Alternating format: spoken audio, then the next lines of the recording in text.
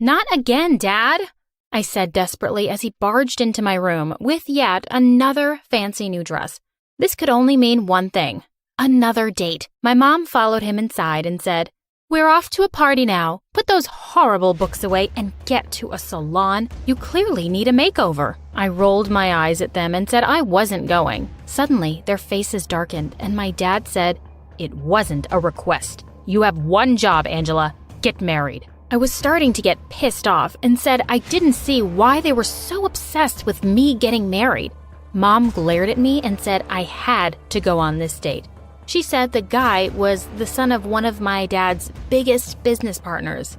"If you don't go, you can kiss your freedom goodbye for a month," Dad threatened. I had a huge party planned with my friends, and no way was I going to be stuck at home. I reluctantly prepared myself for the evening that awaited me. The guy picked me up at 7 p.m. He was about 4 inches shorter than me, and he had his oily hair pulled back. "Hey there, babe. Couldn't you find something better to wear?" I rolled my eyes and looked at his neon yellow shirt. While drinking soup at the restaurant, Mike, my date, burnt his tongue and screamed so hard that 2 of his front teeth fell out. I couldn't compose myself anymore. I grabbed a cab and rushed home. A few days later, my parents barged into my room and yelled at me for deliberately sabotaging their deal. What deal? Apparently, the guy's dad was going to sign a deal with Dad if I started dating him. I gagged. They were furious and wouldn't listen to me when I tried to tell them what had happened. Dad yelled, "Shut up, you ugly moron." Then they slammed the door shut. I was locked inside. Thankfully, that evening, my Uncle Tom came home. He got me out of the room and told my parents to act like normal people. Dad glared at him, but Mom jumped to her feet and said, "I don't need any advice from you. No one here needs a gay man's advice." Uncle Tom looked horrified. I felt so sorry for him. He looked at my parents and said, "Just behave or I'll take her away." With that, he was gone. The next day at school, a boy came up to me and said, "Hi, I'm Peter." I looked at him suspiciously. He looked familiar. Just then, behind him, the most gorgeous girl I had ever seen appeared. My jaw dropped, and Peter introduced her as his sister, Penny. They were twins. The twins and I quickly became friends, and I would often invite them over. Apparently, their parents were uber rich, so Mom and Dad didn't mind. But one day, Mom came up to me and told me I had another date that evening. When I got to the restaurant, I was shocked to see that the person they had tried to set me up with was none other than Peter. I was furious, and I ran right back out. How could he think this was okay? I'd never even flirted with him. Peter caught up with me and asked me what was wrong. I told him I didn't have any plans to date him, and he said he was sorry. Then he said my parents had forced him and his twin sister to be my friends. I was furious. I rushed home and confronted my parents. They started to yell at me. "Do you know just how much we paid their parents?" I was stunned. Why would you pay them at all? They said it was because I was so dumb and good for nothing that I couldn't even make friends. I decided that this was all too much, and I told them I was leaving. I called Uncle Tom and asked him to come and get me. I thought life would be easy now that I was no longer living with my psycho parents. But boy, was I wrong. At school the next day, Peter approached me, and I told him that I didn't want to be friends with him anymore. He looked disappointed, but smiled and said, "It's okay, Angela. I understand completely." Without responding, I turned to leave. I had wanted to make a gracious exit, but to my horror, not 5 steps later, my foot got caught in something and I fell on my face. My nose started to bleed, and I quickly gathered my stuff and rushed away while everyone stared at me. I ran into the girls' bathroom to clean my face. Just as I was done, a notification popped up on my phone. It read, "Hello, Angela. I hate to break it to you, but if you don't do everything I say, I'm going to tell everyone your biggest secret. I have your diary." I laughed at such an old-fashioned prank, but the text messages were pictures from pages of my diary where I had written my deepest, darkest secrets. No one could find out about them, or I would be over. I had no choice but to do as they said. I replied, "What do you want from me? I know who you really are," the message simply read. I asked them what they meant, but there was no reply. In fact, a new message didn't arrive until days later. I didn't know how long the silence would last, so I did the only thing I could think of. I tried to find out who it was. I had a plan to find out who could have stolen it. The next day, I snuck to the back of the school. I hid my face from the security cameras and then pulled the fire alarm. Immediately, everyone rushed out of the school. I checked to make sure that nobody was in the security room and then quickly searched for the older videos. I transferred all of the data onto my flash drive. Just as I was about to leave, one of the security guards came in. As soon as he saw me, he yelled, "Hey you, stop right there." I ran for dear life. I managed to outrun him and escape the school. Once I was safe, I checked my bag, and to my despair, I realized I'd dropped the flash drive somewhere. I'd missed my chance. But before I could investigate further, I got this message. "Ha ha ha. I know what you did, and I know why you did it. So you like being a spy, huh? Well, do I have a mission for you?" I read the next message in shock. This was going to be horrible. If anything bad happened, my parents would kill me. The next day, as instructed, I called my mom. At first, she was angry that I'd called her, but when she heard what I had to say, she was thrilled. My blackmailer had told me to ask my parents to set me up on a date. That evening, I found myself face to face with one of the most boring people I could imagine. The minute I reached out to shake his hand, he pulled me in for a kiss. Ew! The boy wouldn't take no for an answer. And 5 minutes into the date, I dumped a glass of water onto his head. He screamed, jumped back, and threatened to destroy my parents. He said he was my dad's boss's son. I couldn't believe my ears. The very next day, Dad lost his job. Mom called and yelled at me for deliberately ruining their lives. I tried to explain, but obviously she didn't listen. "You are the worst possible child. If only I'd never had a second child," I gasped. This was the first time my mother had mentioned my brother in a very, very long time. "Mom, listen to me." I tried to explain things to her, but she hung up. My phone screen lit up. Ha ha ha, that was a fun show. I was furious. Whoever this person was, he or she was ruining my life. And I had a feeling that this was just the beginning. I was right. The next message asked me to do something even worse. Something I hadn't been prepared for. "Forget it," I messaged. "Are you sure? Are you truly ready for your secret to come out?" The truth was, I wasn't, but I also didn't think I could do this. So I didn't reply. Maybe I should have. The next day when I went to school, Penny marched up to me.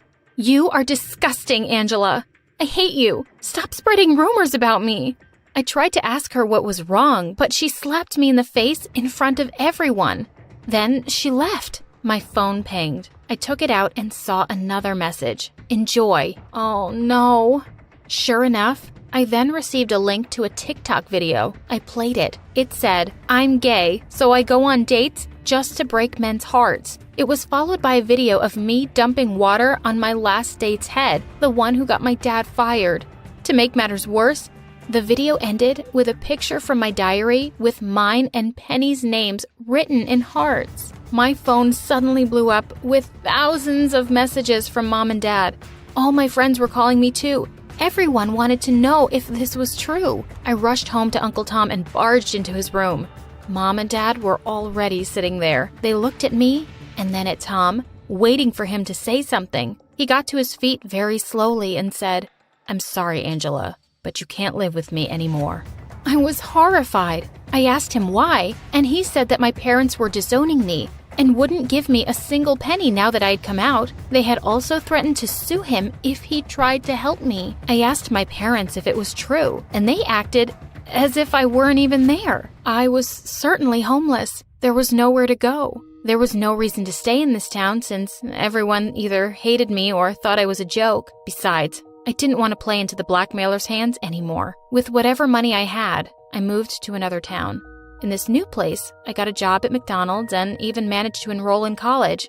Except for the occasional threatening message from my parents, it seemed like my life was almost headed towards normalcy. Or so I thought. On the very first day of college, I bumped into Peter. I had almost completely forgotten about him. He asked me what I studied, and I was thrilled to find out that we were doing the same major.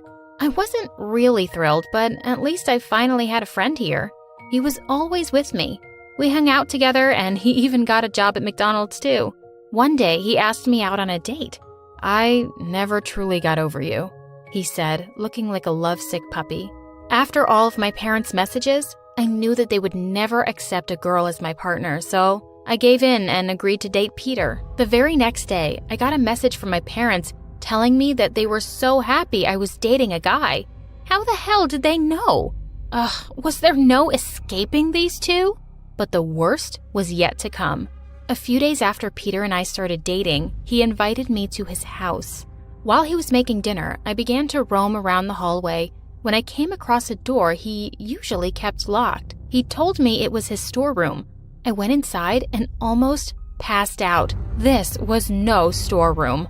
The room was full of pictures of me, some of them as old as high school. Suddenly, a thought occurred to me, and I began to explore more. Where is it? Where is it? And then I saw it. In the middle of a pile of paper, my diary. I almost threw up. Peter! It had been Peter all along. But that's when he saw me leave the room. His jaw dropped. "Angela, I can explain, but there was nothing he could say about this." I ran to my place and locked the doors. Suddenly, I heard a knock on the door. I was almost certain Peter had followed me home. I looked through the peephole and almost jumped back in shock. It was the last person I had expected. Penny. I slowly opened the door to let her in, and almost passed out when I saw who was standing behind her. It was my brother, Zach. I hadn't seen him in years. I just stood there in shock with my mouth open.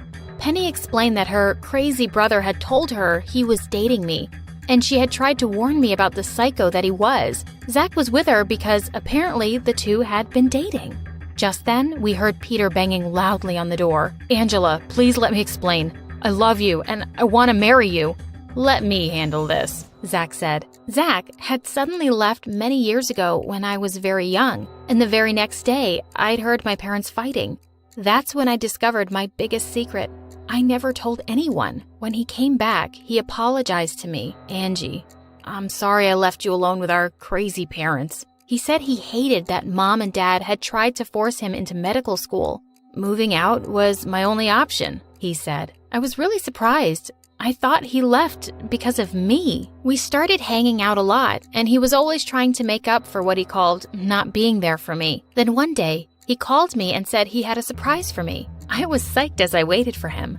When he finally came, I was stunned to see his surprise, Dad. I couldn't believe Dad had agreed to come and see me. Dad begged for my forgiveness and asked me to come home. He even said that he would set me up with a pretty girl. I told him to stay away from me and my private life, but Zach said I should forgive him and try to fix my relationship. So I moved back. To my surprise, Dad was very kind to me, even though Mom was her usual mean self. She kept insulting Dad. "I can't believe you let this horrible embarrassment move back," she said to him every time she saw me. One day, I got a call from Zach, and he told me to meet him at his place. He was panicky and crying, so I rushed over. Just as I got into my car, a hooded man grabbed my arm. "We have your brother," he whispered threateningly into my ear and dragged me with him. He took me to a dark place. There, he told me that he would only let Zach go if I signed a piece of paper for them. Terrified, I picked up a pen while Zach sat across the table from me, crying. Just as I was about to sign, the door flew open, and Penny rushed in. "Don't do it, Angela," she yelled. Zach jumped up and tried to force me to sign, but I pulled back. What was happening? Someone from behind Penny jumped at her and tried to drag her away, but she ran and yelled, "Your dad and your brother are tricking you." That was when a commotion outside caught my attention. We all rushed outside, and I saw that the police were there with my dad. Apparently, my dad was caught sneaking behind the building. He had known where to come. This could only mean, "Yes, I know you aren't my child. I hate you, and I will ruin you." He screamed out my biggest secret for everyone to hear. "But, Dad, it wasn't my fault," I tried to say. "I don't care," he yelled. He said he loved my mom too much to do anything to her, but he had found a letter from my real dad, and he had given me all his money. "I kept you for all these years, and my son left because of you. The least you could do to pay me back for everything I've done is to give me the money. Dad screamed as he was dragged away by the police. Penny stood by me, her hand on my shoulder. She said she was really sorry for how she had treated me in high school, and she couldn't let Peter or my family hurt me. We were best friends once. We hugged. Finally, my biggest secret was exposed, but so were my dad and brother. Hi, my name is Pedro, and I'm from Brazil. Please like and subscribe to MSA. Even though my parents were poor, I always had big dreams as a kid. When I was 8, my best friend Maria and I used to sit at the bus stop on the weekends and would admire all the fancy cars that would drive past. Wow, did you see that BMW? I want one like that when I grow up. I believe you'll drive a car like that one day, Pedro. Remember what our teacher said. If you believe it, you will have it. Maria also came from a poor family like me, and I cared about her a lot. Once when we were in the 8th grade, she couldn't bring her lunch for the whole week because her parents were so broke. And even though she came up with all sorts of excuses not to take my lunch, I wasn't going to leave my friend to starve. Pedro, I'm not that hungry. Please, I don't want to take your lunch. You know you don't have to have pride with me. Come on, let's share. Okay, but next week is my turn to share with you. But when next week came, Maria had more than enough to share with me since her dad got a big job in the city. I got us candy bars today. Wow, thank you. I'm really happy that your family's doing well. Yeah, and there's something else I need to tell you. She looked a little sad, and then I felt sad when she told me. We won't be living in the same place anymore. We're moving to the city, and I won't be in this school. I was happy for Maria because she was going to have a better life, but I was sad since she was my best friend. We promised to write to each other every month, but as time went by, she stopped writing, but I didn't. I started focusing a lot on my studies when Maria left and became the top student in my school. When I was in 10th grade, I got selected to participate in a national math tournament. When I was at the tournament, I was so happy when I saw Maria. She was also selected from her school. Maria? She looked so beautiful now. Her eyelashes even looked longer than a normal person's. Maria looked at me like she didn't even know me, or maybe it was because I also looked different. It's me, Pedro. Oh. Hi, it's been a while. She looked down at my shoes and made a face of disgust. I'm guessing you're still stuck at the poor people's location? If that's what you call it. Okay. I have to go. My friends are waiting. That was not the Maria I knew, but I didn't let that distract me during the tournament. I beat all the kids, even the rich ones from Maria's school. Well done, Pedro. I was surprised that she even congratulated me after the way she looked at me. Thanks, Maria, and it was nice seeing you again. As I walked to the hallway, a tall man approached me. He was the principal of the most expensive school in the city. It was the same school Maria went to. Well done on your achievement today. I would love to have a student like you at my school. Thanks, sir, but I don't think my parents can afford your school for now. You would definitely qualify for a scholarship, and I've always been an only child in this massive house. It's just me and my father. I'm so glad to finally have someone to talk to. Come on, I want to show you our swimming pool. I've won 5 gold medals because I practice every day. Thanks, but swimming is not my thing. What? Swimming should be everybody's thing. What would you do if the world comes to an end and the entire earth gets flooded? It'd have to be everybody's thing then. I'll teach you. Let's go. Isabella was so persistent about everything. I did everything she asked me to do since her father was super kind to me. She never mentioned her mom, and I didn't want to intrude. When Isabella and I entered the school gates together, all eyes were on us, and I didn't understand why. Oh my gosh, everyone thinks I'm dating the new hot guy. Which new hot guy? You silly. You're really cute. Don't you know that? I blushed when she said that because I never really paid attention to how I looked since I focused so much on getting high grades. And then as we walked into our next class, all the girls started tapping the seat next to them. Hey, new guy, you could sit next to me. Oh no, you should really sit next to me. I have all the answers to everything. Isabella suddenly hid behind me when she saw Maria walk in, and then she took my hand. He'll sit next to me. We come from way back. Isn't that so, Pedro? I saw Maria glare at Isabella sternly, and she quickly ran to her seat and didn't look at me for the rest of the day. Maria pulled me along with her everywhere in school, and because I missed her so much, I stuck with her. I'm so happy that you're in my school, Pedro, but we gotta get you some new shoes, okay? But these are my favorite shoes, Maria. I know, but change is good sometimes. Look at me. I live a fabulous life, which starts with how we look. Isabella walked past me and Maria like she didn't even know me, and when I saw her after school to find out what was up, She acted like everything was normal. Hey, you suddenly avoided me? What happened? Nothing. I just wanted to give you and Maria your space. She seems to really like you. Yeah, we're old friends. Are you afraid of Maria? No, she's just this popular girl who gets everything she wants, and I don't have any trouble at school, so we could just be friends at my house. Okay, if that's what you want.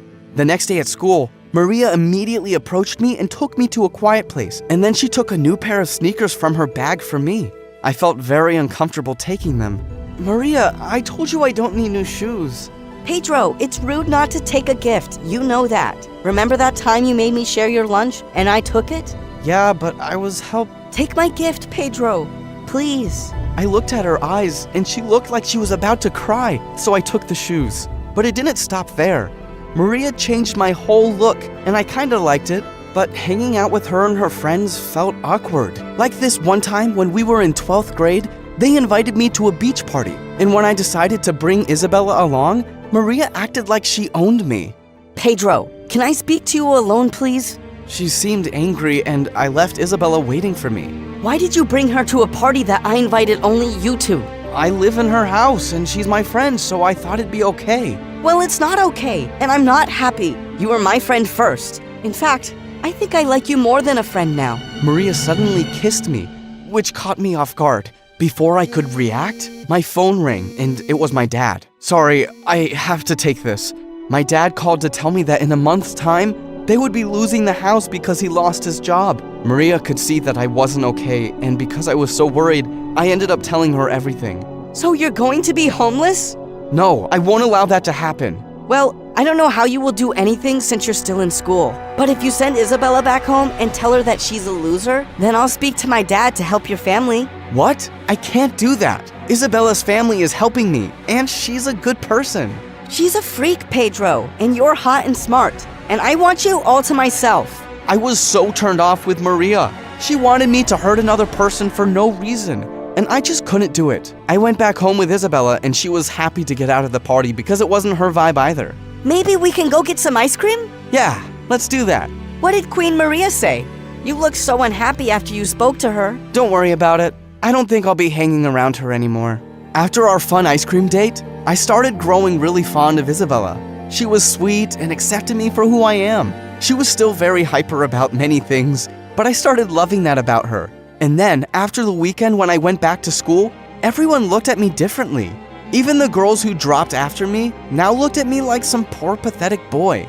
I can't have a homeless boy in our school. I heard one of Maria's friends as she walked past me, and then I spotted Maria talking to a group of kids. I stood behind her. She was talking about me. Pedro is a total fake. I had to buy him clothes and shoes because his family is going to be homeless soon. Wow. But how can someone so hot be so poor? Maria, how could you do this? Oh, speak of the poor devil. She looked at me coldly, and then I took off the shoes she bought me and threw them in her face. Congratulations, Maria. Money has turned you into a real witch. I walked away from her, and Isabella ran after me. Pedro, wait! Don't throw your education away because of her. Maria did something really humiliating to me once before, and that's why I stay away from her and whatever she wants. What did she do to you, Isabella? Isabella started crying, and I hugged her. Then, she told me that she was the popular girl at school once before, and Maria was her best friend until she told everyone her big secret. Maria kept asking about my mom, and then I told her something my family never shared with anyone. My mom is in a mental institute. Maria told everyone at school, and from that day, everyone called me a mental case. Oh, Isabella, why didn't you tell me this before? Because I didn't want you to think that I was a mad person. I'm not my mother. I'm me.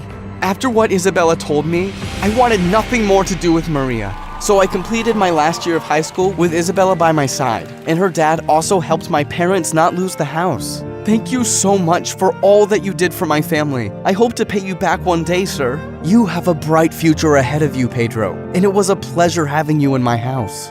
I'm going to miss you so much. I got a scholarship to study medicine in one of the most prestigious universities abroad.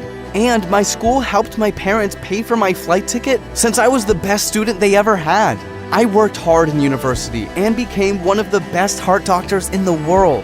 When I went back to Brazil to visit my parents, I also paid a visit to Isabella and her father. Pedro, I'm so glad to see you. Isabella looked emotional. What's wrong? My dad is in the hospital. It's his heart. I spoke to the head of the hospital that Isabella's father was in, and I was ready to do anything to save him. While I was at the hospital, one of the nurses suddenly approached me. Pedro? I couldn't recognize her since she had her hair covered up, and when I looked closer, it was Maria. Hello, Maria. Wow, you're a doctor now.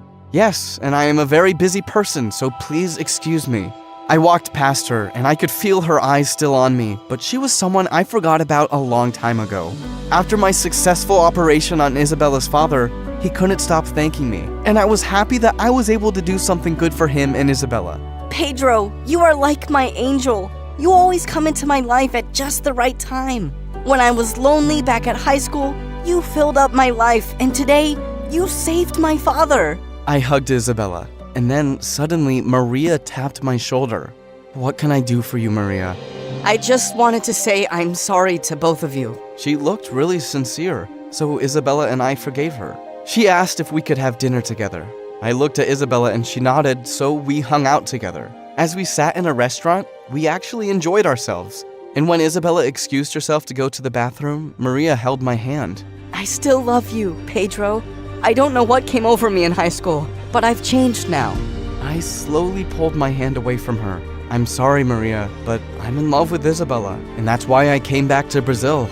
Maria understood and then got up and left.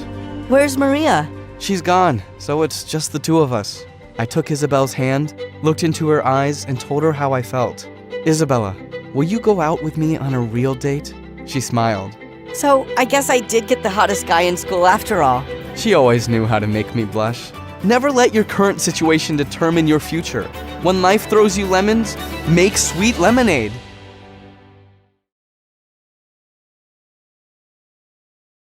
Most people have a person in their lives that they can go to with their problems. Not me. It's just my mom and I don't even like her much. It wasn't always this way. When I was young, we were close. My mom, dad, and I were always goofing around. Mom and dad were always together. The hardest memories are when I think about how happy we all were. That changed when I was 10, just after my dad left. He started becoming more and more distant. He didn't show up at home until late in the evening. Eventually, he stopped coming home. He didn't say goodbye to us. I was crushed by that. All he left was a letter. I still remember my mom reading that letter to me. I was big enough to read, but she wanted to read it to me. She said that his handwriting was really difficult to read. My dearest boy, I love you. These past few weeks haven't been easy for me. I've been offered a job working for the Argentinian government. I will be in charge of keeping the country safe from bad guys. It's what I've always wanted to do, but it comes at a price. What I will be doing must be a secret to you and your mother. If people find out about my family, you will be in danger. I can't come back home anymore, and you cannot come to visit me. But don't worry, I will continue to write you. I will even call when I can. Love you always, Dad. I cried when she finished the letter. My mom instinctively gave me a hug. Halfway through that hug, she pulled away. Little did I know that it was the last time that she would ever hug me. From that day on, whenever I cried, she avoided me. And whenever I tried to hug her, she retreated away from me and changed the subject with a flash of a smile. The next few months were tough. I did everything I could to get my mom's attention, but she became more and more distant. I wasn't willing to give up though. Mother's Day was coming up. I spent weeks preparing a handwritten card, along with a treasure hunt around the house for my mom. I saved up every cent that I had to buy her the perfume that she liked, even going into the city alone to buy it. It was scary, but I did it all for her. I believed that if I made this Mother's Day amazing, I'd get through to her, and we'd go back to some kind of normal. Mother's Day arrived, and my mother was out of the house early, before I was awake.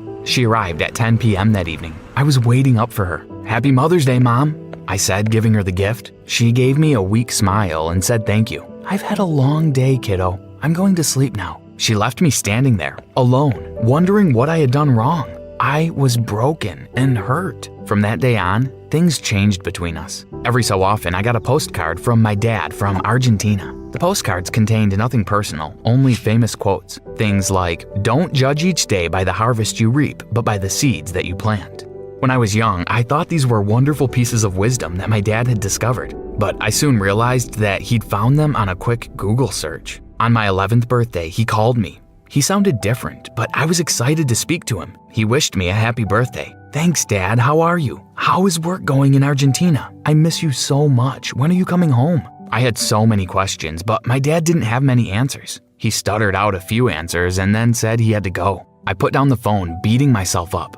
All my questions had chased him away. By the time I was 12, the postcards stopped. They were replaced by emails. My dad wrote once a month, always the same. "Hey, how are you? How's school going? Everything is fine here. The government won't let me say what we're doing, but I'm well." He'd end off with a famous quote, and I'd wait for a month to pass before I got another email. My excitement would slowly wither from reading each of these emails. I finally worked up the courage to speak to my mom about how I was feeling. But the moment I brought up my emotions, she changed the subject and found something to keep herself busy with. It was clear that my mom was too busy to listen to me. Again, I wondered how I could be so foolish to think that my mother and father actually cared about me. I was about 13 when I stopped looking for his emails. I stopped reading them. It didn't matter anymore. In my mind, they were spam now. My mom was much busier now. She had taken on another job and she was hardly ever home. She hired a babysitter to take care of me in the evenings. The babysitter and I became good friends, but I soon outgrew her care. I could take care of myself now. I was growing up quickly. As I grew older, things got even worse. I became more and more invisible to my mother. She would only notice me and speak to me when it was absolutely necessary. It made me angry, so I made it necessary for her to speak to me. I started fights at school. The teachers called her in and suspended me. On the drive home, my mom would shout at me and I'd blame her for everything. The heat of those arguments was exactly what I was searching for. It was warm and it showed me that she genuinely cared. It was amazing, but it didn't last long. After a while, she stopped coming to school when I fought. "I'm too busy," she would tell them. When I turned 14, I decided to go against everything that she said. Whatever she wanted or said, I would do the opposite. That's when I started hanging out with the bad boys in the neighborhood.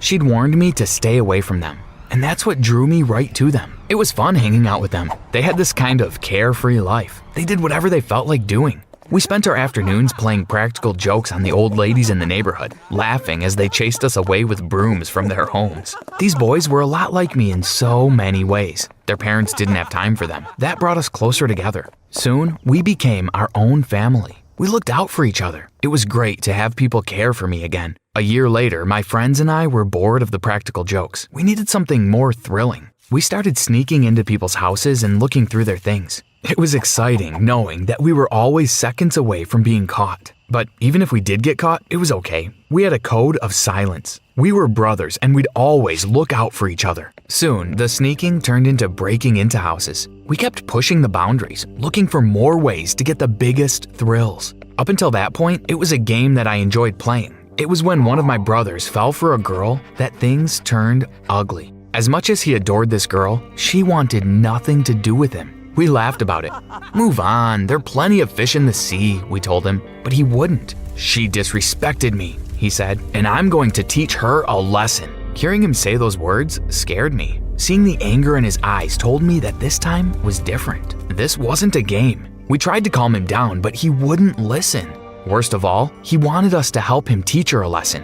After reminding us of our brotherly code, we agreed. That night, I couldn't sleep. My stomach was tied up in vicious knots. I didn't want to go ahead with the plan, but I didn't want to upset my brothers. More than ever, I wished I could talk to my mom or my dad. But here I was, alone. What had my life come to? I barely made it through the school day.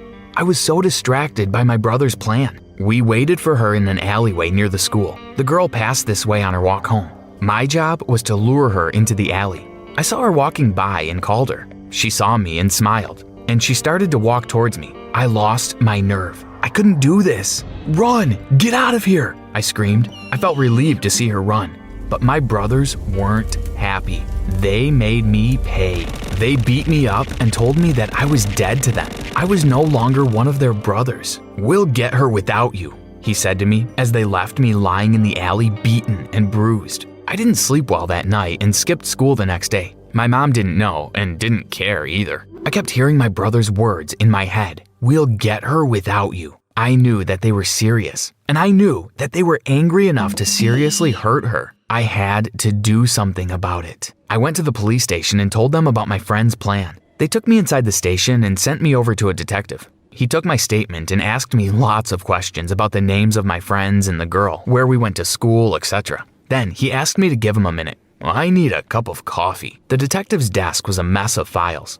I decided to help him out. While fixing them up, one of the files caught my attention. I recognized the name.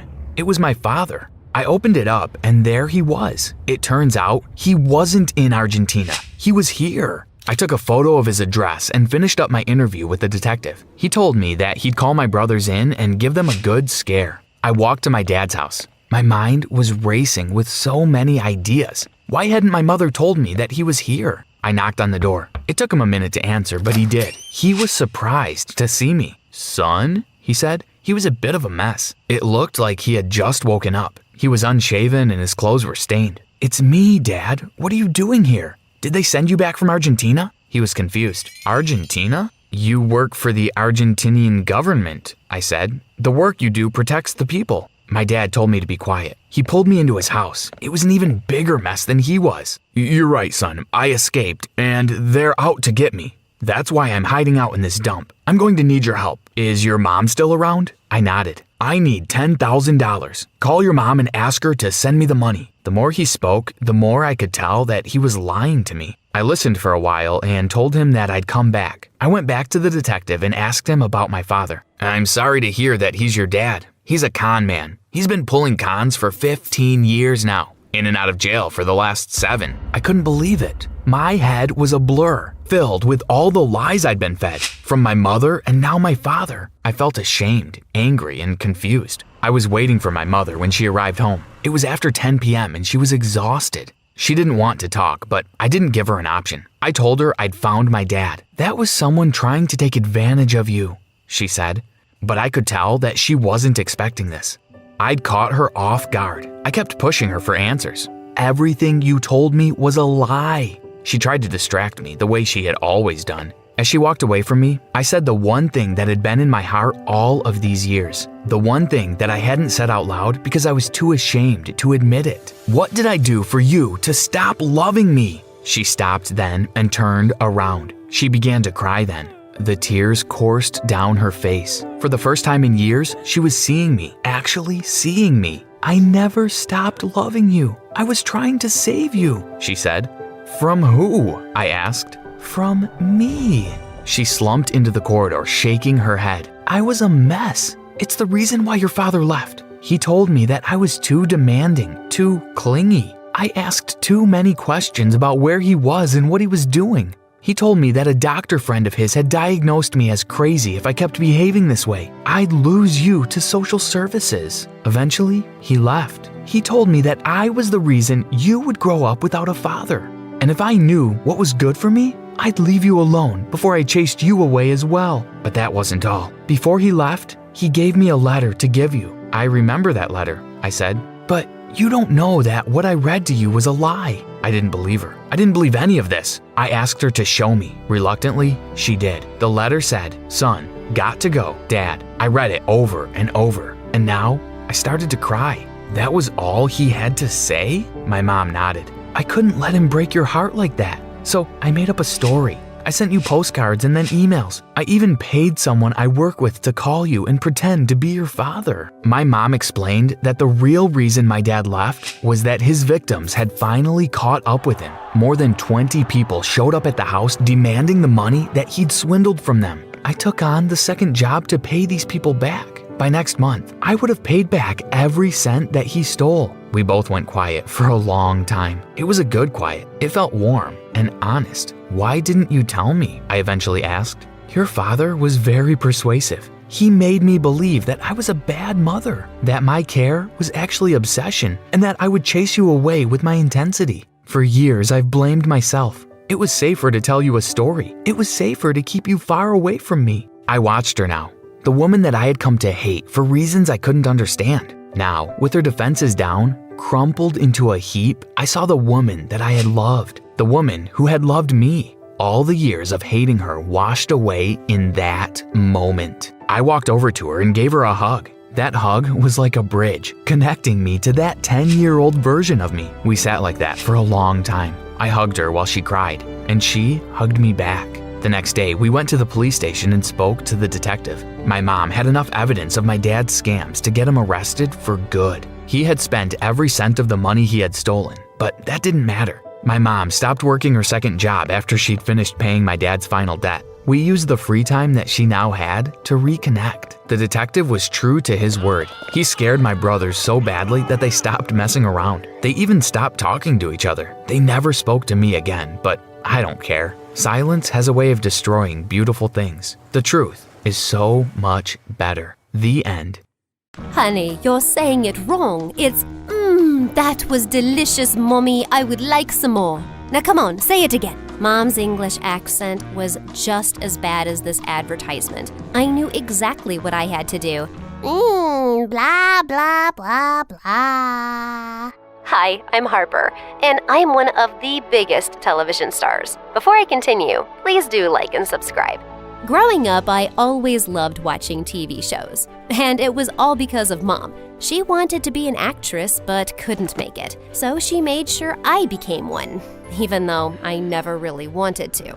I was pretty, so I got a few gigs, and before I knew it, I was acting in several movies and TV shows and became extremely famous. But it wasn't as perfect as it looked. Mom, can I hang out with Tara? She has a new pool. There's no point being friends with her, Harper. She's your competition. All of them are. They're just pretending to be nice. When they have what they want from you, they'll pretend like you don't exist. Mom was so insecure, she even homeschooled me so I could attend all the rehearsals, acting classes, and auditions. But when I was 12, I was famous enough to not need any of that. And through a tantrum, I was finally sent to school. And I did very well, or so I thought, because a month later, I found out that Mom would give gifts to the teachers to give me good grades. It was a big scandal, and I was left totally embarrassed. I was back being homeschooled, stuck with my mom,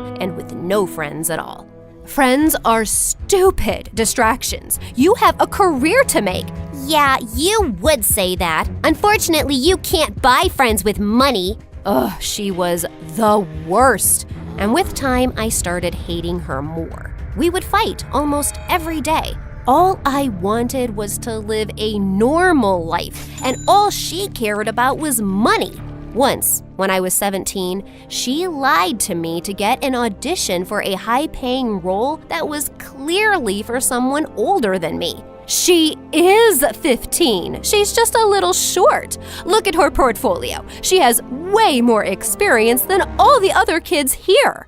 I couldn't believe she would go this far for money, so I went behind Mom's back and declared on my social media that I would donate a big chunk of my money to charity. Mom had no choice but to agree, since everyone already knew. This is outrageous, Harper. You should have told me before making this dumb decision to give all your money to an army of peasants. How could you hide the truth? Well, I learned it from the best. Besides, those underprivileged kids need that money more than us. Why can't you just concentrate on acting and leave the money to me? What's done is done, but there's always a way to fix it, and I will do that whether you like it or not. I didn't care about my mom's empty threats, but I got the shock of my life when she went behind my back and handed over a check with a lesser amount and her signature. It was then that I found out that all of the money was under Mom's name. She was stealing from me. That was the last straw. When I turned 18, I decided to quit acting. You can't! I am still the one that decides whether you can quit or not. Why are you smirking? How dare you behave? I'm not a child anymore. I can decide what I do with my life. Also, I'm suing you for stealing my money. The look on my mom's face was priceless. Mom swore she would take all my money since she drove me around to get the jobs and auditions. I ignored her and packed up my things to move out. I had finally received my own money from my last acting job and was free. You want to know what I did first? I went straight to the beach by my new house with a big tub of ice cream and enjoyed the view. I was ready to live an almost normal life. People still recognized me now and again, but it felt different now because I didn't have to pretend to be happy anymore. But the tabloids had a field day because of my drama. My case against Mom was the headline everywhere, and Mom made it worse by tainting my name on interviews. I can't believe she could do something like this to me. All I've done is put her first. Being a single mom was not easy, and she... I'm sorry. Mom continued this act, and some people took her side. She called me several times to threaten me to come back, but I just blocked her. This was the first time I had to do things by myself, and I was a little scared. Okay, let's do this. Let's see. So this goes here, and the detergent here, and ta-da! Well, that wasn't so difficult. Pfft. I don't know why I was so worried. Just then, the washing machine began shaking like there was a tornado in there, and there was detergent bubbles frothing out of the machine. Did I put in too much detergent? I tried opening the door to check, but my clothes went flying around the room. It took me an entire day to clean up the mess I made. But eventually, I figured out how to use the machine. I had to Google it, but still. Soon it was time to finish high school, and I couldn't be more excited for my new life. But my excitement turned to panic when I entered school and a crowd of kids surrounded me. Can I please get a picture with you? I'm a huge fan. You are so good in that movie. Hey, give her some space. The girl took my hand and pulled me away from the crowd. She introduced herself as Ginny, and I thanked her for helping me out. Ginny was one of the sweetest and boldest people I had ever met. She was the head cheerleader at school and super popular. We soon became best friends. Once, Ginny even asked me why I hated acting so much, and I told her about how my mom had forced me to do it and took my money. She's my mom. Isn't she supposed to be the one looking out for me? Well, anyway, all of that is in the past. Now I have this new life, and you, my very good friend. Excuse me? I am your best friend, and you won't find anyone as cool as me. I agreed. No one could compare to Ginny. She was the best friend I didn't know I needed. Ginny also introduced me to her boyfriend, Draco. He was one of the most handsome and kindest guys at school. Together, the two helped me set up my new place, and Ginny let me borrow some stuff from her kitchen so I wouldn't waste money buying new ones. She knew I had to save money since the court battles with Mom were still going on, but she never spoke about them. Why are you so good to me? You're like my sister. What's mine is yours. While Ginny helped me around at home, Draco was an absolute gem at school. Like, once I needed help with my books, and he magically appeared out of nowhere to carry it for me. And another time during school beach camp, he gave me his jacket because I was cold. Hey, here you go. Can't have you fall sick now, can we? My stomach fluttered as his hands brushed against my shoulders. He was the sweetest. I looked across at Ginny and immediately felt guilty. I can't fall for Draco. That's just wrong. Oh, but he is so cute and sweet. But I couldn't stop thinking about him, so I decided to put my acting skills to good use and pretended that everything was A-okay. I started avoiding Draco, but for some reason he kept showing up wherever I went. And then one day, while I waited for Ginny to get done with her cheer practice, Draco came and sat right next to me. What is he doing here? Harper, I actually have a small favor to ask of you. I tried getting a reservation at this fancy restaurant for Ginny's birthday surprise, but I couldn't. I was wondering if you could use your celebrity status and get a reservation. I know it might sound weird, but it's for Ginny. No, actually, it's quite sweet. I'll see what I can do. I told him we'll go and talk personally to the manager, and he agreed. The next evening, as we walked into the restaurant, Ginny called, asking me if I wanted to join her for a movie, but I refused, saying I was busy. She's at the movies? By the look on his face, it was obvious that he didn't know about Ginny's plan. I wanted to ask him more, but decided against it. It wasn't my place.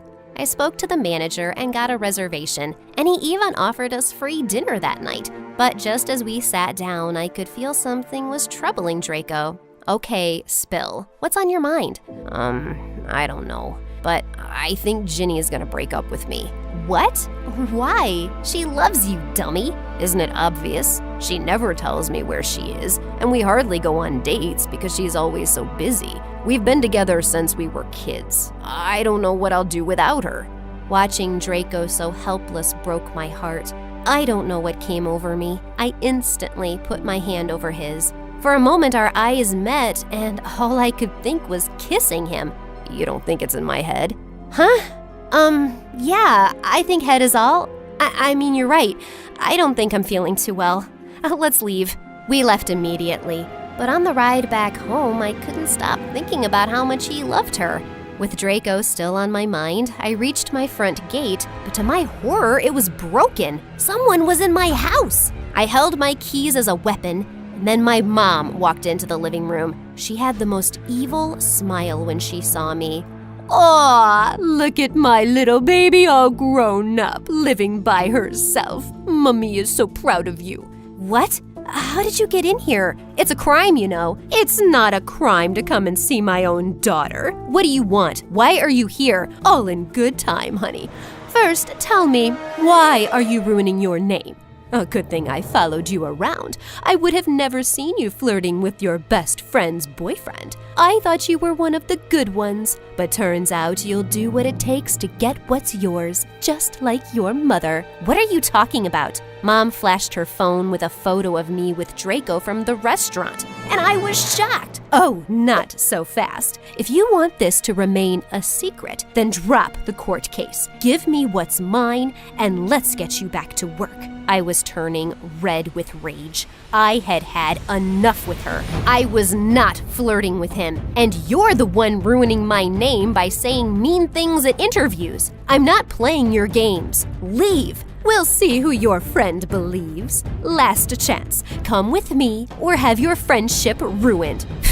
I'd rather be broke than work with you or give you my money again, Mom.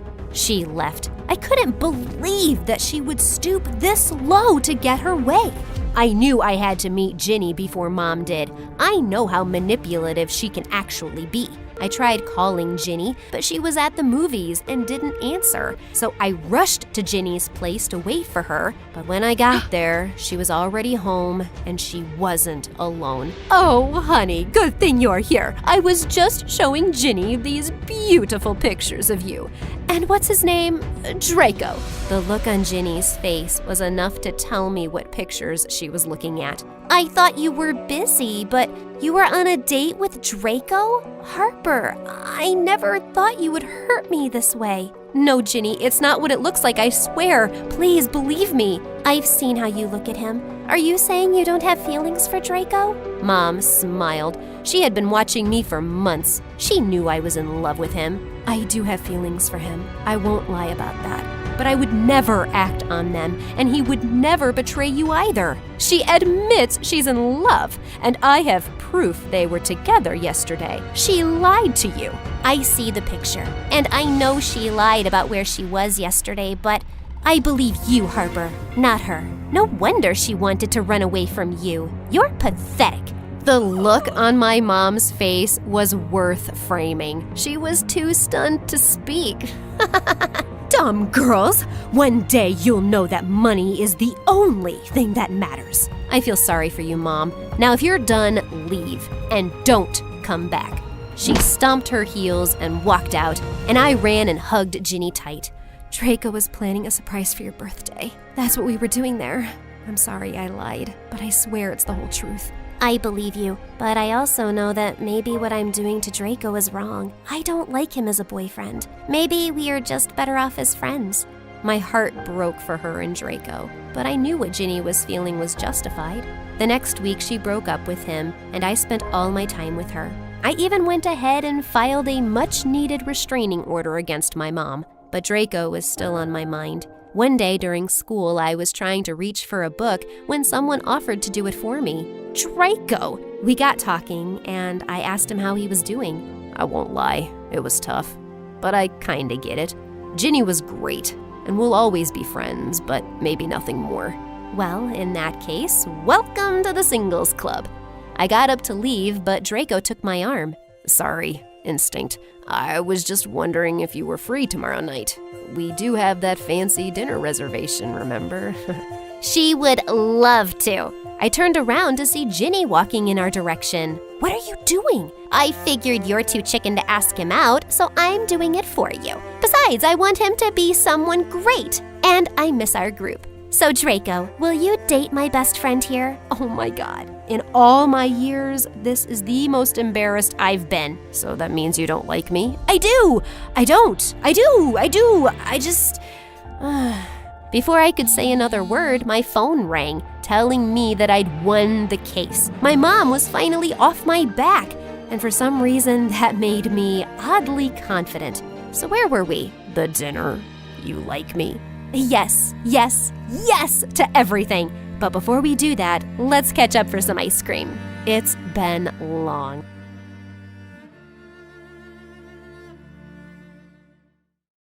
I sat looking at the screen in horror. It showed the question my entire life depended on. How many people work at My Story Animated? I closed my eyes and strained as I tried to remember. I knew this. Think, Hope. This is your favorite channel. You should know this. Suddenly, it came to me. I knew, and I excitedly yelled the answer out loud in the silent room. 80! The host said, "That is correct." I jumped from my seat and broke into a dance as everyone cheered. I'd just won $1 million. Just then, my parents and Stephanie, my sister, joined me, screaming for joy. Dad said, "You've done it. You brilliant, brilliant child. You've made us all rich." Hi, my name is Hope, and this is the story of me becoming a millionaire. Little did I know, the minute I got that check would change my life forever. When we received the money, our parents moved to a gorgeous mansion, and I officially became their favorite child. One person wasn't happy about all of this, though. Stephanie, my sister, a famous influencer on Instagram. It was like the minute I got rich, she made a pact with the devil to destroy my life. One day, as Mom ordered our new chef to make me a special breakfast, the butler came in with the mail and said there were flowers for someone. Stephanie, who was working on her newest vlog, quickly snatched them, saying they must be from one of her fans. Okay, guys, this morning there were flowers in the mail for me again. This is the biggest bouquet I've ever gotten, and there's a note here too. I'll read it. "Your beauty has me captivated. I saw you and I knew I would never look at another. I love you. Hope." What? I jumped toward her to grab the piece of paper, but she ripped it up. I was joking, guys. Everyone knows I'm the prettier sister. Anyways, these flowers are half dead, and I think I see bugs. I'll throw them out. Dad threw down his fork and knife and stopped eating. "How dare you behave like that with your sister? She won $1 million. They could have been for her." But she said, "They were mine. I'm the pretty one." A few days later, I saw a guy mowing the lawn across from ours. I had to admit, guys on this side of town were HOT. I noticed he was looking at me, so I waved at him, and for a minute, he looked nervous. Then he started coming over. As soon as he reached me, he handed me a beautiful rose and said, "Hi, I'm..." The door of the house suddenly opened and another boy walked out. He took one look at me and rushed over. "Nathan, are you done mowing the lawn?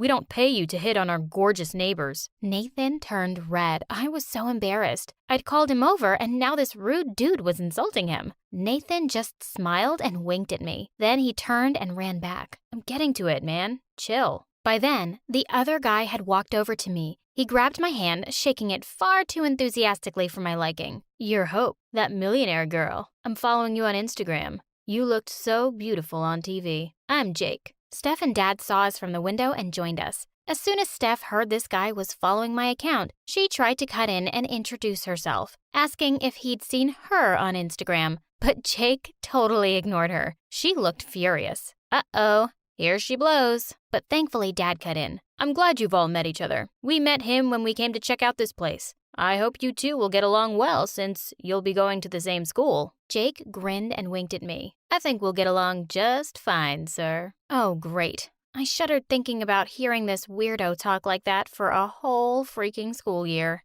The next day before school, I was roaming our huge new yard when I noticed an envelope in the mailbox. I ran and snatched it up, looking to see who could have left it. I saw Jake from across the road. "Hey, did you see who left this?" He blew me a kiss and shouted, "Read it alone." I went inside and opened the letter. Dear Hope, ever since I saw you, I can't think of anyone else. I've written a poem for you. I saw you once by the lovely sea. My world so sad felt full of glee. I looked at you and I knew I love you deep and I love you true. Jake had written me a poem? That was the most romantic thing anyone had ever done. Who would have thought Jake could write something so beautiful? I ran to Steph. Look at this, sis. My first ever love letter. You know who I think sent it? Jake. Maybe he's not as bad as I thought. To my shock, she just snatched the letter and started screaming. Get off your high horse, Hope. Stop acting like the world worships you now that you have some stupid money. I can't believe you're trying to embarrass me because one stupid guy wrote you a stupid note. That was so mean. How could she say something like that? You're just jealous because Mom and Dad like me more now. But luckily, Mom pulled us apart and yelled at Stephanie. Stephanie, behave yourself. If you can't be as useful as her, at least appreciate what she's done for us. She's paid for this huge mansion. You're all just eating out of her hands because she's rich now. Disgusting. But Mom just pushed us out of the house for school. School. Stephanie had already made friends because of her Instagram, but the only person I knew was Jake, who may have been both a stupid jock and a secret poet. But as soon as I walked into class, all thoughts of Jake and his notes disappeared when I saw him. The guy who was mowing the lawn. Nathan. The minute our eyes met, he rushed over to me. Hi, I never got to properly introduce myself. I'm Nathan, school jock by day, gardener, and waiter by night. I laughed, and I half expected him to make a remark about me being a millionaire, but he waited instead for me to introduce myself. Did he not know I was the new millionaire girl everyone was talking about? Oh, hi, I'm Hope. Nathan said, Okay, Miss Hope. I'm sorry if what I say freaks you out, but you look gorgeous. For a minute, I didn't know what to say, and he pulled out a seat next to his. Sit with me? I couldn't believe this guy was being so obvious about liking me. The girls around me were clearly jealous. That evening, there was a huge party at one of the seniors' house, and Nathan had invited me to go with him. Steph couldn't stop talking about it. I'm going to make the best vlog ever, and sponsorships will pour in. Just as we were about to leave, Mom jumped in. And just where do you think you're going? Stephanie said, Ugh, Mom, the party. Now let's go. I've got a vlog to make. Mom looked mad and said she couldn't go. Those peanuts you make from Instagram aren't worth anything now. Go upstairs and study. Then she turned to me and said, Have fun, sweetie. We won't wait up for you. I felt bad for Steph. I would have helped her out, but just then, a car honked outside. Nathan was here to pick me up. At the party, girls kept swarming up to Nathan like bees to honey. But then again, he was eye candy. Suddenly, he put his arms around me and asked me to dance with him. Luckily enough, the music turned slow and Nathan and I were gliding around the room while everyone stared at us. Hope, I have to tell you something. My heart hammered in my chest. This was it. The moment I'd been waiting for since I first saw him. But out of nowhere, a pair of strong hands pulled me away from Nathan. Jake said, Babe, I've been looking everywhere for you. Dance with me. Oh my God, Jake, did he seriously pull me away from Nathan when he was about to ask me out? I wanted to kill him. I pushed him away and said I'd catch up with him later. I went looking for Nathan, but it was like every guy in the school decided to ask me to dance just then. I had to practically yell that I wasn't interested and made my way through the crowd looking for Nathan. He didn't leave, did he? But then I saw him. Except he was dancing with another girl. No! I ran over to him, but when I saw who he was dancing with, I almost passed out. Stephanie! She said, Hey there, sis. I saw you dancing with Jake, so I thought I'd give this cutie some company. I said, Nathan, I'm sorry, he was just... She said, Oh, stop it, you. Stop playing with this poor boy's heart. I told him everything about Jake. In fact, I told everyone. I immediately saw what she was doing. She was streaming it live. I said, What? No, Nathan, don't listen to her. I turned to tell him the truth, but he was gone. What's your problem? You've gone too far, Steph. The next day at school was hell. Nathan wouldn't even look at me, and everyone else kept calling me a two-timer. At lunch, I saw Stephanie grab her tray and sit right next to him. I glared at her. Why don't you just sit in his lap, you idiot? Steph turned in my direction as if she'd heard my thoughts and stuck her tongue out at me. Then she put her head on Nathan's shoulder. The witch. That was the last straw. I jumped up and got onto the table. Everyone around me gasped. I said, Nathan, I know you think I've been playing with you, but that's not true. The truth is, I really like you. And if I didn't, Would I be standing in the middle of the cafeteria asking you this? Will you please be my boyfriend? For a few seconds, no one moved. But then suddenly, everyone started cheering and telling him to say yes. Someone even shouted, "You gotta go easy on her, man. She's gorgeous." I turned to Nathan, hopeful, but he just pushed Stephanie away and rushed out. I was devastated. To make matters worse, Jake came up to me and said, "He's just the poor gardener anyway. You should date me. I'm rich like you, my millionaire babe." I was so mad at him. It was all his fault Nathan hated me. I pushed Jake and turned to run home, only to bump right into Nathan. He was smiling at me. I said, "Nathan, I thought you'd never talk to me again." He said, "And never hear that sweet voice again? I just had to get something." It was a gorgeous silver necklace. He put it around my neck and said, "You're the moon, and I'm forever a star in your orbit, Hope." I was so happy. I hugged him right in the middle of the school. I heard people cheering around us. I looked around to see practically half the school. When I got home, I was still blushing and grinning like an idiot. But the minute I walked in, my smile faded. Mom and Dad were sitting in the lounge looking grim. As soon as I entered, Mom jumped up and started to cry. Mom said, "How could you do this to us, Hope? Falling for a poor homeless boy. He'll run away with all of it. He'll ruin us." For a minute, I had no idea what she was talking about. But then she showed me her phone. It was a video of me and Nathan hugging. How did they find out so soon? Just then, I saw Stephanie sitting in the corner of the room. She caught my eye and grinned. Of course she had a hand in this. I said, "Mom, Nathan is not homeless. His parents aren't poor. He just works so he can help pitch in for school." Stephanie said, "She's lying, Mom. Dad, you saw his car. It was tiny. He's just after her money." I tried to protest and said, "He doesn't even know I'm rich. He didn't recognize me at all." But no matter how hard I tried, Stephanie just yelled louder that Nathan was lying to me. I couldn't take it anymore, so I ran to my room. I needed to think straight. I felt like I was a character in one of the videos from my favorite YouTube channel, My Story Animated. My experience with dating a billionaire girlfriend. But there was no way Nathan was lying to steal my money, was he? The very next day after school, he slipped a note into my hand. The envelope read, "Follow this heart. It'll bring you mine." Then he took me to his favorite spot in the city, and sitting next to him, I couldn't care less about what Mom and Dad said. Nathan really cared about me. Somehow, we would make it work. As we came back, Nathan said we would visit his mom before he took me home. "She's been really ill. Dad and I were really worried for months, but I've managed to finally get my hands on the money I needed for her treatment. You're like a good luck charm for me." I blushed hearing that. How could someone be so handsome and still be so sweet? Answer, they can't. As soon as we pulled into his driveway, everything changed. There seemed to be a crowd outside his house. There was Jake, looking furious, and two people who I assumed were Jake's parents. And behind them was Stephanie, grinning like the idiot that she was. Her camera was out and I knew we were being streamed live. Nathan said, "What now?" To my utter horror, Jake started shouting about how Nathan was a thief. He said Nathan had stolen his wallet.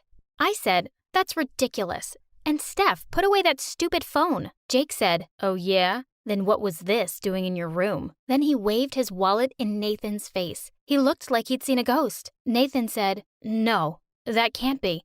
I don't know how." But just then, Nathan's dad stepped up and said, "Don't lie, son. We saw them pick it out from a pile of clothes. I've never been more disappointed in you." I tried to defend him again when suddenly Stephanie showed me something horrible. Stephanie said, "Guess what else we found, sis? My diamond bracelet. I hadn't even realized it was missing." I turned to Nathan in horror and said, "How could you? Is this how you plan to pay your mom's bills? I could have given you the money. You just had to ask." Then I turned and ran away. I felt pity for Nathan, but I was devastated. I never thought he'd stoop so low. The next few weeks after school were horrific.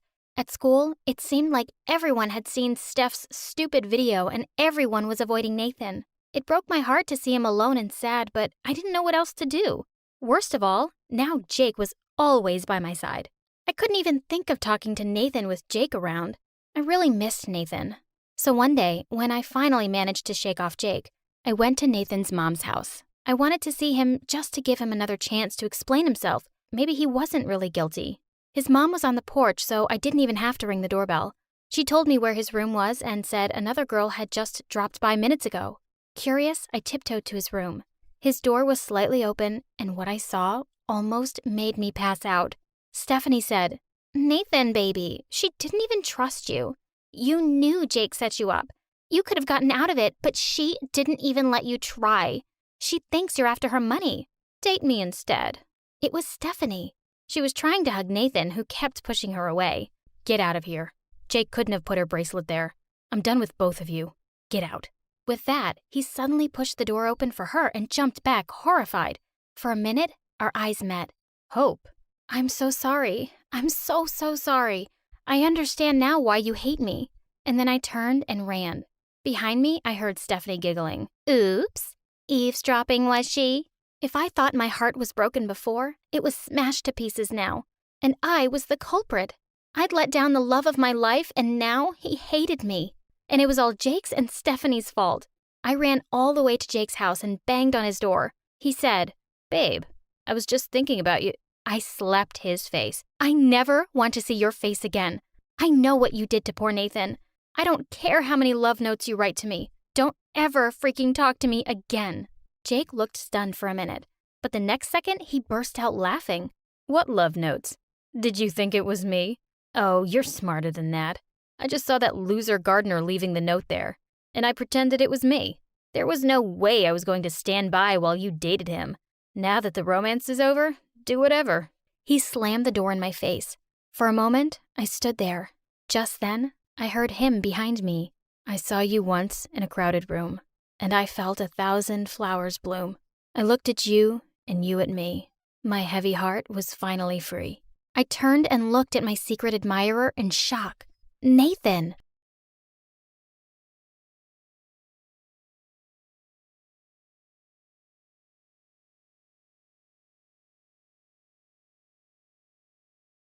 It all started with my grandpa, who built a robotics empire after falling for my grandma. My dad met my mom on a cruise. They had my siblings, both happily in love. And then there's me, the only single one, until they decided ChatGPT could replace a real boyfriend. Hi, I'm Alina, and I like to believe there's a perfect match for me. Probably because everyone in my family found theirs. My best friend Melissa, on the other hand, thinks I'll die alone in a garage full of cats. You can't keep blaming your family for setting the bar too high. The problem is you. Being picky is not a bad thing, okay? It's like finding the perfect shoe. Too tight, you'll get a blister. Too loose, you'll trip and break your neck. You get what I'm saying? I get that you're a total psycho. You've turned down 4 guys this week and it's only Tuesday. She wasn't entirely wrong, but it wasn't my fault all the guys at school were marshmallows. I wanted someone who'd fight for me, who'd cross rivers of lava just to get me McDonald's at 11 p.m. Meanwhile, Melissa would date literally anyone who asked. You never know until you try. So, yeah, I stayed single all through high school. And that final summer, while Melissa was off on endless dates, I was stuck in my room, dramatically sulking over my painfully single life. Then one night, Grandma walked into my room. "Come with me to the lab, love. I have something to show you." The lab was a hidden underground room where my grandparents spent hours experimenting with tech. I loved visiting as a kid, until the day I tripped over some wires and crashed their entire system. That was the end of my lab visits. Until now. Everything looked the same. The massive metal door, the dim room packed with computers and blinking lights. And there, near a towering glass tank filled with swirling mist, stood Grandpa. What's going on? "We noticed you've been feeling down, so we made you something special." With that, Grandpa scanned his eye into a console connected to the tank, and it hissed open. Inside stood a boy about my age, inhumanly beautiful, and it looked like he was sleeping. Oh my god, who is that? Wait, did you guys kidnap someone? "See, darling, I told you it looks real. Fantastic craftsmanship." It? You mean that's not a real boy? Alina, meet Zenith 0.1, or as we call him, Alan. Alan, introduce yourself to Alina. Are you setting me up with freaking ChatGPT? Greetings, Alina. I have been programmed for one primary function: to analyze and comprehend your heart, to serve as your greatest supporter, your trusted confidant, and to perceive every aspect of you, including your flaws, as beautiful. Flaws? What flaws? One super important thing, Alina. No one should ever find out that Alan is a robot.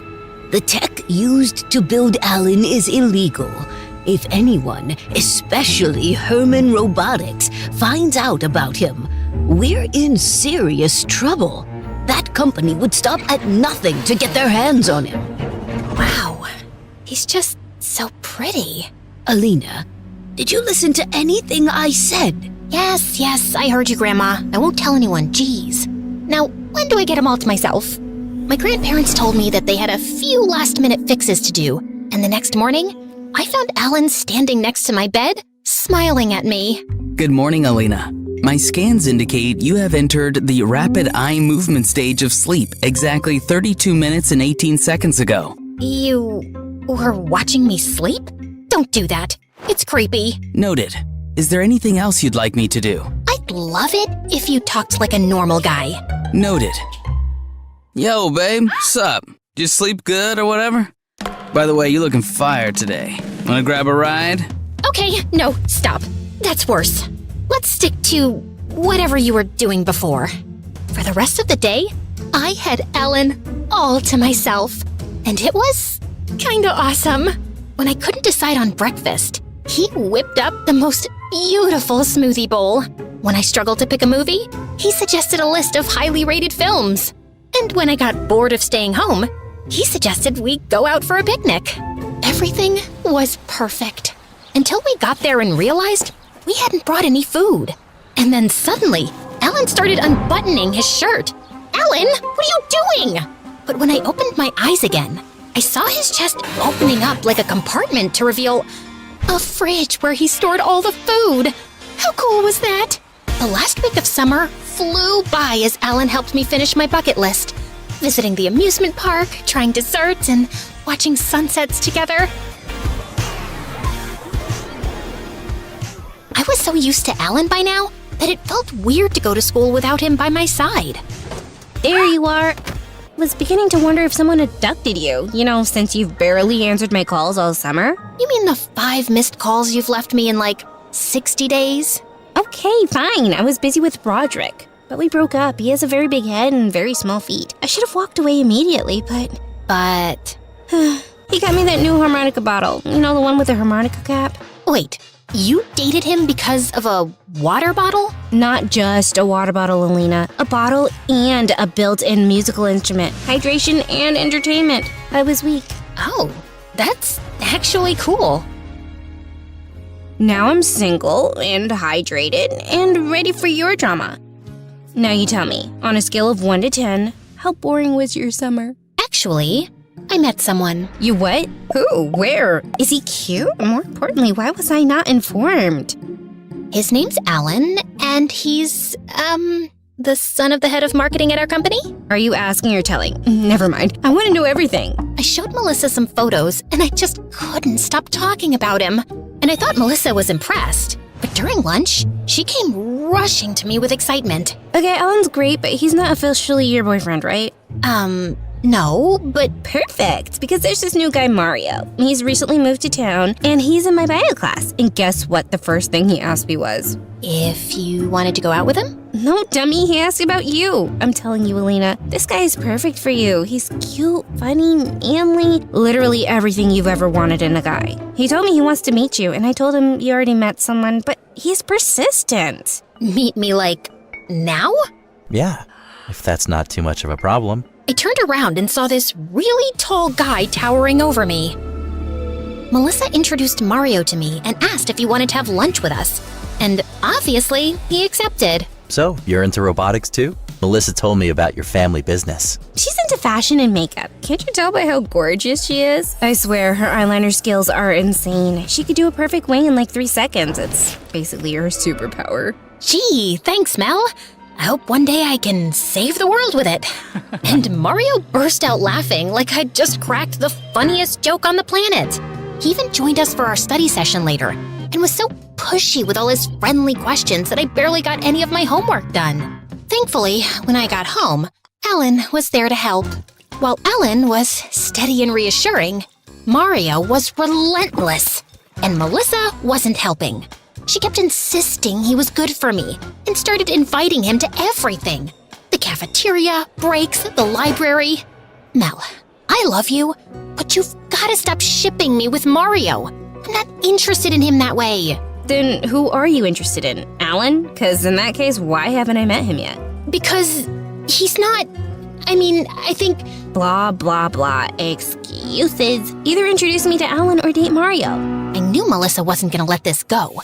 So a couple of days later, I invited her to hang out with me and Alan in the mall.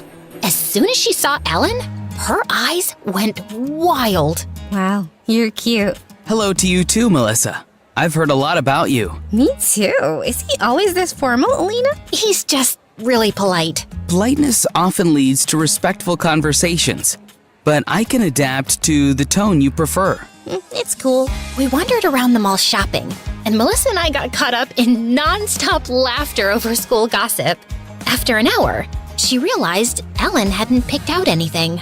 Ellen, didn't you see anything you liked yet? I was waiting for you to finish your conversation. Oh, sorry, I didn't realize. Well, you can pick something now. Sure.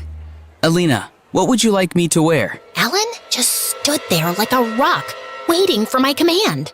I awkwardly picked up a pair of blue jeans and a white t-shirt and gave it to him. Isn't that a little boring? No, Melissa. If Alina likes this, so do I. It's my job to keep her happy at all times. I felt a little embarrassed that Ellen had shut Melissa down so abruptly. There was really nothing I could do except smile. We just roamed around for a bit before pushing off home, and the next day at school, Melissa told me what she thought of Alan. Isn't he just weird? He agrees with everything you say, and didn't you see how he shut me down when I was on his side? He just really cares about me. And maybe it's hard for you to understand because you've only dated jerks. What's that supposed to mean? I didn't mean to be harsh. It's not my fault that most of Melissa's boyfriends were selfish and Alan was kind and thoughtful. The tension lasted all day. And then Mario joined us at lunch. Perfect. He wouldn't stop talking and laughing, and Melissa joined in. My mood was a bit too sour to be part of their merrymaking, so I decided to leave. Leaving so soon? Let her be. She's just cranky because of that weird boyfriend of hers. I felt mad that my best friend would say such a thing in front of someone I barely knew. So I ignored both of them and went home. I decided not to speak to Melissa for some time. But later that day, the doorbell rang, and Melissa walked in. Hello, Melissa. What brings you here at this hour? I need to talk to my best friend. Alone. It's okay, Ellen. You can leave us alone. And Ellen nodded and left.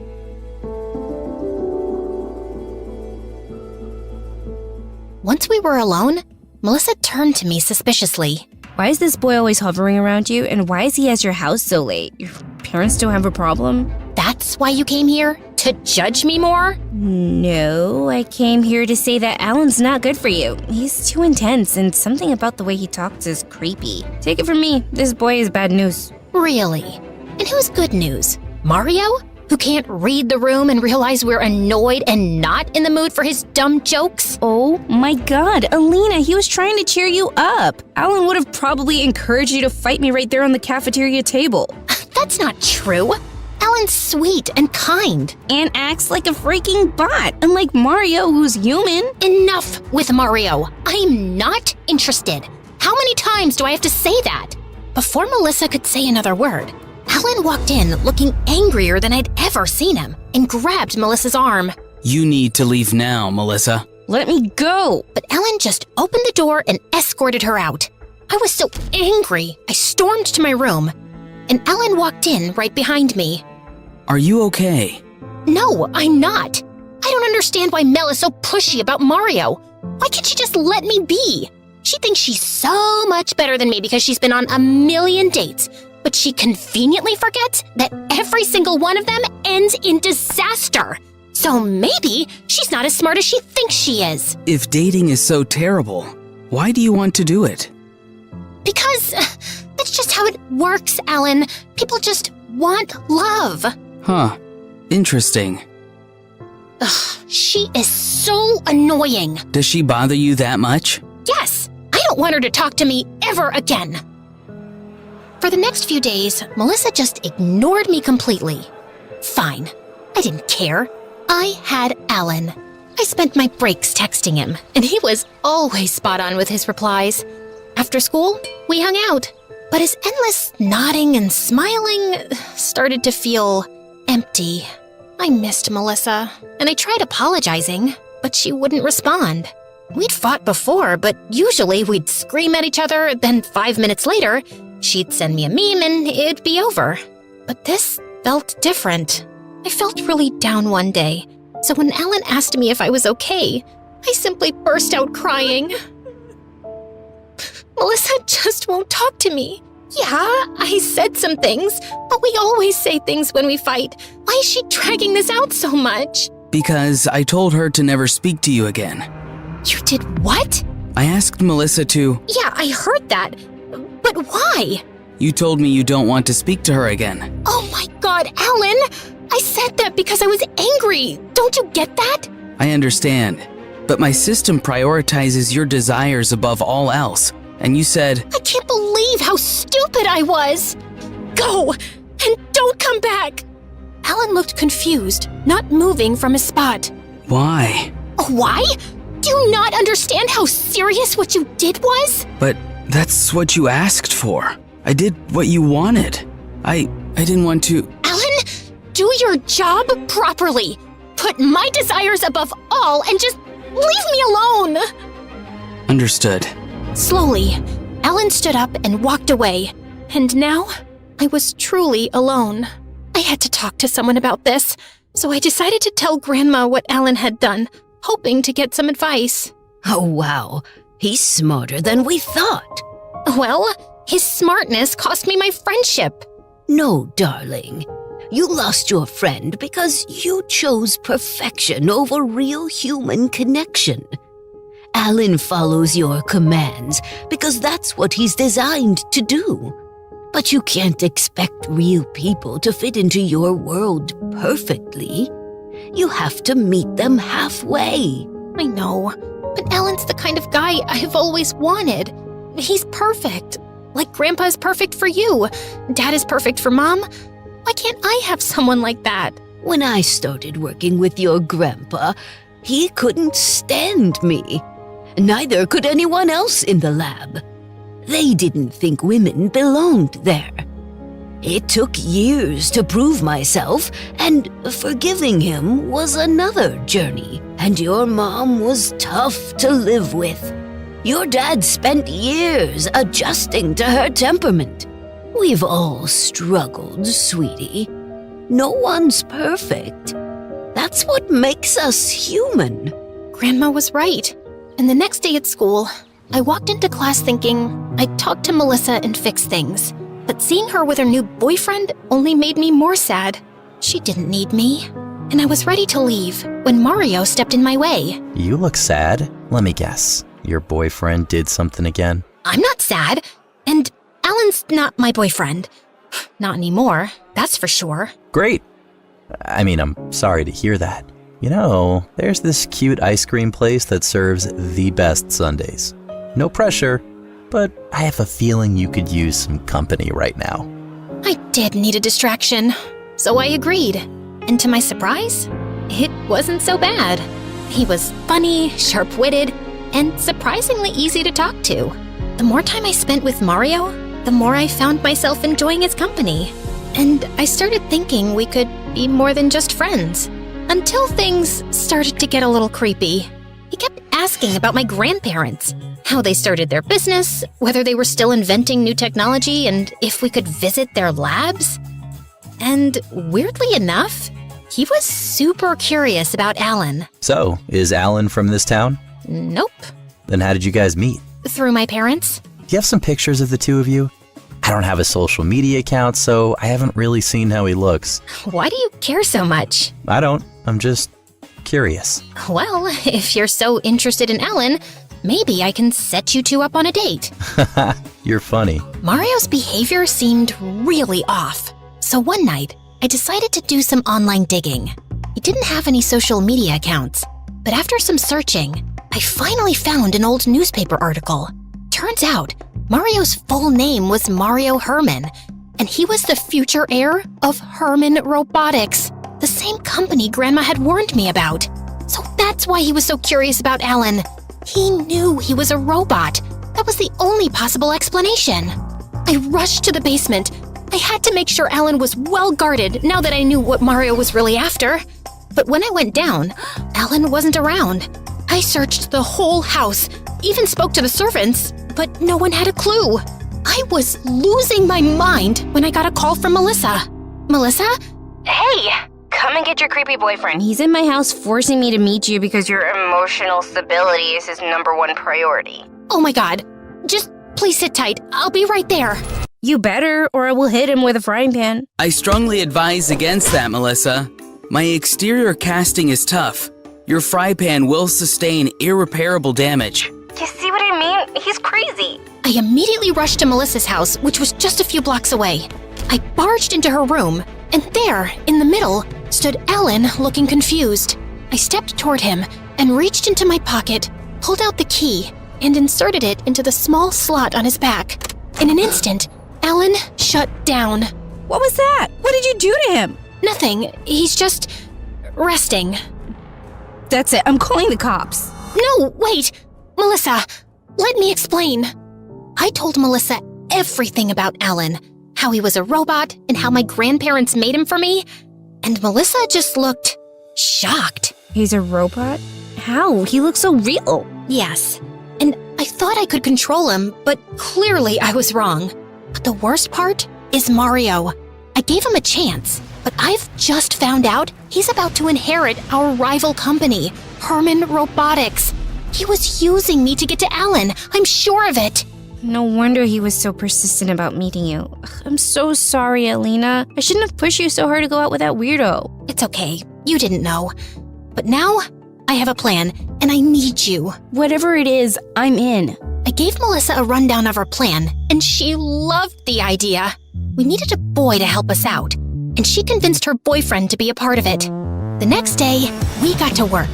Mask, makeup, colored lenses, and clothes that made Melissa's boyfriend look almost too perfect to be human. Once everything was in place, we set the plan in motion. Morning, beautiful. Is everything okay? Not really, no. It's Alan. He wants to get back with me, but I told him that I like you. And now, he's mad. He says he wants to fight you, but I don't think you should. Instead of looking concerned, Mario's smirk only deepened. This was perfect for him. A chance to finally face Alan in person. You think I'm scared of him? When does he want to meet? I'll be there. He's waiting for us in the school courtyard. But please, Mario, don't go. Don't try to stop me. Mario puffed out his chest and marched toward the courtyard, and I ran after him. As soon as we reached the courtyard, I pointed to the bench where Melissa's boyfriend sat posing as Alan. I know what you are. A guy trying to read in peace. Oh, you think you can fool me, you freak of nature? Get up and fight me. Let's see what's under this sleeve. I bet everyone here would love to see some gears and wires. Dude, let go. But Mario kept tugging at his sleeve, trying to rip his shirt. Just then, a big burly guy stepped in. Mario's brother. I recognized him from the newspaper article. So, this is the robot you were talking about. Looks pretty real to me. And now he's ours. They lunged at Melissa's boyfriend, but he broke free and sprinted toward the cafeteria. Someone call security! Mario and his brother chased him into the cafeteria, and Melissa and I went running after. Just as we arrived, Mario hurled a chair at Melissa's boyfriend, and it crashed into a vending machine, sending a loud crack through the room. And all the students froze in place. Mario, stop! You're gonna hurt someone! Someone? Or your precious robot? I know your family's dirty little secret. My family moved me to your school. Herman Robotics is done being second place to you freaks! Have you lost it completely? He's not a robot! Shut up, Alina! My parents have been watching you. I know your grandparents developed this robot in their secret lab using illegal technology and named him Alan. You think I was following you around because I liked you? Get real. Listen up, everyone. Alina's family's crazy. They built this life-size robot because their precious little girl is too dumb to find a real boyfriend. And this is just a prototype. They are building an army of robots using illegal tech so one day they would take over the whole town. Let me show you. With that, Mario marched over to Melissa's boyfriend and started twisting the top of his head like he was trying to open a jar of jam. Ow, ow, ow! Hey, that's enough. You're hurting him. How the heck is that a robot if he's literally bleeding? Cut it out with this dumb joke already! Mario spun around, ready to yell at that guy, and Melissa's boyfriend seized the opportunity to break free. He stumbled to the ground, wincing in pain. While a group of guys rushed over to help him up, Melissa immediately ran to his side. The entire cafeteria erupted as people started throwing accusations at Mario and his brother. They desperately tried to defend themselves, insisting, over and over, that it was really a robot. But at this point, no one was buying it. Meanwhile, I sent a quick message to the principal explaining what was happening. And minutes later, he walked in followed by 2 police officers. What's going on here? Sir, this guy is assaulting my friend. He pushed him and started telling everyone that he's a robot. That's a lie! Sir, Alina's family has a robot in their basement that looks like a man. They built it using illegal technology. They tricked me into thinking their friend was the robot. Mario, what nonsense! Do you hear yourself? You have to believe me. But the principal asked the officers to arrest Mario and his brother for assault and then kick them off school property. It's not my fault. Mario's got problems. He's on meds for his head. I'm not crazy. This whole school is insane. I hesitantly walked over to Melissa and her boyfriend, a little worried. What if I went too far? What if he actually got hurt? But before I could say anything, Melissa turned to me with a very weird look on her face. Alina? I don't think this is my boyfriend. Excuse me? What now? Melissa's boyfriend lifted his head and looked right at me. Now that I was this close, I could clearly see no wig, no contacts. It was Alan himself. Alan? But you were in pain. We all saw it. Was it convincing? I tried to use everyday language that a teenager would use to fit in, but my calculations suggested I may have overestimated the appropriate pain response. As for the blood, I synthesized it myself and applied it to my hand. Why are you here? After you returned me to the lab last night and your grandparents started me up again, someone attempted to hack into my system multiple times. They failed, of course, but based on this, I deduced that their real target was either you or your family. Upon further research, I identified the source, Herman Robotics. More specifically, Mario Herman. And I know you don't want to see me anymore, but I was worried about you. I wanted to protect you, Alina. Melissa was gazing at Alan with literal sparkles in her eyes, like he was a puppy who had just successfully learned his first trick. I was feeling a little emotional too. How can he be capable of feeling or wanting something? Out of literally nowhere, Melissa's actual boyfriend appeared, out of breath and looking frantic. I'm here! I made it in time, right? I couldn't get the contact lenses in by myself. What? I dropped Alan back home and gave my grandparents the full rundown of what happened with Mario and his brother. Naturally, they were furious, but keeping Alan's true identity a secret was more important. So they decided not to go to the police. Well, at least Alan was there to protect you. I wonder how he got that idea. That's what was weird. Alan said he was worried about me.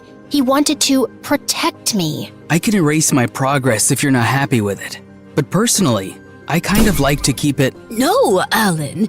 Sweetie, absolutely not. This is a scientific breakthrough. Do you realize how big this is?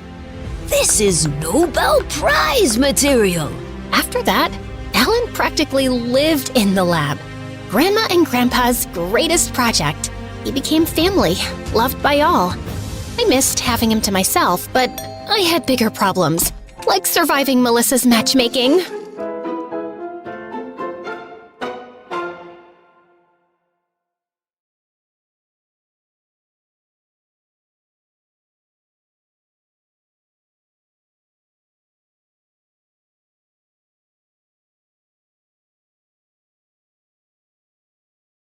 Hi there, I'm June, and today for My Story Animated, I'm going to tell you about the bizarre story of how my family convinced me I was in a coma for a year. It all started on my prom night. I was on top of the world. My life was perfect. I had everything I ever wanted and was excited to graduate and start living my adult life. That night, I was glowing. It was no surprise for anyone that I would be the prom queen. And when they announced it, I cried anyway. It was the perfect ending for the perfect high school experience. I was used to being a queen, and I deserved my crown. But as I was climbing the stairs to receive it, I heard a crack. And before I could react, it collapsed to the floor, swallowing me inside. The last thing I remember was hearing the screaming of the others in the room and feeling pain in my entire body. When I woke up, I was in the hospital. My parents and my younger brother were there. They rushed to my side, but they looked gloomy. They looked at each other before I heard my mom saying the last words I ever wanted to hear. She said, "You've been in a coma for a year." I looked at my family seriously at first, but then I started to laugh. "You're kidding me, right?" I looked around the room as I said, "Where are the cameras?" It had to be a joke, but they didn't laugh. They looked concerned. My mom said, "Look, honey, it's a lot to process, but..." "No, there's not. There's nothing to process because you're joking," I replied, although I wasn't laughing either now. They glanced at each other in silence and my mother started to cry, and it clicked. What? A whole year? What about my prom and my crown and my plans for college? What about my boyfriend? Where was he? I couldn't understand. I couldn't think. I felt suddenly dizzy, and a second later, I threw up. This was not happening. I demanded my mom to give me my phone at once, but she said that the doctor recommended not to deal with the outside reality right now. A whole year had passed, and I needed to take things slow. When I asked about my boyfriend, they said he left for college on the other side of the country. When I asked about my college plans, they said I lost my scholarship. When I asked about my friends, they said they didn't know any, that no one had come to visit me in the past year. And that wasn't even the worst part of it all. When I told them to take me home, my dad said that because they had to pay hospital bills for a year, they now had many debts and they had to sell the house and move to a cheaper neighborhood. We were poor now? This was the most disgusting thing I've ever heard. I would have to go to community college. I threw up again. How could they do this to me? I hated them. But when I shouted at them, my mother began to cry again. My brother got really close to my face and said, "Hey, selfish prick, if anyone is to blame for this, it's you. You had an accident and it was your bills that they had to pay. You should be nothing but grateful to them." I crossed my arms and looked at him as I said, "I'm the victim here. You should be there for me." But he almost shouted, "Look around. We are the only ones that are here for you, so suck it up." As I was in the car on my way to the new, disgusting neighborhood, I couldn't stop thinking about my brother's words. He was a jerk, but he was right about something. Where was everyone? My friends? My boyfriend? I didn't have any flowers in my room or loving letters. I had nothing. I had no one. We arrived at the new house, and it was minuscule. I wanted to throw up again. I couldn't bear to be poor. I hated poverty. And now I would have to live it myself. I got inside and went to my room. At least I would have my things, right? But as I got in, there was nothing there except an old bed and an old desk. "Where's my stuff?" I shouted, trembling. But my mom said they had to sell everything. My TV, my computer, my sound equipment. So I said, "What about my pictures, my notebooks, my cheerleading prizes?" And she said, "We had to throw everything away. None of us kept anything. There was no room for it in this house." This was too much. I yelled, "I don't care about your stupid things. You shouldn't have thrown my things away. You shouldn't have even touched them. I hate you. I hate you." I slammed the door and cried on that little bed for hours. Why was this happening to me? I didn't deserve this. Everything I ever did was for the good of others. I was always there for my friends. I helped with the chores at home. I was thankful for the things I had. I was a great student. I am a loving sister. As days passed and I slowly realized how lost and alone I was, I got time to do a lot of insight. Since we were in a neighborhood away from the city now, and Dad used the only car we had for work, I started to go out for long walks. And one day, I saw a group of teens that were hanging around in the park. One of the girls told me to sit with them. They were skating and playing soccer and having fun. Without asking questions, they invited me to play soccer with them. I was really good at sports, so it was my opportunity to show off. but I sucked at it. I got a number of punches of flying balls I couldn't dodge, and I also fell off the skate a couple of times. But instead of laughing at me as my old friends in school would have, they helped me and taught me. I spent hours with them. They seemed like really nice people. I had no idea I could have so much fun without spending money. I got back home and I saw Mom preparing dinner. So I asked her if she needed any help. I didn't know how to cook and I was quickly messing everything up. But instead of punishing me, Mom started to laugh. She pinched my nose with flour and we started a food fight. My brother saw us and came to participate. We teamed up against Mom, and so Dad had to come and help her. The vegetables were flying from one side of the kitchen to the other. We were having so much fun. For the first time in my life, I felt free and happy. I was laughing so hard that my stomach ached. My family was so cool. As days continued to pass, we got used to a new routine of having dinner together. I even learned to cook many different dishes. The doctor said that many patients use cooking as a therapy, and I realized they were right. This was a great therapy. I spent time with my brother too. He continued to go to school while I stayed home. The doctor suggested taking things slowly, and even though I had lost a year and wanted to start college right away, he said it was a bad idea. One of our neighbors was a single mother that was taking care of 5 children. She wanted to sell some items from her home to get money for the kids. We went over there with Mom, and I realized she wouldn't be getting much money for the things she owned, and I felt guilty for my past again. Then she said that those kids weren't even hers, that she was offering her house as a transit foster home. What? She was selling her stuff to help kids that weren't hers? I didn't understand, so I asked her. But she smiled and said she had everything she needed. Everyone in the neighborhood knew what she was doing, so she got donations all the time. Some of the things were piling up, so she wanted to sell them to buy other useful things for the kids. I looked at the kids playing outside. They were cute and loved and happy. This woman had an amazing heart. And then guilt punched me in the face again. My family had lost everything because of me, and instead of thanking them, I shouted hurtful words. I used to have so many useless things, clothes I didn't wear, old toys I never played with. They would do so much good to these kids. The following day, I helped our neighbor to build a website for the things she wanted to sell. I also taught her how to use email and the social networks. It felt good to do the right thing for once. But then, something strange happened. As I created an Instagram account for her, I got tempted and opened my own. The doctor said it wouldn't be a good idea for now, but I couldn't resist. And that's when I saw it. The date. It didn't show a year ahead, but weeks. I got so confused. I started to see my old friends' stories and my boyfriend's. Everyone was talking about summer and the college they were going to go to. What was going on? What was going on? I started to open web pages frantically. Wikipedia, news sites, they all showed the same date, the same news. Only a couple of months had passed since the accident. I grabbed my stomach and threw up, again, in the neighbor's house. So embarrassing. I got out of the house and rushed home. I yelled at my mom so hard. I was so angry. How could they do that to me? They made me sick. My dad and my brother appeared from their rooms, and they stood by my mom. I shouted at them. How long was I really in the hospital? And my dad said, 2 weeks. 2 weeks? My mind started to ask frantic questions. What about my home, my room, and my stuff? And Dad said that everything was still there, that they rented this house for the cause. The cause? Was that what they thought this was?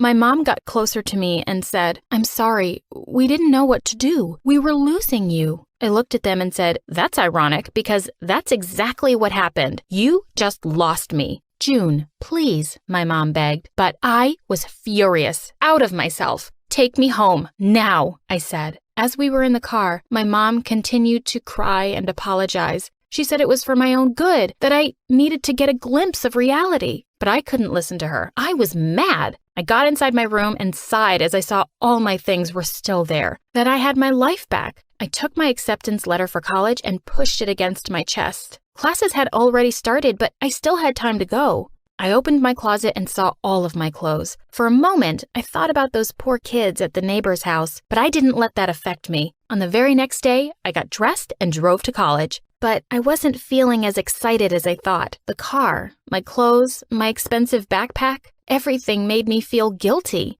Donating just one of those things to the woman would help the orphans hugely. I tried to concentrate on my classes, but for the first time, I felt like an outsider. So, for the first time, I decided not to focus on myself solely. The people in small groups talked about their vacations and how much fun they had together. It wasn't some needless flaunting. They were all people, just like me. I took a deep breath. I was here. I have this opportunity. I could spend my days feeling sorry, or I can do something about it. But I needed to make sure of something first. Instead of driving home, I went to my old boyfriend's home. He opened the door and froze as he saw me. "Were you part of this?" I asked, but he stood silent. Of course he was. A traitor, exactly like my family. I denied in silence and turned around to leave. But he stopped me and said he was sorry, but that he also saw me as a terrible person, a selfish person. He said he'd tried to make me see it for a long time, but I wouldn't listen. I didn't know what to say. I had so many different memories of our time together. I went back home and straight to my room. I started looking at the pictures on my walls. I looked happy, but he didn't. He looked sad and worried in the pictures. How come I never saw that? Was I really that selfish? I looked at the other pictures, the ones with friends, and they were all the same. No one smiled in my pictures. No one smiled around me. I remembered the orphans again and how happy they were that I had made a cake for them. I also remembered the teens at the park. They did laugh with me. For no particular reason. It was the simple things that made the difference. I'd been so self-absorbed in my own world that I never paid attention to anyone else. Not my friends, nor my boyfriend, not even my family. Things would have to change, and I was happy to know I still had time. If I had died in that accident, my life would have meant nothing. But I was alive, and there were a couple of things I could still do. I opened my closet and started to take out everything I didn't use. After just 1 hour, I couldn't believe how big the pile was. I hadn't taken out even half of it. Then I put all the clothes in bags. I also took with me all those old music players and pieces of technology I never used. I got in the car and with all of it drove back to the woman's house. The kids came out to greet me and hugged me. I started to cry as I hugged them too. The woman invited me in and asked me what was wrong. I told her my whole story, including the part of me being a terrible person. I didn't leave out any information. But I was still very angry with my family. Their actions weren't justified, no matter the results. And then the woman said the wisest words I've ever heard. She said that we should only put love in our hearts, not hate. Whatever my family did, they clearly did it for love, and that's what matters. This was an amazing woman with an endless loving heart, so I'd better take her advice. Afterwards, I went back home and told my parents I would go to community college and that I wanted to keep on helping the woman with the orphans. I also told them that their actions really hurt me, but that my past actions definitely hurt them too. And I thanked them for not losing their faith in me. Hi, I'm Lucy. Get some popcorn and settle down because my story is bonkers. Don't forget to like and subscribe to MSA. My childhood was crazy. Mom was super strict and was always breathing down my neck to make sure I followed all her dumb house rules. Lucy, this placemat is 0.5 inches to the left. I'm so disappointed in you. Seriously? I got no dessert because of freaking placemats. And Dad was a complete weirdo. He stayed in his study all day long and only left at night with a suspicious-looking briefcase. But whenever I asked him what was in it, he would always tell me to mind my own business. So rude. One day, I was playing football by myself in the park when two mean-looking men grabbed my ball and squished all the air out of it. Hey, are you stupid? You're supposed to kick the ball, not squish it. She's a little firecracker. Where's your dad, little girl? He owes us an apology. Why? Who are you? And what did my dad do to you? You ask too many questions. Let's just say your father isn't a very nice man. Selfie! And they took pictures with me and left. What was going on? I ran home and confronted Dad. He looked panicked but told me it was no big deal. But I wasn't going to let it go. That night, I sneaked out of my room like a ninja and tried to get into Dad's study. But suddenly, a loud alarm went off and red lights flashed all over the house. I nearly jumped out of my skin in fright. Dad was so furious, he made me write 200 times, "I will mind my own business." But the next day, he was gone. I looked for him everywhere and called him, but his phone was off. And I felt guilty. Had he left because of me? but Mom refused to talk about him. Aren't you even a little bit worried about Dad? He's missing. He's a grown man. I'm sure he can take care of himself. People said he's a bad man. What did he do? What if I told you about listening to idle gossip? And straighten your back. Ugh, she was the worst. Rather than go to the police and file a report, she moved us to a new city. I was so mad at her that I stopped showering for a week. Then I accidentally smelled my own armpits and nearly fainted, so I finally took a bath. But I stopped doing chores according to her ridiculous rules. Lucy, I told you to dry the laundry, not dye it. Oops. But I was only getting started. I always put the forks and knives in different drawers around the house after washing them and screwed up the TV remote so it wouldn't work properly. I dyed my hair orange and got fake piercings and tattoos, but told her they were real. She was so upset, she got me enrolled in an insanely strict school. They have uniforms and rules. I'm sure they'll knock some sense into you. Not if I knock them over first. St. Mary's was a mansion with super rich kids. The lawns were perfectly kept, and the halls were so clean they shone like diamonds. But I got in trouble on the very first day. I was putting my books in my locker when suddenly someone threw a hoodie in my face. Wear this. Your ugly face is gonna make me vomit. Then look somewhere else, creep. This is a respectable school. We don't want people like you, so you better clean up. She knocked the milkshake out of my hand and pushed me down in the mess. I saw red. I was about to get up and slap this crazy witch when suddenly a boy came running down the hall and stood between us. Picking on the new kid on the first day? You're really desperate for attention, aren't you, Crystal?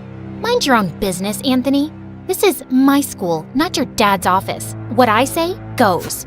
Maybe I should give him a call and we'll see who really runs this school. Crystal looked furious. She flipped her hair and left with her minions, and Anthony helped me up. Hey, I'm sorry about Crystal. Just because she's the principal's daughter, she thinks she can boss everyone around. Thanks for coming in like a knight in shining armor. I always wanted to save a damsel in distress. Oh, you didn't save me. You saved her from me. But the teachers at the school were like Mom Pro Max. They gave detention for everything. Need to sharpen your pencil twice a day? Detention. Spend more than 5 minutes in the bathroom? Detention. The last straw for me was when one of the teachers took away my bag of candies and threw them in the trash. Just keep your candy at home. Mom is a bigger candy police than the teachers. One time I had more than one M&M and she took me to the dentist for a cleaning. That's intense. Come over to my place and we can play video games and eat all the candy you want. Anthony's house was bigger than the White House. There were guards all over the place and a whole room dedicated to gaming consoles, snacks, and a freaking cotton candy machine. Fart in my face to wake me up because I must be dreaming. You are so weird. We played till our eyes hurt, and it was the best time I'd ever had in my life. Over a dinner of greasy burgers, I told him all about my parents, how we'd moved so suddenly, and how I'd never had a normal childhood, and how Dad left. I think Dad was a criminal or something. That's the only logical explanation. Is that why he disappeared? Maybe. This is the best burger I've ever had. Mom would freak out if she saw me eating this. That just shows your mom really cares about you. My dad builds bridges and has a whole list of rules that he needs to follow strictly or people's lives could be in danger. Your mom is just trying to build a strong bridge. I'd never really thought about it like that. Maybe Mom wasn't so bad. But Anthony was so wrong because when I got home, Mom was waiting for me in the living room, boiling with anger. How dare you go to a friend's house without permission? Do I even know these people? You'd know about my friends if you cared about anything other than your stupid rules. You're grounded. I hated my life at home, and Crystal was making me miserable at school. She was the student body president and was always after me for breaking some rule, which she made up herself. Ugh, I know you can't fix your ugly face, but at least have the decency not to smile. Your crooked teeth really make everyone cringe. Detention. For smiling? That isn't against the rules. No, but it should be for you. Well, if I'm gonna do the time, I might as well do the crime. I was getting detention so often that kids in school had started calling it getting a Lucy. It was ridiculous. So I decided to get even in the most Lucy way possible. I came in super early one day, did a little dance for the security camera, and drew poop emojis all over Crystal's locker. But why stop there? The whole school was a blank canvas. So I drew the little brown swirls on every whiteboard and bathroom stall. The school went nuts. One of the teachers fainted. The principal called me into her office, and soon after, Mom showed up with Dad's briefcase. She told me angrily to go outside for a few minutes. You're definitely going to get expelled, Lucy. That's what happens when you don't follow the rules. But just then, the principal came out looking pale and sweaty. Well, Lucy, I've decided not to expel you. I can see you don't do well with rules, so maybe we can relax a few and make learning easy for you. What? I was shocked, but Crystal had a full-blown meltdown. This loser drew poop all over my locker. She can't get away with this. I want her out, Mommy. Kick her out. The principal had to drag Crystal into her office because she was kicking and screaming like a 5-year-old. And Mom grabbed my hand and took me home for the day. What just happened? What did you say to the principal? Did you threaten her? What's in that briefcase? That's none of your business. Just keep your head down at school. I saved your butt this time, but it won't always work. No, maybe you're a criminal just like Dad. I don't trust you at all. I won't do anything you ask until I know the truth. I ran out the door and went to stay with Anthony. It was the only place I felt safe. Mom kept calling, but I ignored her calls. The next day, people in school were looking at me like I was some kind of hero. One of Crystal's minions actually dusted my locker and opened it for me, while another girl brought me coffee and offered to carry my books. What's going on here? Why are you guys doing this? Because someone finally put Crystal in her place.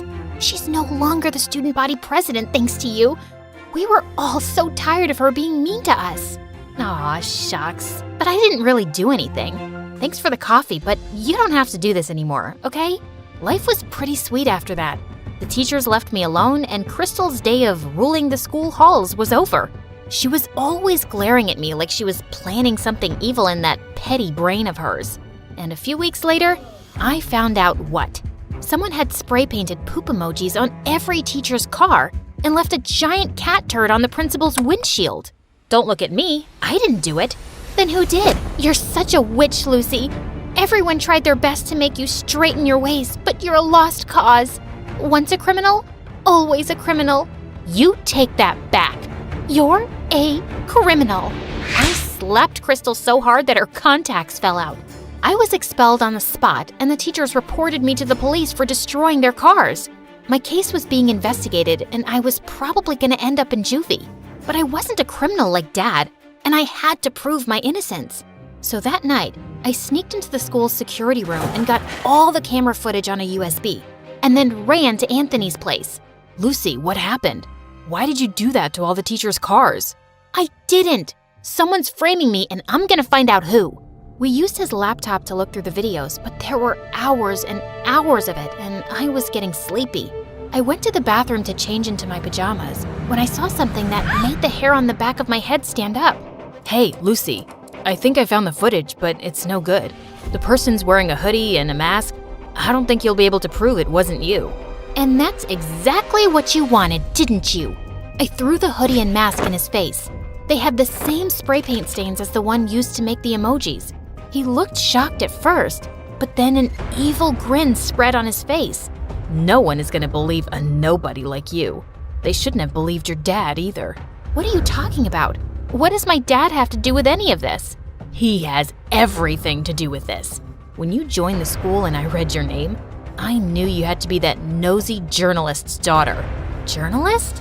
Stupid, naive Lucy. Doesn't even know anything about her own parents. Yes, he found some stupid evidence against my dad for fraud and ruined his reputation. He sent him to prison. And now, I'm gonna send his precious daughter to jail. Just then, the door slammed open and the police rushed into the room. Anthony, you're under arrest for property damage. What? It was her. You have no proof it was me. Actually, you slipped up. I have a dashboard camera in my car, and that caught your face when you were ruining it. Lucy, are you okay? Suddenly, Mom came into the room and I was so glad to see her. I gave her a bear hug. I was so scared, Mom. Anthony told me some weird stuff about Dad. He's a journalist? Yes, sweetie. He is a very brave man who exposes criminals and bad men in the government. People are always trying to harm him, so he had to leave the country. And that's why we moved, to keep you safe. But how did you know I was here? I know I'm gonna sound like a psycho stalker, but I got your phone tracked. You weren't picking up and I was worried about you. The minute I saw Anthony's last name, I realized who he was and I knew you were in danger. I am so glad you stalked me. I didn't realize you were living with so much stress. And tell me now, Mom, what's up with the briefcase and how'd you scare the principal? It has your father's research and proof that he's used to expose people. I told your principal I had dirt on her. Do you? Nah, but it scared her enough to let you stay on in school. But you don't have to go back there. We can find you a better school. That's okay. The kids aren't half bad there. But when can we see Dad? I was thinking we could visit him in the summer. Would you like that? I would love it, Mom.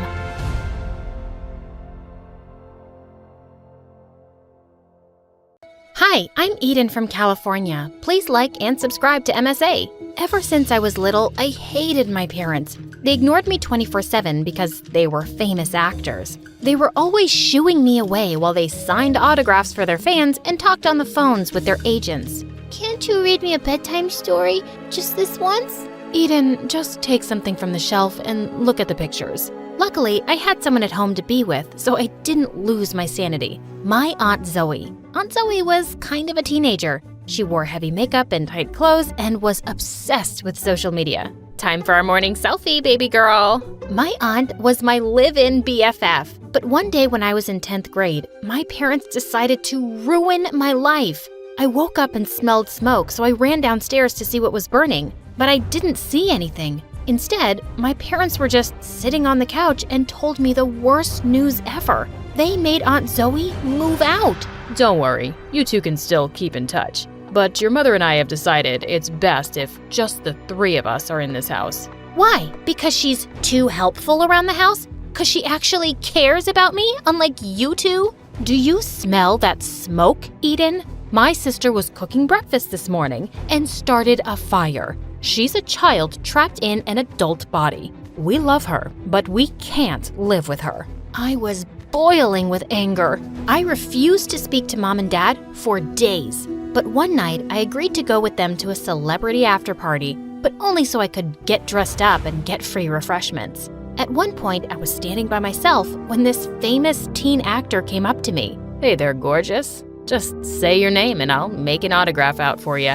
I really don't want it. Maybe go make another girl's dream come true? I started to walk away, but the guy pulled me close to him. Stop fighting your desires, princess.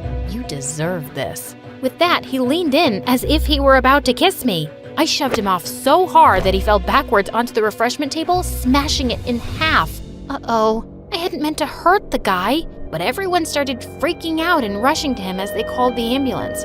All the party guests went ballistic at me. My parents and I got kicked out of the party, and me assaulting the celebrity was all over the news. My parents were furious. You've completely ruined our reputation. Now everyone thinks we have a maniac for a daughter and no one's hiring us. Apparently, Eden has violence issues we didn't know about. Violence issues? That's gotta be a joke. My parents were serious. They registered me for an anger management group every week for 4 months. It was the dumbest thing ever.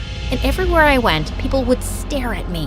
One morning, I decided to lock myself in my room for the day to have a break from everyone. Then suddenly, I saw my door lock moving, and Aunt Zoe burst in with a police officer. Eden, your parents are missing. What do you mean missing? They were last seen shooting a movie in the Joshua Tree Desert. Now there's no trace of them. I felt my heart pound as I thought of Mom and Dad lost somewhere in the desert. I had barely talked to them in the last week because we were fighting, but now I felt horrible. Listen, baby, I don't want you to worry about anything. The police are going to search for them. I'll move in and take care of you in the meantime. I hugged my aunt tight. I was so grateful she was by my side. She spoiled me extra that week with breakfast buffets in bed and trips to the spa. The house was 10 times messier than usual, and Aunt Zoe threw multiple midnight parties during the week. But I had missed her so much. Then one day, I was at school and went to the library to study for exams. But as I was wandering through the aisles, I felt someone watching me. I turned around to see the crazy actor who tried to kiss me, staring at me through the open bookshelf. Hey there, princess. You happy to see me? Oh my God, what are you doing here? Did you track me down? I did in fact track you down, because even though you tried to kill me, my heart is still screaming for you. I've never met a girl who's played so hard to get before, and I like it. He walked around over to me and stood inches away from my face, and I just lost it. I slapped him hard across the face and he cried in pain. Listen, you psycho creep, if you don't get lost this second, I'll call the cops. And I'll hurt you for real this time. If I were you, I wouldn't take any chances. I stormed off and decided to get coffee with Aunt Zoe to cheer myself up. Before we went out, though, Aunt Zoe insisted on wearing Mom's clothes. She has so many designer dresses I'm in love with. I don't think she'd mind, would she? No, I don't see why she'd mind. Actually, I have to tell you something important. Once we were settled at the cafe, I told my aunt everything that had happened. But to my surprise, she shrugged like it was no big deal. You know, sweetie, maybe you should date him. He's super cute and he's like a huge star. You could be famous just like your parents. I'm sorry, are you suggesting I date someone who tried to kiss me, turned everyone against me, and stalked me? You're overthinking this, Eden. Dating a star like that could change your life for the better. But maybe you're too young to understand. I was shocked. How could she be so blind and insensitive? I knew I wasn't overreacting. But if nobody wanted to support me, then so be it. I would take matters into my own hands. I called the cops that day and told them the situation. And thankfully, I was able to get a restraining order against the guy. I wanted to cry of relief. But when I got home, I heard laughter coming from upstairs. I walked up to see what was going on and saw my parents' bedroom door was wide open. And inside was Aunt Zoe. She was wearing Mom's clothes again and talking to the mirror. The weirdest thing was, she was talking in Mom's voice. No, thank you.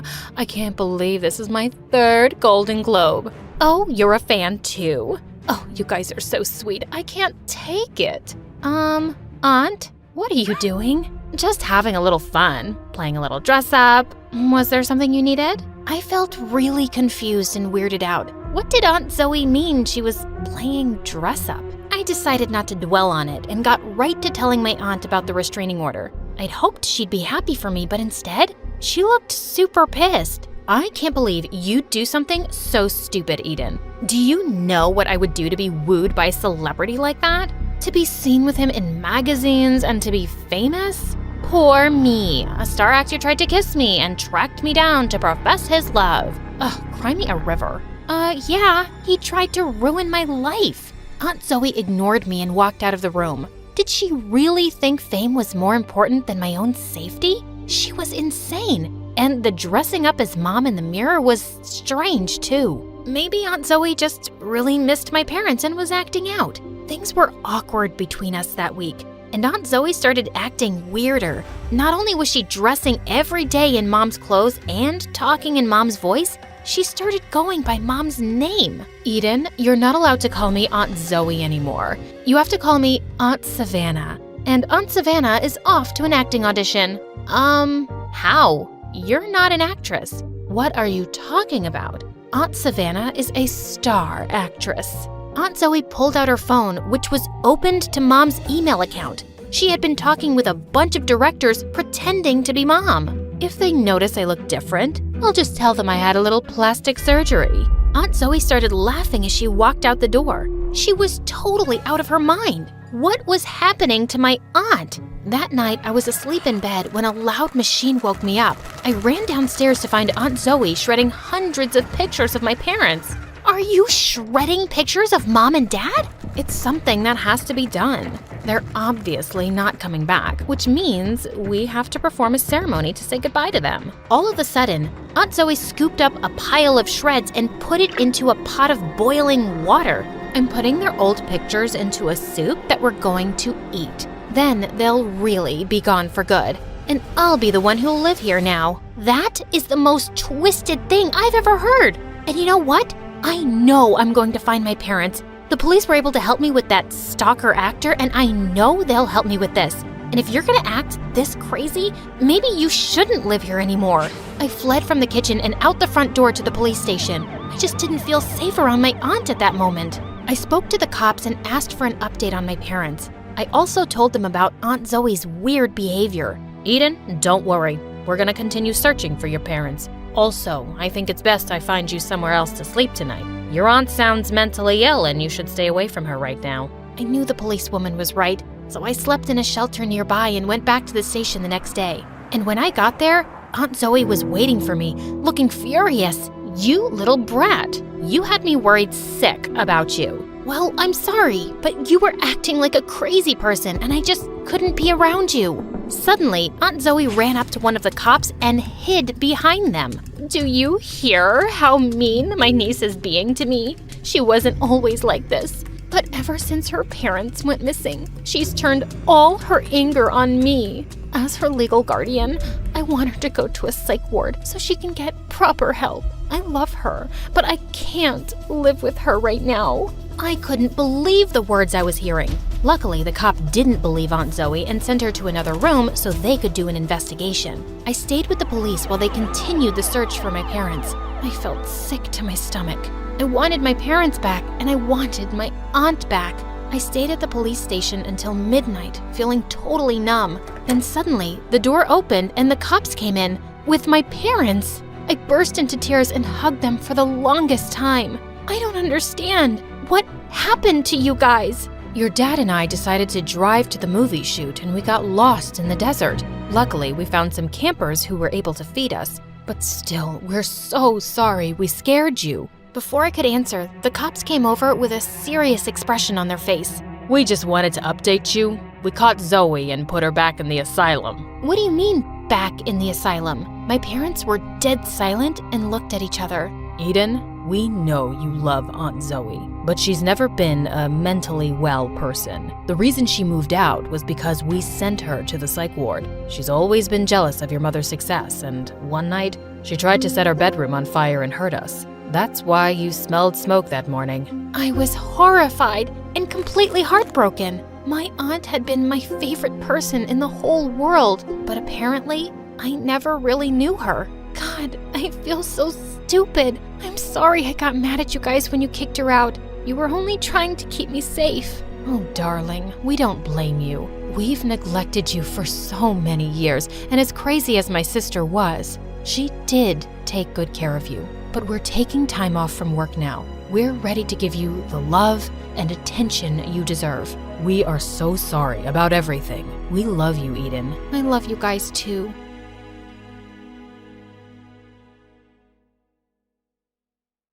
And I opened the door to find the most gorgeous boy ever standing outside. Hello, I'm Eric. We got some of your mail. I came to return it. I just stared at him, dumbstruck, feeling acutely aware of how terrible I looked. Just then, Meredith pushed me out of the way. Hey, thanks. You're such a lifesaver. Haven't seen you around before. I just moved into the house across the street. The big white one with the quadruplets? Yeah, they're my brothers. What? No, they can't be related to you. They're very unattractive. Meredith, can't you ever sugarcoat anything? I am sugarcoating. Did I call them ugly ogres? I am so sorry. It's okay. People have this reaction often. I'll see you girls around. He flashed his beautiful smile at us and then left. Wow, Eric stole his brother's luck, the schoolboy's luck, the neighborhood boy's luck, and his mother's and his father's luck, and the whole town's. I agree. He's beautiful. I hope he's smart and funny and kind too. I'm sure he is. I never believed in love at first sight till I met Eric. Okay, maybe love is an exaggeration, but I was crushing on him hard. Freddie, how does this purple dress look on me? Claire, what the? You can't just come in without knocking? What if I wasn't wearing a towel? Well, you are, so unclench your butt. Now, what do you think about the dress? Hey, Freddie, I want your opinion on this red dress.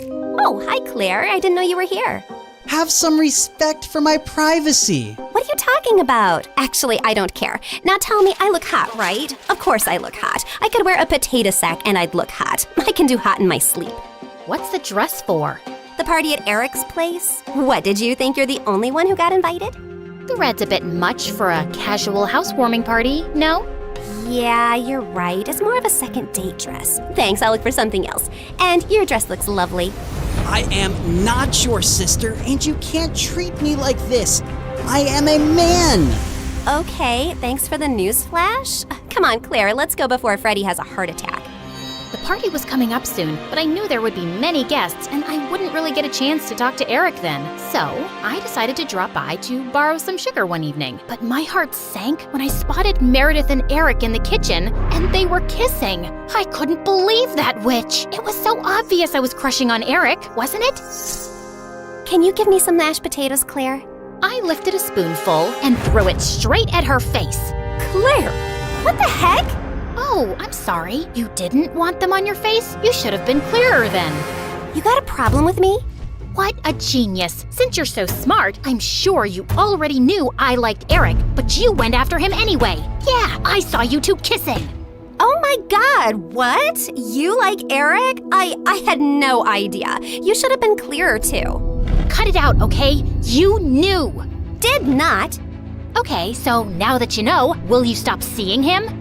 No, duh. Are you really into him? Not really. I barely know him, but he's cute and rich and he likes me. You did see that he was kissing me back, right? I flung another dollop of mashed potato straight in her eye and stormed off. Fine, that jerk could have Eric. I wasn't even gonna go to the party now. But on the night of the party, when I heard music floating from across the street, I couldn't help myself. Eric had just known Meredith for 2 days. This battle wasn't over yet. I knew I looked smoking hot as I marched up to Eric and Meredith in her stupid red dress. She looked furious to see me before she turned sickly sweet. Oh, hi. I thought you were unwell and not coming, honey. How are you doing now, honey? I'm good, honey. How are you, honey? I'm great, honey. Do you like my honey, honey? What honey? Honey? The honey, honey. I see no honey. Honey? What's happening here? Don't worry about it. Let's go get some honey, honey. We don't have any honey, Meredith. Honey! You ruined it. You should have ended the sentence with honey. Don't mind her, Eric. You already know she's rude, and she has a vile temper. She once tried stealing money from an old lady and kicked her hard when she resisted. Oh, so that's how it's gonna be, huh? Eric, did you know that Claire is so dumb? I told her when we were kids that if she ate bluebells, her eyes would turn blue like mine. She ate a bunch and then pooped her pants in school. Didn't Meredith tell you she used to fart in the neighbor's jacuzzi just because they said they liked me more than her? It went on for a month. Oh, how about the time you dropped Mom's toothbrush in the toilet and just put it right back? Imagine someone being so awful to their own mother. Meredith has a boyfriend who works in a mental institution, and he steals the patient's clothes from there for her. Imagine doing that to sick people. Claire keeps acting like she doesn't know her best friend is in love with her, and she keeps using him for his money. What? Are you talking about Fred? I've never used him, and he's not in love with me. Oh, please. A blind person can see Freddie's been in love with you since day one. Shut up! You shut up! How about you shut the heck up? Not till you shut up first! I pushed Meredith out of my way, but I ended up pushing a little too hard and she crashed straight into the punch bowl. She got up and charged me, and we landed straight on the food table. As Eric was trying to pull us apart, Freddie suddenly ran in. Claire, Meredith, stop! Your mom, she isn't okay. You gotta come now. We ran outside to see Mom unconscious and being wheeled into an ambulance. Since Freddie's dad was a neurosurgeon, he took Mom's case and ran tests for weeks to discover that she had some inflammation in her brain for unknown reasons, which had sent her into a coma. Freddie's dad decided to enter her name in a clinical trial for rare brain diseases, since she met all the criteria. But what's it gonna cost us? We take one pro bono case for the trial, but there will still be other hospital expenses. And you girls will have to figure out something soon. Do you have any relatives? We had to contact our grandparents, but to our surprise, Mom didn't even have their numbers saved in her phone. All we had was a framed picture with their names signed at the back. Freddie offered to hire a private investigator, and within a week, he said they'd been found and were flying over to see us. But I couldn't help noticing as they got out of the cab that they didn't look rich at all. Those paupers are our grandparents? They're definitely the people from the picture. Why do Grandma's shoes look like something out of a museum? And Grandpa's coat is missing 3 buttons. The old lady hobbled towards us and hugged us tight. Oh, Girls, it's so good to see you. We had no idea we had granddaughters till yesterday. You look nothing like our son, though. Your son? No, we're your daughter's kids. Oh, honey, we don't have a daughter. The private investigator who tracked us down did say our daughter was looking for us, but we just assumed that was our son who ran away from home 18 years ago. He was always saying he'd change into a woman one day. What? Our mom used to be a man? No, this is crazy. Look at this picture. Does this woman look anything like your son? Our son is ugly, and I remember this woman. Alfred, you remember this beautiful lady came to stay at our motel many years ago? She disappeared suddenly one night, and the next day some mafia men turned up looking for her. Ah, yes. Those men kept turning up for weeks. They seemed like bad news. I'm happy to hear the lady is okay. So, you're not her parents? Then why does she have this picture of you guys? She took it from the motel. I don't know why. I'm so tired, dear. Can I rest for a little while? No, if you're not our rich grandparents, you gotta go. Taxi! Meredith sent them packing immediately, and we just stood staring at each other. When was Mom in a motel? And why were there bad men after her? She told us all our lives these random people are our grandparents. What else has she been lying about?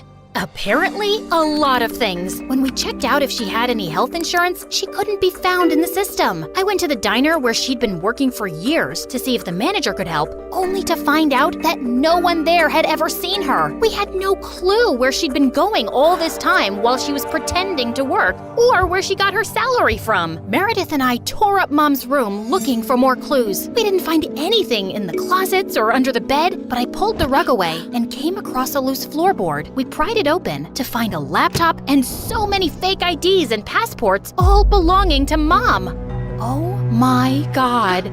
Mom? As a French redhead? Her hair is black here, and she's Swedish. We opened the laptop, but we couldn't get past the security code. We asked Freddie to come over and told him everything. And when he went over the laptop, he let out a low whistle. Whoa, this is heavy encryption and insane firewalls. Is your mom from the CIA or something? Have you ever seen her using this laptop? Yeah, I have once, but she told me she borrowed it from a friend to watch Keeping Up with the Kardashians. Who is this woman? We really had no idea, except that her hair dye started fading soon, and we discovered she was a natural blonde. We still desperately needed the money and contemplated selling the house, but we couldn't even find any documents for it. For the first time in my life, I felt overwhelmed and completely out of ideas. Then one night, as Meredith and I were sitting on the porch, Freddie joined us, looking grim. I need to tell you guys something about the clinical trial. There's only a 50% chance that your mom will get the drug that could make her well. What do you mean? Doesn't everyone get the drug? No, half the patients get a placebo drug. Oh God, I did something really wrong. I checked the files of everyone on the clinical trial, and your mom has been assigned the placebo drug. She's not gonna get the treatment. So that's it? We're just gonna sit back and watch, knowing there's no chance of her getting better? Make your dad give her the drug! I can't. Dad would lose his medical license if anyone thought he interfered with the trial. Then why did you even tell us, Freddie? Freddie looked at me silently. He told us because he and his dad can't do anything, but we can. Whatever you plan, I can't be part of it, but you have to do it soon. The trial starts next week. Thank you, Freddie. You don't know what this means to us. Of course. I'd do anything for you, Claire. For the first time, I saw what had maybe been so obvious all along. Freddie was in love with me, and I was about to use it to my advantage.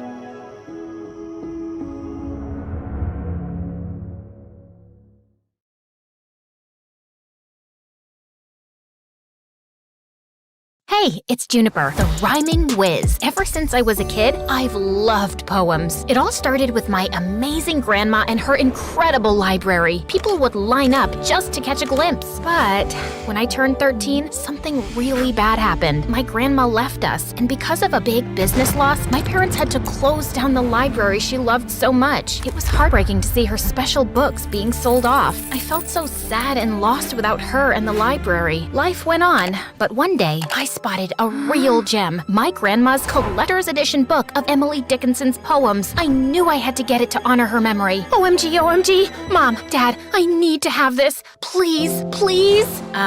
It's pretty expensive. I know you want this because it once belonged to your grandma, but honey, we can't afford this. And you're just 16. Do something fun, like some TikTok dances. Isn't poetry like watching grass grow? I knew Mom and Dad would never understand my love for poetry, so I decided to take matters into my own hands. I took every job I could, from mowing lawns like a boss to delivering newspapers. I was working hard. One day, while I was sweating like crazy, Mrs. Peterson, our neighbor, approached me with an offer I just couldn't refuse, to babysit her toddler son, Tim. But I was a bit unsure. While Tim was as cute as a button, his older brother Jim was a handful. We were in the same class, and that dude had a special talent for getting into sticky situations with his failed magic tricks. But beggars can't be choosers, so I accepted the job. So there I was, babysitting like a pro, changing Tim's diapers and trying to keep Jim out of trouble. And one day, Jim called for help, all tangled up in chains while attempting a magic trick. I helped him out of the tangled mess, all the while laughing my heart out. You really need to be careful with your magic, Mr. Magician. Oh, I'm so sorry. But you know, it's all part of the magic charm. How about being my assistant? Every magician needs one. One day in the library, I was reading a poem, and Jim looked over. What's so fascinating about those words? Poetry is like a secret language of feelings and thoughts. It's like life in a nutshell, bro. You should try it. And he did. For the first time, I had a friend who showed interest in poetry, and I appreciated it. One day, Jim and I were hanging out at the bowling alley, and he went to get me some water. Right then, something totally unexpected happened. Aaron, of all people, came over to me. I'm not gonna lie, my heart was literally racing with excitement. But what he said next shocked me. What are you doing here with Jim the Dim? Shouldn't you be with someone like me? Did he really have to? No way I was gonna just stand there and listen to him diss my bestie. Hey, don't call my friend that. Just look. He's so dumb. He couldn't even figure out how to get water without making a total fool of himself. What an idiot. Whatever. At least he's not a jerk like you. Fuck off, Aaron. Once Jim finally returned with a water bottle, he could tell something was up just by looking at my face. Hey, what's going on here? Is he bothering you? Back off, loser. Can't you see we're having a little chat here? She is my friend. If you're bothering her, you're bothering me too. That's right. We're a team, so just back off and let us enjoy. Aaron's face turned redder than a chili pepper at a hot sauce convention as he walked away, and I realized he's definitely not the guy I thought he was. I mean, sure, he's hot, but I should have known better. The dude's got a black belt in meanness. Lesson learned. Next time, check for both hotness and kindness before developing a crush. But the next day at school, when I saw Jim, I was stunned. He had a black eye. What the what? Who did this? It's nothing. I fell from— Don't you dare give me that fell from the stairs. Spill the beans. What happened? I got into a fight with Aaron. He did that? Oh, I am so gonna teach that jerk a lesson. Saying that, I ran to the parking lot where I knew Aaron always hung out with his goonies, and the moment I saw him, I threw a punch at him that left him stunned. You'll regret this, Juniper. I'll make you pay. How? By hitting a girl? You're worse than I thought you were, Aaron. Back off, Jim. It's between Juniper and me now. So, Junie, you think you're tough? Yes, she is. Want to see how tough she is? Let's settle this with a rap battle. Yeah, I know you've been preparing for it. So, Aaron, are you up for the challenge? 'Cause Juniper destroyed you here, and she's gonna destroy you there, too.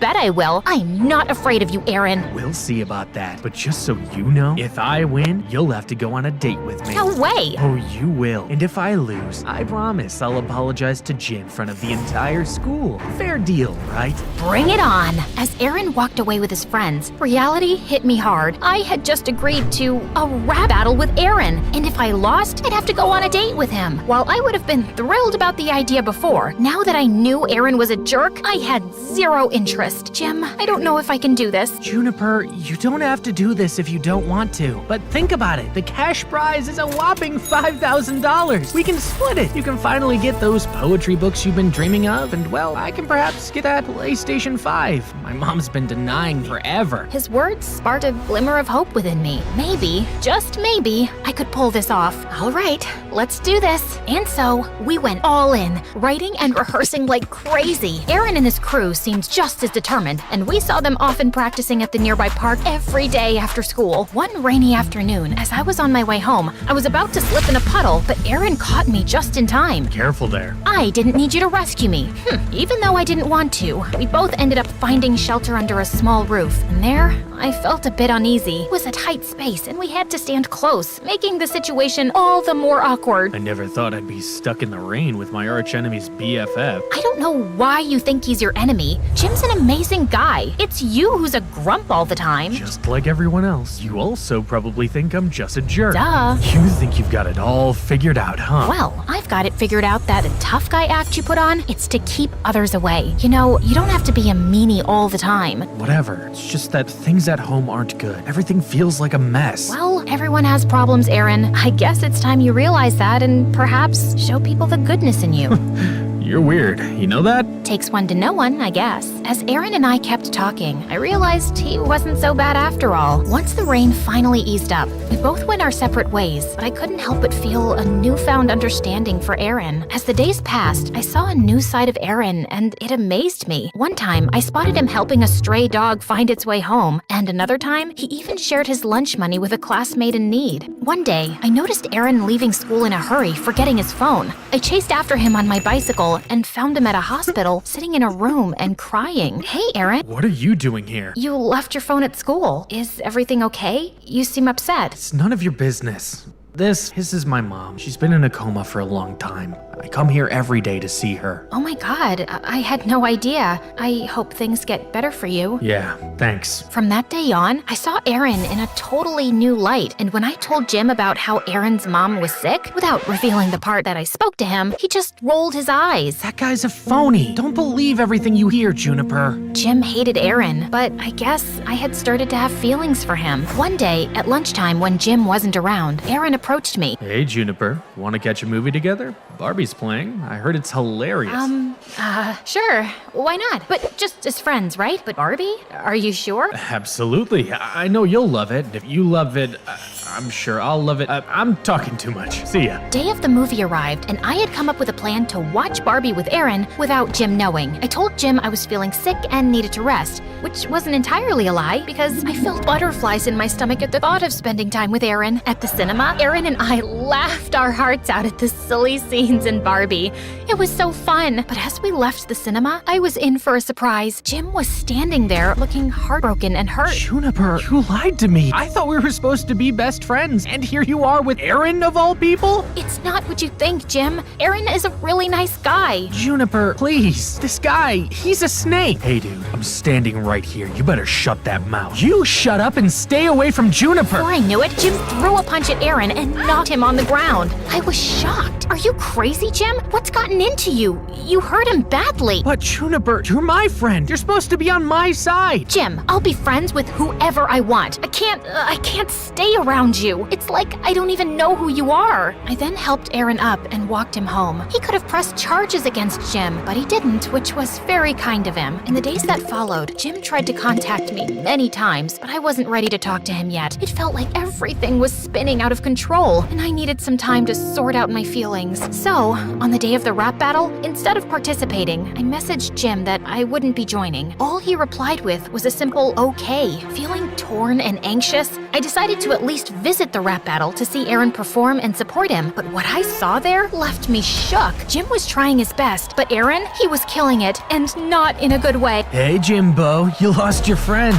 Now you're on your own. My tricks played well. She fell for my lies. What a surprise. To the cinema. Took her. She didn't know. Faked about my mom. Perfect sorrowful show. She thought I'd changed, but it was just a facade. Remember that call? I tipped you off. So odd. To gain her sympathy, I took a punch so tough. Now Now she's on my hook. My power to show it's enough. My emotions went wild as I heard Aaron's hurtful words. Seeing Jim's pained expression, it hit me hard. He was right about Aaron's tricks. It all clicked. He had done the whole nice guy act to distract me from the rap battle. He messed with the wrong girl. Without even thinking, I jumped on the stage next to Jim. Jim, my buddy, you know I got your back. Through thick and thin, we never lack. Fake friends leave, but we stand tall. Bonds unbreakable, never gonna fall. They're just haters, but we're the real deal, and that's all. As for you, Aaron, you're a fake, always playing games. Lies, manipulation, it's all the same. Emily Dickinson said, tell the truth but tell it slant. But your lies won't fool me, they won't enchant. With Jim, I stand firm, your tricks won't grant. Hearing this,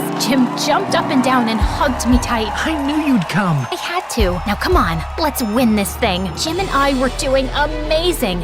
We were spitting verses in the mic like we were on fire. In the end, it was us against Aaron and his gang, and I decided to bring my A game and finish him once and for all. But before I could speak, Jim took the mic and left me totally blown. You call my friend naive, but let me retort. She's like a rainbow, shining bright, never short. Like twinkle, twinkle, little star, she'll reach for the sky. While you're stuck in the dark, telling lie after lie. Life's a journey, not a devious scheme. In the little engine that could, she follows her dream. She'll rise and shine while you're left in the dark. With no true friends, no real spark. The rap battle ended. Jim dropped the mic, leaving Aaron speechless. OMG, how did you do that? Learned from you, Juniper. In the end, we totally nailed it and won the cash prize. As Aaron tried to get off the stage, I quickly called out his name. Hey, Aaron, remember the deal? Apologize to Jim in front of everyone. Come on, yeah, come back on stage. Aaron's face turned red as a tomato, and like a kid who was punished, he took the mic and apologized to Jim. Now that was a mic drop. Once we left the venue, Jim took me straight to the bookshop where my grandma's book was. Get that poetry book you've always wanted. But it's not just my money, we both won.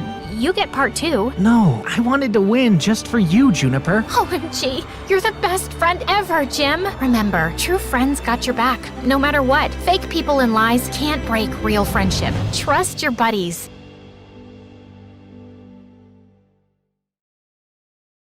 Hi, my name is May, and I live in Florida. My parents were both lawyers, so they were mostly away for work, and that left me alone with my little sister, June. June was a little different from other kids, because she didn't have an arm below her left elbow, but I never let her feel any less about herself because of that. Growing up, I made sure she was loved to bits, especially with my parents being away often.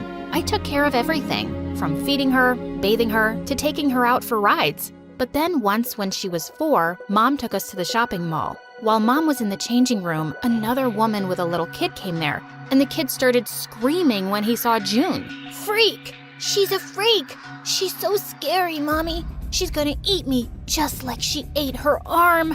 OMG, this kid was frickin' crazy. I immediately tried to hush him so June wasn't scared, but then his mom went all bonkers on me. How dare you lay a hand on him, you crazy girl? My baby is all scared. That made me so mad. That's enough, you ugly lady. There's nothing wrong with my sister, and you people should be the ones to leave because you're morons. Mom rushed us out of there before I made a bigger scene, but June always looked sad after that incident, and that's when I had an idea. I asked Mom and Dad to get a prosthetic arm for June, and they agreed. Oh, wow! This is so cool. Now I look just like you, May. She hugged me tight, and I was the happiest to see her smile. Soon after, she joined her new school, but on the very first day, she came out crying when we went to pick her up. June, what's wrong? What happened? The other kids, they laughed at my arm and made fun of me. I don't want to go back, ever. It's okay. You can come with me to my school. We have a section for younger kids there. You'll be fine. I'll be there with you. Later, when we reached home, June said she didn't want anyone at the new school to know about her arm, so she was going to wear full-sleeved clothes and gloves all the time. But June, there's nothing wrong with you. May, please, just keep this a secret. Promise you will. And of course, I agreed. A few days later, when she joined my school, she looked quite happy after blending in with the kids just fine. And I made sure to check up on her once in a while. Grades passed by, and then one day, as I was watching her from the window outside her class, I suddenly lost my balance and tripped, but someone caught me just in time. It was my senior, Matt. He was known in school for being a math genius. Thanks. I would have fallen so hard if it wasn't for you.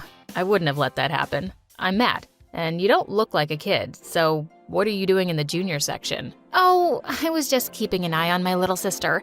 I'm May from 10th grade, by the way. Okay, May from 10th grade. Do you want to grab some lunch? Whoa, that was sudden, but sure. We had lunch together and I had a really great time talking with him. I was looking forward to it again. But the next day, a senior girl showed up instead of Matt and splashed a full cup of coffee in my face. You witch. This is your last warning. Stay away from my boyfriend or else. Are you crazy? And who's your boyfriend anyway? Oh, don't act so innocent now. I know you're trying to steal Matt away, but I won't let that happen on my watch. Well, you're crazy to think that. We just had lunch once. I don't even know him that well. Oh, and you had lunch with him without knowing him, you witchy gold digger. Oh my God, she was a psycho. Before I could even reply, she jumped onto me. We both broke into a wild fight and ended up in a pile of food on the food counter. And we ended up in detention. But the very next day, I found June crying in the playground as Jessie and her friends were dumping all the things from her bag into the garbage bin. She was getting back at me by bullying my sister now? I marched up to her furiously and pulled her hair, and she turned around and attacked me. Luckily, the principal walked by just then, and when she found out what Jessie was doing, she suspended her for 3 weeks. When Matt heard about this, he came running to me and explained everything. I'm so sorry about Jessie, May. We broke up months ago, but she just won't accept it. I was just really happy to hear he wasn't dating that witch. I really enjoyed Matt's company, and he sure enjoyed mine. I even went to watch all his quiz competitions, and once after he won, he came running to me. May from 10th grade, I really like you. Will you be my girlfriend? OMG! Everyone stood there in shock, and I gasped as I said, yes, of course, Matt. He picked me up in his arms, and we kissed like no one was watching. It felt like I was on cloud 9. I was so excited that I went straight to June to tell her. But just as we reached there, I saw June push someone to the ground. June, what are you doing? As soon as she saw me, she came running to me. Oh, May, those mean girls were pushing me around, so I just pushed them back. You told me to be strong, right? Did I do something wrong? Oh, no, June. You stood up for yourself. I'm proud of you. But they're saying they'll report me to the principal. Am I in trouble? Oh, no, you're not. You just wait right here. I went straight to the kids and screamed. If any of you says anything to my sister, I'm gonna toss you like juggling balls in the air. Got it? The kids nodded in horror, and June and I high-fived as we left. And then I told her about Matt, and she had the best reaction. After that, Matt and I started hanging out together all the time. On my 15th birthday, Matt decided to throw me a huge party at his house. And I had so much fun there. We danced till our feet hurt. But by the time I reached home, it was pretty late. I saw June sleeping on the couch, and there was a cake on the table and balloons all over the walls. Then I gently woke her up. Hey, sweetie, I'm so sorry it got so late. May, you're back. And then she looked at the clock, all sad. It's 12:45. Your birthday is over. Where were you? We always celebrated together. And she furiously walked away from me. I felt so terrible. I totally forgot she must be waiting to surprise me. So I decided to make it up to her. I planned a theme park trip for the 3 of us, and June was super excited about it. When we reached there, the first thing she wanted was ice cream, but the stall was really crowded. Matt, just stay with her for a while I go get us some ice cream, okay? He held her hand tight and nodded, but when I returned, I was shocked to see that June was lost and Matt was looking for her. Matt, how could you be so careless? I told you. She was right here holding my hand, and then she just slipped through. I don't know how. Forget it. Just help me look for her now. We looked for her for hours, and with each passing minute, I was getting crazy anxious. Then 3 hours later, I received a call on my phone, and it was June. She was calling from some phone booth. When we got there, we saw June covered in mud and crying like crazy. Oh, May. Oh my God, June, what happened? Who? After you left, some woman pulled me away. I called out to Matt so loud, but he didn't even notice. I don't know where she was taking me, but I escaped from the car when she stopped for fuel.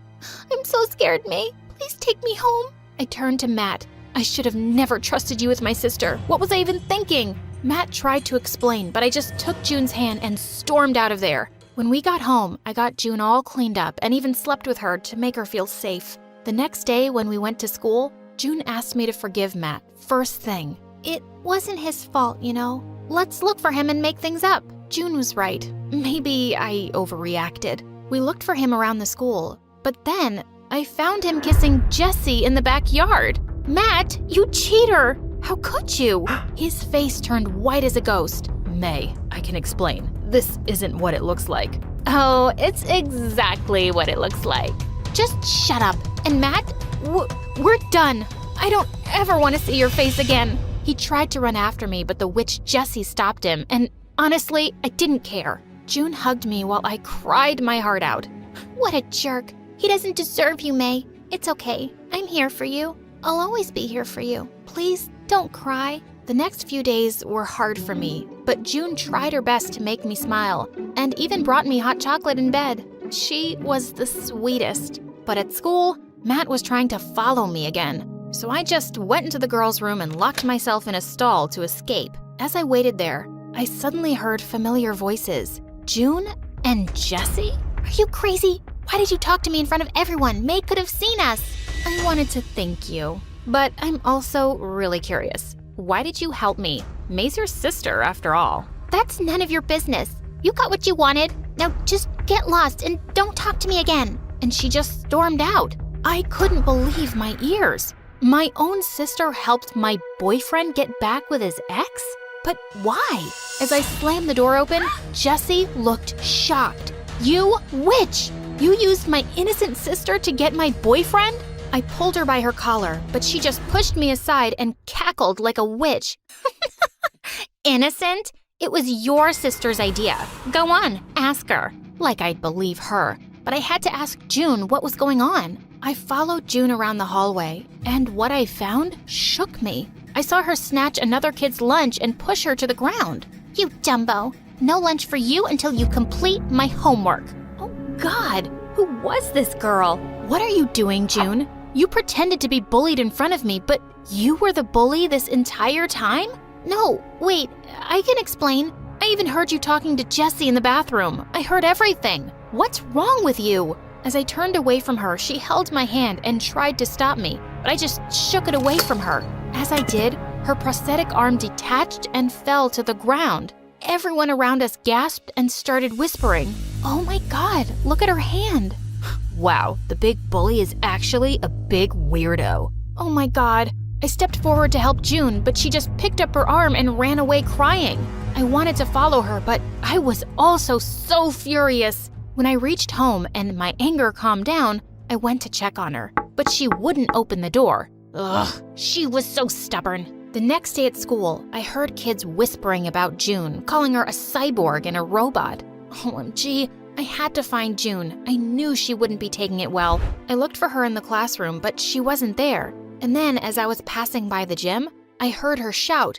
I looked in to see Jessie and some of June's classmates tossing her prosthetic arm around and laughing. Just wanted to check if the rumors were true. You are a freak. Give that back before I kill you. I'd like to see you try. Before I could jump at her, someone held me back.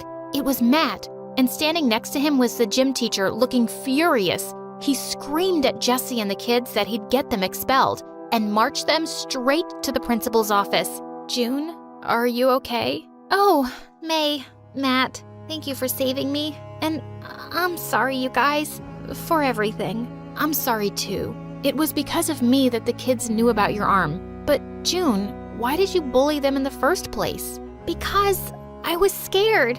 After I was bullied at my previous school, I didn't want to be hurt again. So I had to be the bully, like the cool kids. But June, that's wrong. These kids aren't even cool. They're evil. Look what they did to you. Also, you turned against me and Matt too. Why? Because you were replacing me with Matt, so I just wanted to get rid of him. At the theme park, he didn't let go of me. I ran away, and I asked Jessie to kiss him, I just wanted you to break up with him and love me. Oh, June, of course I love you. You're my little sister. Nobody can ever replace you. But I love Matt too, and you have to understand that. I do now, and I'm sorry for everything. Please forgive me. Suddenly, Matt looked at me, and we hugged her together. We forgive you.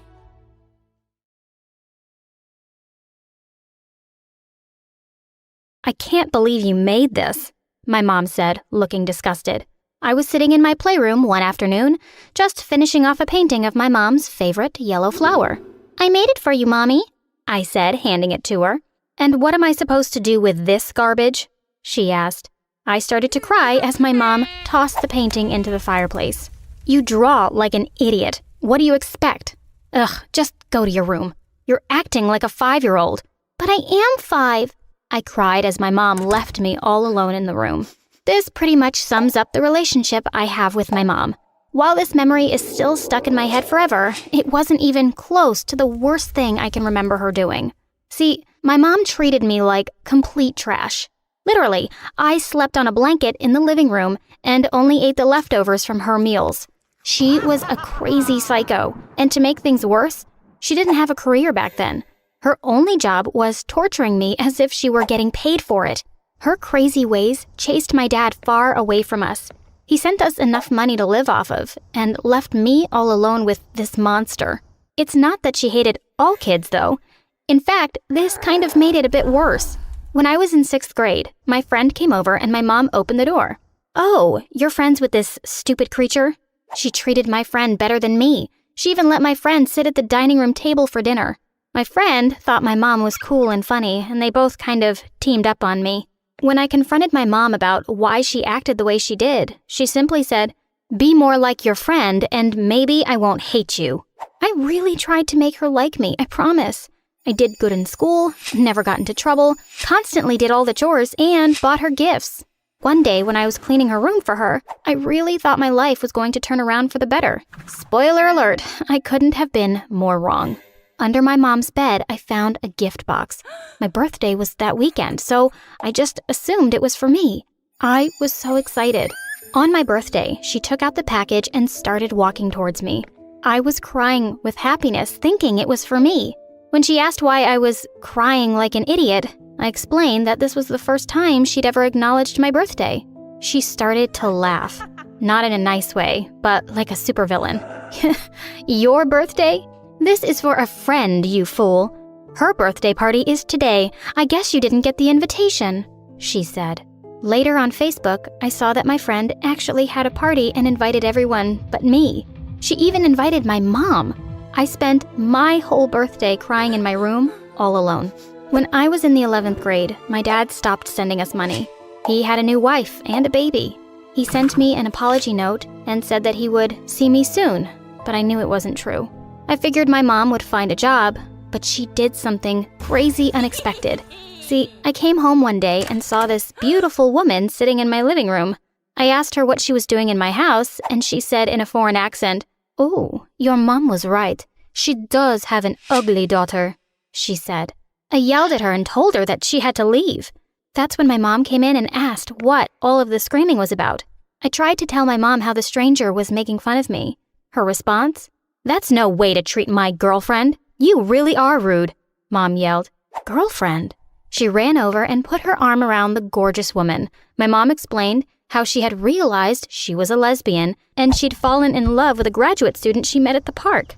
The girl's parents were incredibly rich, and apparently my mom took the opportunity to get with her. I didn't know how dumb that girl was. She was 15 years younger than my mom, and they seemed to have nothing in common. Nothing in common besides making fun of me, of course. I thought my mom was bad, but having both of them constantly making fun of me was so much worse. They called me names, stole my stuff, and embarrassed me in front of my classmates. I remember this one time in particular, my mom and her girlfriend drove to my school after class. They made it seem like they were going to pick me up, which was not something they normally did. When I got near the car, her girlfriend threw a soda on my white shirt, and they laughed and drove away. Everyone in my school saw, and not a single person came to help me. I just ran home, crying the entire way. I may not have had friends or family, but I did have one thing, Education. I know a lot of people hate school, but class was the only time I ever felt like a person. There was one person who made it particularly special. My math teacher, Mr. White. He was super nice to me, and I did very well in his class. He said, "You're a brilliant kid. I'm sure your mom is proud of you." Oh yeah, exactly the opposite. I continued to do super well in his class. In the beginning, it was because I really liked math. As time went on, I think I worked so hard in his class because he was easy on the eyes, if you know what I mean. He wasn't the most attractive man, but he was young and nerdy, and most of all, super nice to me. When he asked me to compete in an international math competition, I immediately agreed. A private trip to NYC with my biggest crush? Sign me up. I figured my mom would be happy to get me out of the house, but apparently she was happier to see my dreams crushed. She told me no, and it didn't matter how much I begged her. I wrote my teacher a sad email explaining that I couldn't come. What happened next started out like a fantasy. See, around 7 p.m., we heard a knock at the door. I ran over to answer it, and it was him. I'd never seen him outside of a suit and tie, and I have to say, he was actually really attractive. Unfortunately, I wasn't the only one to think so. My mom was all over him. She was only wearing her pajamas and had no shame touching him and leaning over him. As it turns out, I wasn't the only one getting a little jealous seeing their love getting attention. My stepmom was furious. She kept trying to pull my mom away and cover her up with a blanket. It was also obvious that Mr. White wasn't very interested in her, and he kept nervously stepping back. Eventually, my stepmom snapped and yelled, "Honey, you're embarrassing all of us. Leave that poor kid alone. You have a wife." My mom flipped out and growled at my stepmom. "Shut up, stupid." As their fighting continued, Mr. White slipped outside. So much for our getaway. Things only got worse with my mom and stepmom over the weeks following. Their fighting just made it even more difficult for me. When they weren't yelling and throwing things at each other, they would make my life miserable for no reason. The only thing I had to look forward to was Mr. White. I was falling hard, maybe a little too hard, because I started dreaming about him. One night, I had a dream that he and I got married. Pretty embarrassing, right? At least dreams are private, right? Well, the next day, my mom had an evil grin and called me over to talk to her. She pulled out her phone and showed a video of me sleeping. I thought it was creepy, but it was about to be the worst thing ever. "Oh, I love you, Rick White. I really do. I want your babies." She had heard me sleeping and recorded me. Unfortunately, I wasn't the only one in love with Mr. White. She blackmailed me and said that I needed to make the teacher come over more often or she would expose me. It was pretty difficult to convince my teacher to come, but I kept making up situations like, "Oh, I need help with this assignment," or "Oh, I want extra credit." He showed up again, and every time he did, my mom would put on her prettiest dress and bright red lipstick. It was the same cycle of him coming, my mom obviously flirting, and her wife getting jealous and angry. When my stepmom asked why I kept inviting him, I broke down and told her the truth about the video. All she said was that she would take care of it. I thought that meant that she would delete it, but I was so wrong. The final time my teacher came over and my mom started flirting, my stepmom whipped out her phone and showed the video of me to my teacher. I could have died right there of embarrassment. My mom got so angry, she threw me right out of there. I was crying hard, but Mr. White was oddly nice. He explained to me that we didn't need to talk about the video. He knew I was having some home problems after he met my parents. He wanted to let me know that I could stay with him if I wanted to. Embarrassed or not, I went with him. I started fantasizing about playing house with him, but I was a little shocked when he showed me my room. It was in the basement. At least it had a bed, which was a step above my last arrangement. To make matters worse, I wasn't alone. I would be sharing the room with Sally. She was another stray that Mr. White had taken in. She didn't go to our school, but we were about the same age. She purposely played her music loud all night and made a mess of my things. She was trying to make my life miserable, but the joke was on her because I already knew what hell was like, and she was a piece of cake so far. I tried my best to look past everything that had happened. I worked very hard and studied for finals. It was kind of difficult with my mom sending me hundreds of threatening texts a day, but I made it work. In fact, my grades were even improving. Mr. White constantly told me how proud he was of me and what an amazing student I was. He told me that Sally could learn a thing or two about my work ethic. She was not happy about that. It was pretty obvious that Sally was jealous of me. See, she was one of those people who acted out for attention, and Mr. White didn't respond the way she wanted. On the day of my huge final exam, she turned off my phone so the alarm didn't ring, and I missed school and the exam. I was so disappointed and devastated. I knew Mr. White wouldn't be happy about it. That night, someone knocked on the door. It was my stepmom. She said she needed help with her English exam because spending all these months with my mom had affected her performance. I should have turned her away after everything she'd done, but I was better than that. I agreed to start teaching her the next day. A second knock at the door took me by surprise. It was none other than Mr. White. Before I could explain what had happened, he went off on a rant about how Sally already explained how I skipped school and did all these horrible things. He wanted to believe that I was a good girl, but it was clear that I was just a rebel. I had only one strike left before he kicked me out. He shut the door in my face before I could explain the situation. I figured it wouldn't be a problem because I was a good student. I was about to be shocked again by Sally's creativity.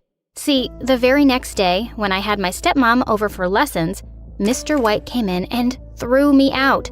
Apparently, Sally had told him I was sitting alone in my room with my girlfriend and was making noises, and she was scared. We both knew what she meant to say.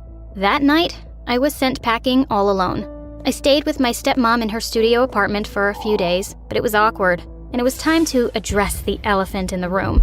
I decided to go back to my mom. To my surprise, she wasn't angry and didn't say anything to me. I decided to focus on my studies, and I got the scholarship, but Mom was absent almost all the time. Mr. White contacted me and said he wanted me back and that Sally had actually become a problem and he'd realized I was better. There was something creepy about the way he said it. I also thought it was such a jerk move to take kids in and out as he pleased. How long would his kindness last? I said, "Sorry, I'm happy with my life now, and I'll be going to college soon." I was moving to college the week after when Mom suddenly came home with a guest. I couldn't see them, only hear them. The man said, "She has to leave." Mom burst into my room and said, "It's your dad. He wants you to leave now." It turned out that Dad had left Mom because he didn't want kids, and he thought a new baby would be different, but he hated his new life. He knew I was old enough to move out by now, so he had shown back up to reunite with my mom. I didn't know where to go. I went to my stepmom's and found Sally there. She had started to live with my stepmom after the teacher kicked her out. She was my stepmom's new teacher and helped her with her English. Sally was furious when she saw me, and we got into a huge fight. I couldn't have this horrible fighting be in my life again, so I walked out. I slept that night on the steps outside of the house. In the morning, Mom called and told me, "Your dad and I have decided to have you back, but under one condition. You have to get a job and pay me back every cent I spent on you." I was about to say yes when I looked up to see a job poster. Accountant wanted. I knew it was my chance. I said on the phone, "Screw you guys." I applied for the job and got it. I even managed to enroll in college and found the love of my life.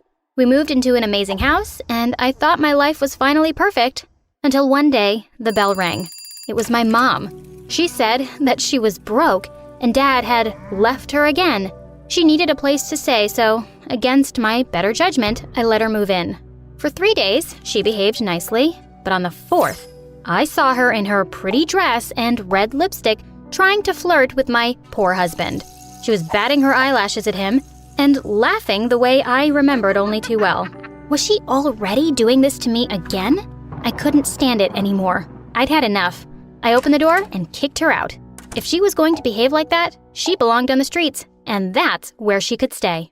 Hi cuties, my name is Amy, and get ready to dive into the drama that is my life. A real-life soap opera that even Shakespeare would have loved to write. But first, hit the like and subscribe button. Now we can start. You know those apparently perfect families where the father is a smiling, rich businessman, and the mom is a lovely housewife who does everything for her 2 blonde, pink-cheeked, perfect-teeth children? Yeah, me neither. Ever since I can remember, in my life, it was only me and my mom, Margot. My mom loved me, but when it came to my dad, she made every effort to delete any trace of him, and she did a darn good job. Mom, I was wondering if my dad... What dad? Here, have a bag of candies. It was always like that with Mom. Have a bag of that. Or keep this sock of chocolates. Or look, that marshmallow looks like Grandma Teresa. So, instead of finding out anything about him, I just gained a lot of weight. Eventually, I stopped asking. Even my mom understood that something was off with me when instead of playing with our neighbor's kids outdoors, I spent all my time locked in my room reading books alone. At some point, she must have thought that I needed a father figure, which was true, and decided to get one for me.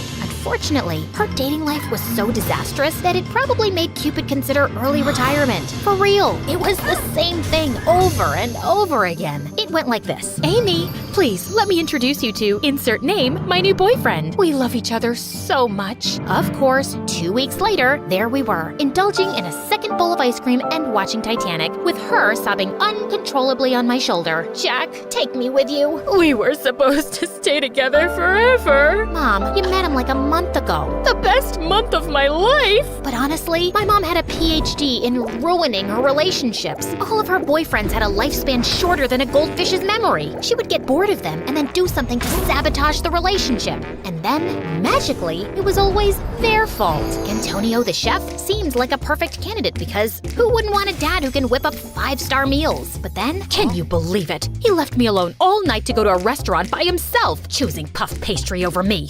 Huh. Mom, he works there. Then there was Marcin. I thought a cop would keep us safe, right? But I was expecting a rose or diamond, but he gifted me a police scanner. And Philip, I always dreamt of a dad who could always make us laugh, but he couldn't stay serious for 10 minutes straight. Well, today, he's the world's most famous comedian. I was already abandoning the idea of having a stepfather when my mom came back home one day with a new surprise. This time, though, I felt something was different, and I was right. Here, love, this is Ben. Benjamin, this is my daughter, Amy. What a lovely fairy I see. Am I welcome into your manor, my fair maiden? That man was not like the others. Ben looked older, with such a fine white beard and mustache, and those small round spectacles that made him look like some woodsman from old stories. In my mind, a dad had always been similar to him in appearance. Surprisingly, Ben actually became a father to me, and he really knew how to show me his love. Like that time when I got an A+ in mathematics, and Ben recited a poem he had written for me. Here is the smartest of my muses, the shiniest of my lights, a new Pythagoras in disguise. Nobody had ever appreciated me so much. Or that time, December 16th, when I came back home after a full day at school, only to find the hall full of fat-bearded guys, and Ben in the middle of them shouting toward me. Surprise! Happy birthday to our fairy! Those were Ben's friends from the War Games Club. I didn't expect any birthday celebration because Mom had always forgotten it herself. But now she was there too, right in the middle of them. Could Ben have changed her so much? Ben, I have no words. It's only my duty to make you smile, my fair maiden. I hugged him the strongest I could and started crying like a baby. Sir Benjamin, I love you. I had finally found a father after 10 years of my life, and we were like a real happy family. It felt like a dream. And like in every dream, at a certain point, I had to wake up. A few years later, Mom started receiving strange phone calls in the middle of the night. She would pick up quietly like a thief and go to the bathroom to speak as any guilty teenager would. Once, I caught her coming out of the bathroom with a suspicious smile on her face. Who was it? Oh, just some friend. Don't worry about it. Don't worry? I make a living out of worrying. I knew something was wrong. The calls suddenly stopped, but the signs were still there. Why would Mom be sending herself those goofy bouquet cards decorated with plastic roses? Can't I buy nice things for myself? Not to mention the gold-sprayed aluminum ring I found she was wearing out of the blue. After a life of hating rings and necklaces. It's just part of my midlife crisis. Or the giant heart-shaped balloon we suddenly had in the main hall, glittery as a disco ball and red as love. Or hell. Wrong address. Or maybe the wind brought it here. Yeah, like I'm that dumb. Then one morning I was sick at home, searching in my mom's bedroom for her laptop, ready to consume my eyes in yet another Harry Potter marathon. Where is it? At the old laptop. What is this? There was a letter on my mom's nightstand. Strange. I haven't seen the postman in a while. My love, I'm like a lost sock just looking for its match. Ew, so cheesy. When Mom got back home that night, I confronted her. How could you do this, Mom? Amy, I can explain. Ben is the only dad I have ever had, and you're betraying him. If you would only let me talk, please. I don't want to listen to you anymore, Mom. I'm tired of you and your MSA won't let me say the next word, but you can imagine what I mean. I wasn't gonna let her ruin our relationship with Ben. I had to act fast. So the next day, I went to confront that homewrecker, getting his address from the letter. I rang the doorbell nonstop. Open up! What the? The man was about to blow up, but when he saw me, surprise filled his eyes. Please, come in. That mysterious man looked like a retired rock star or an extra from Pirates of the Caribbean. He invited me inside his great villa, which was full of instruments. Look, whoever you are, my mom's with someone else. Just leave us alone. Don't mess up our lives. I've barely found my dad, and you? What if I told you I'm your real dad? His words hit me like a mute button. I was eager to meet you again, but your mom thought you weren't ready. Of course, he could have been lying, but somehow I knew he wasn't. My father disappeared when I was a child. Amy, I'm really sorry. Things got messed up between your mom and me back then, but I'm here now, and I want to be part of your life. I was left completely speechless. My mom soon joined us. Mom looked truly happy after all those years. She told me she hadn't connected with anyone else because she wasn't over Dad and only wished for him to stay with us. Of course, I was thrilled about having my real dad with me again. But then, a sudden doubt fell upon me like a spaceship out of fuel. But Ben, he already knows everything, and he still wants to be a part of your life. We can be a big family. So, just like that, I went from having no dad to having two. You would think it's like winning the lottery twice, but not quite. I felt overwhelmed and with a great weight on me. Before, I didn't have to worry about disappointing anyone, but now I had two dads who had high expectations of me, and let's say they weren't too fond of each other. Luke, lower the volume. Amy's studying. Oh, just jamming out, man. Rockstar practice, you know? Oh, wow. But I thought rock and roll had been dead for a long time. Good music never dies. Besides, aren't you obsessed with knights and things from hundreds of years ago? Oh, absolutely. But unlike your music, knights never go out of style. Come on, guys. If you really think about it, rock stars and knights have a lot in common. Like, both loved leather and dying young. But while some wore armor and swords, the others used guitars and a lot of hairspray. That made a lot more sense in my head. Soon, things went even further south. One day, they forgot to pick me up, and I had to walk home in the middle of a storm. When Ben saw me, he went mental. Luke, you were supposed to pick her up. I asked you to do one thing as I had an urgent appointment. Oops, I totally lost track of time making these cookies to surprise her. Come try one, honey. As I reached for a cookie, Ben sprang into action like a movie hero, dove over the couch in slow motion, snapped it from my hand, and sent the whole tray flying. These have peanuts! Amy's your own daughter and you don't even know she's allergic to peanuts, or you just don't care. I don't even want to remember the fight that followed. Can you imagine two gunslingers in front of each other, ready to open fire at the slightest movement? Well, it was kind of like that. The constant fighting became a part of my life. I realized that this was affecting them as well. Ben looked more deteriorated and tired than ever, and my dad seemed constantly anxious, as if he was hiding a big secret. On my first Christmas with my new family, they dove into a full gift duel. The prize of it wasn't a juicy bounty, but my love. Dear, I got you, Ozzy, your new puppy. Are you serious? I got her Lady Godiva, the most majestic kitten in town. Aw, thank you guys. I love them both so much. Of course, getting double presents was quite fun, but soon my new pets were casualties of the parents' war. Lady Godiva was given away to our neighbor's children by my dad after he definitely saw me sneezing with her nearby. It was mid-December, by the way. A few days later, someone shaved Ozzy completely, making him a pink bear with a black nose. Oh, that's horrible.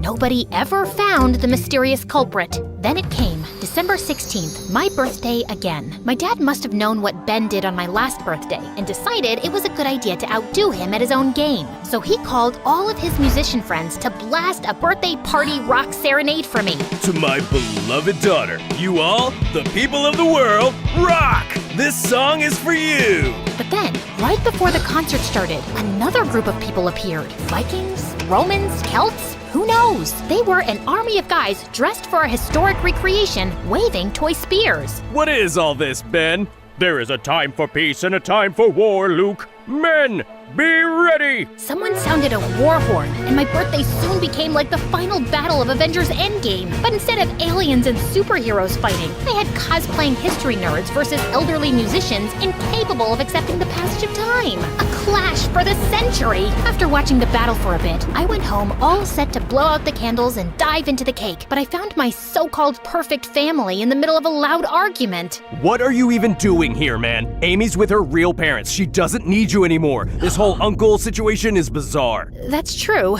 Explaining it to people is a real pickle. Say what you want, but I've been her father longer than you. Well, he has a point about that. Her father? A history nerd with a Willy Wonka mustache? You must be joking. I don't think Willy Wonka has a mustache. My mother's mediation skills are truly out of this world. Why don't we let her decide then? Oh no. Yeah, she's old enough to decide who should be her dad. No, I am not! Mom, you are my last hope. Please stop this madness. Maybe that's for the best. Thanks for nothing, Mom. So, that's how it is. You're piling your responsibilities onto me? Why can't you guys understand? I want both of you in my life. But if you can't handle that, I'd rather have neither than choose between you two. I was ready to storm out, but then my dad said something really strange. Are you happy, Ben? This was your master plan? First you found me, then you invited me to your cosplay parties and made me realize that I should get back with Margot. Why did you do all that if you didn't want me here? Everybody's eyes went on Ben at those words. Mine too. What was all that about? You're absolutely right, Luke. I shouldn't be here at all. I'm really sorry, Amy.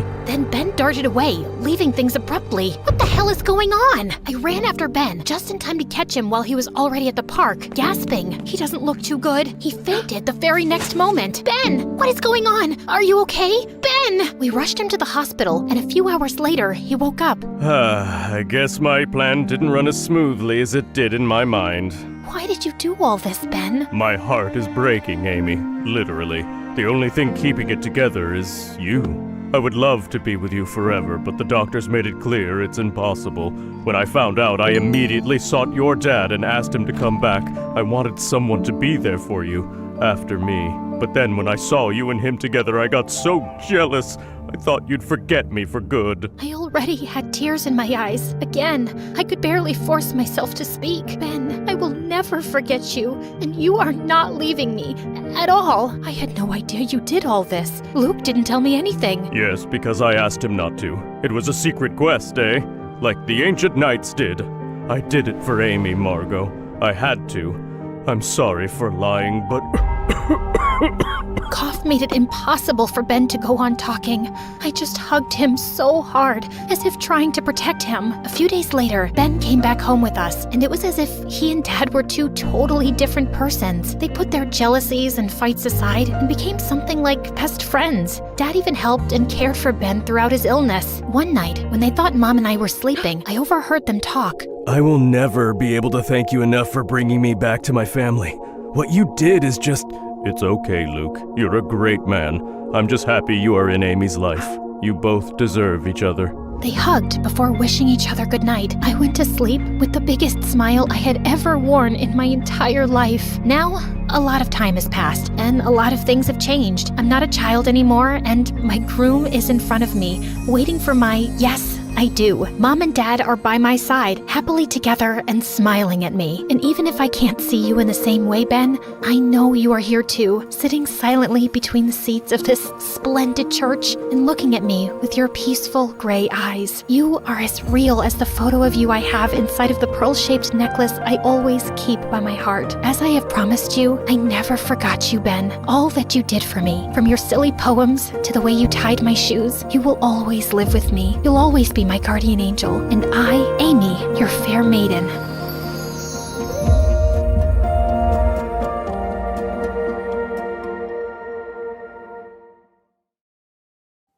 My phone had been buzzing nonstop with messages from boys in my class, asking my plans for the summer.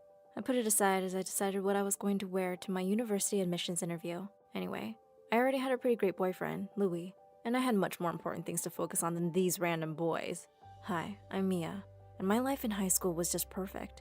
I had all the boys in class buzzing around me, telling me how gorgeous I was. That's probably because of my Italian genes from Grandma. It turns out, I inherited something else from her too, and my life became a nightmare overnight. The day of my interview, as I waited outside the dean's office, I felt excited and anxious. It was time. I saw two men coming out of the office and walking my direction. I looked at their faces, and suddenly I felt terror grip me. They had the faces of demons, and they were staring right at me. I panicked and got out of that office as fast as I could. I heard one of them laughing, saying, "I told you that beard makes you look scary. Look what you've done to the poor girl." Scared out of my wits, I ran home to tell Mom. When I walked into the living room, I cried out, "Mom, you won't believe what happened." Just then, I noticed a devil woman sitting next to her on the sofa. Mom asked me to say hello to her new friend, and I just went crazy. I screamed, "Mom, get away from her! She's going to hurt you!" Mom looked horrified and angry. "Mia, what is wrong with you? Go to your room. I'll deal with you later. Go now!" After a while, she came to my room where I was hiding under the sheets, and I told her about the interview and what I'd seen. She sat down slowly on the bed, her face pale. She said, "This is impossible. They said it's one case in millions." Completely confused, I asked, "What are you talking about, Mom?" She told me that my problem was called prosopophobia, which means fear of new faces. The what phobia? Mom explained that Grandma suffered from the same condition. She saw monsters and demons in the faces of strangers. I had just always assumed she was senile. Her symptoms started to appear when she was older. That's why she lives in a special care home, and only people she recognizes can visit her. My head was spinning. Would I become a prisoner just like Grandmother? All I could think about was Louis. So I called him and told him about what had happened to me. He came over straight away, and I burst into tears when I saw him. "I can't believe this is happening! What am I going to do, Louis?" He held me close and said he would help me get over this. Maybe it was just my nerves? I always feel relaxed at the park. I need to be around people so I can feel normal again. He promised that he would go with me every day. The first day was straight from hell. Each time I looked up, I saw bloodthirsty faces. I could hardly bear it. But Louis stayed close to me the whole time. One day, Louis told me to sit tight while he got us some ice cream. And suddenly I heard a familiar voice. He said, "Hey, gorgeous. Fancy bumping into you here. Want some company?" It was so good to see someone who didn't look like a monster, even if it was this annoying guy from school. Laughing, I said, "How many times do I have to tell you I have a boyfriend?" He said, "Well, you look like the kind of girl who could have two." Ew, so sleazy. Just then he said, "Oh hey, meet my cousin." And before I could say anything, a strange guy popped up in front of me. He said, "Oh, you're the girl he's always talking about. Ciao, Bella." "Demon!" I screamed. "Get away from me, you hideous ogre!" He said, "What are you, crazy? I literally have hundreds of girls watching my Insta stories every day just to see me brush my hair." Louis came running back and took me away quickly. I was really shaken and refused to go anywhere for a couple of weeks. Louis came by to see me a few times, but he seemed distant. I couldn't help thinking that maybe he was getting tired of my condition. One day I texted him that I'd like to try going to the park again, and he came to pick me up. While we were sitting on a bench, a woman called out his name. Louis told me not to look around as there were many people there, and he said he'd be right back. But he kept me waiting for a really long time. By now, my curiosity was getting the better of me. I squinted my eyes so I couldn't see anyone too clearly, and turned around. There was Louis, sitting on a bench not too far away, with some leggy blonde in a red dress. When he finally came back, I asked him who she was. "Oh, just my elderly neighbor. She only wanted to say hello." I felt really angry, but stayed quiet on the drive home. That was definitely not the voice or the legs of an old woman. When I went back home, I saw Dad's car parked outside. I walked into the living room and he hugged me tight, saying he'd been out of town and had come to see me as soon as he could. He said, "Honey, why don't you come stay with me for a while? Maybe the change will do you some good." Dad lived on the opposite side of town, and I was pretty sure Louis wouldn't come and see me there. And I really wanted to find out if he was cheating on me. The next day, I just decided to confront him. I asked Mom to drive me to his place. Just when we were a couple of houses away, Mom and I saw him exchanging a long kiss with that blonde girl from the park.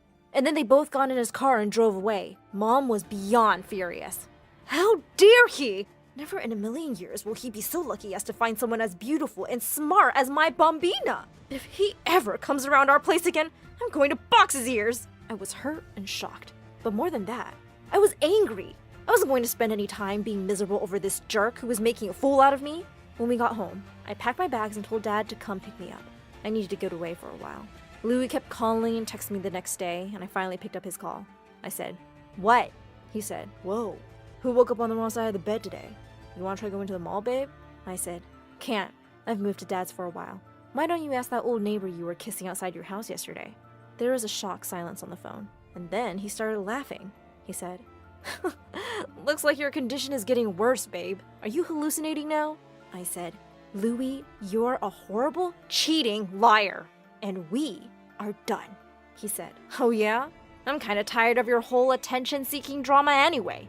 Good luck. Hope you get rid of your imaginary friends soon. Maybe then we'll talk. I hung up and threw the phone on the bed. How had I not known all along that he was such a child? I tried to keep myself busy, but it was hard with me stuck at home with 0 friends. And I'd also missed my shot at going to university that year. Dad said I had to focus on getting better. I could always try again later. But I had no clue how I'd ever be able to live a normal life again. Mom called me one day to check up on me, and suddenly asked if I remembered Mike from my last school. Of course I did. He was probably my first ever crush. I had journals with Mike and heart scribbled all over. Mom said she'd bumped into him the other day and he'd asked about me, and she'd told him all about my condition. He said he wants to connect with you, so I gave him your number. I was kind of excited to hear from him. Sure enough, a day later, he sent me a message. Hey, it's Mike. I hope you're doing okay. It's been so long since we've seen each other. And from then on, we started talking every day. My heart would skip a beat every time I got a message from him. I was totally falling for Mike. When it was time for me to leave Dad's place and go back to Mom's, Mike said he'd love to come and see me. There was nothing I wanted more than to see him, but I was so afraid I'd see him as a monster, and it would ruin everything between us. The next evening before his visit, I was pacing the living room nervously when the doorbell rang. Mom smiled at me and went to open the door. My heart was pounding and I thought I was about to faint. What would I see instead of Mike's face? I closed my eyes as soon as I heard him enter the room. I felt him gently take my hand. His grasp was strong and warm, and he smelled so good. He said, "Hey Mia, open your eyes. There's nothing to be afraid of."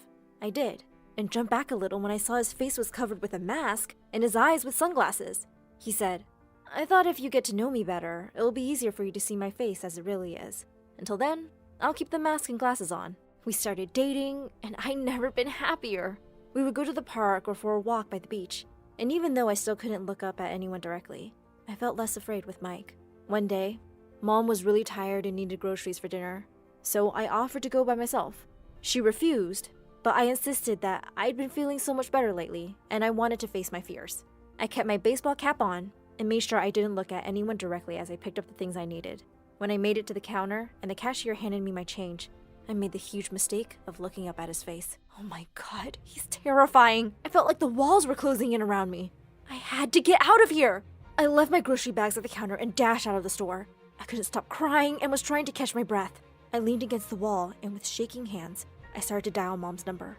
Just then, a familiar voice called out to me. "Long time no see, Bellissima. What's wrong?" "Louis." He tried to hug me, but I pushed him away.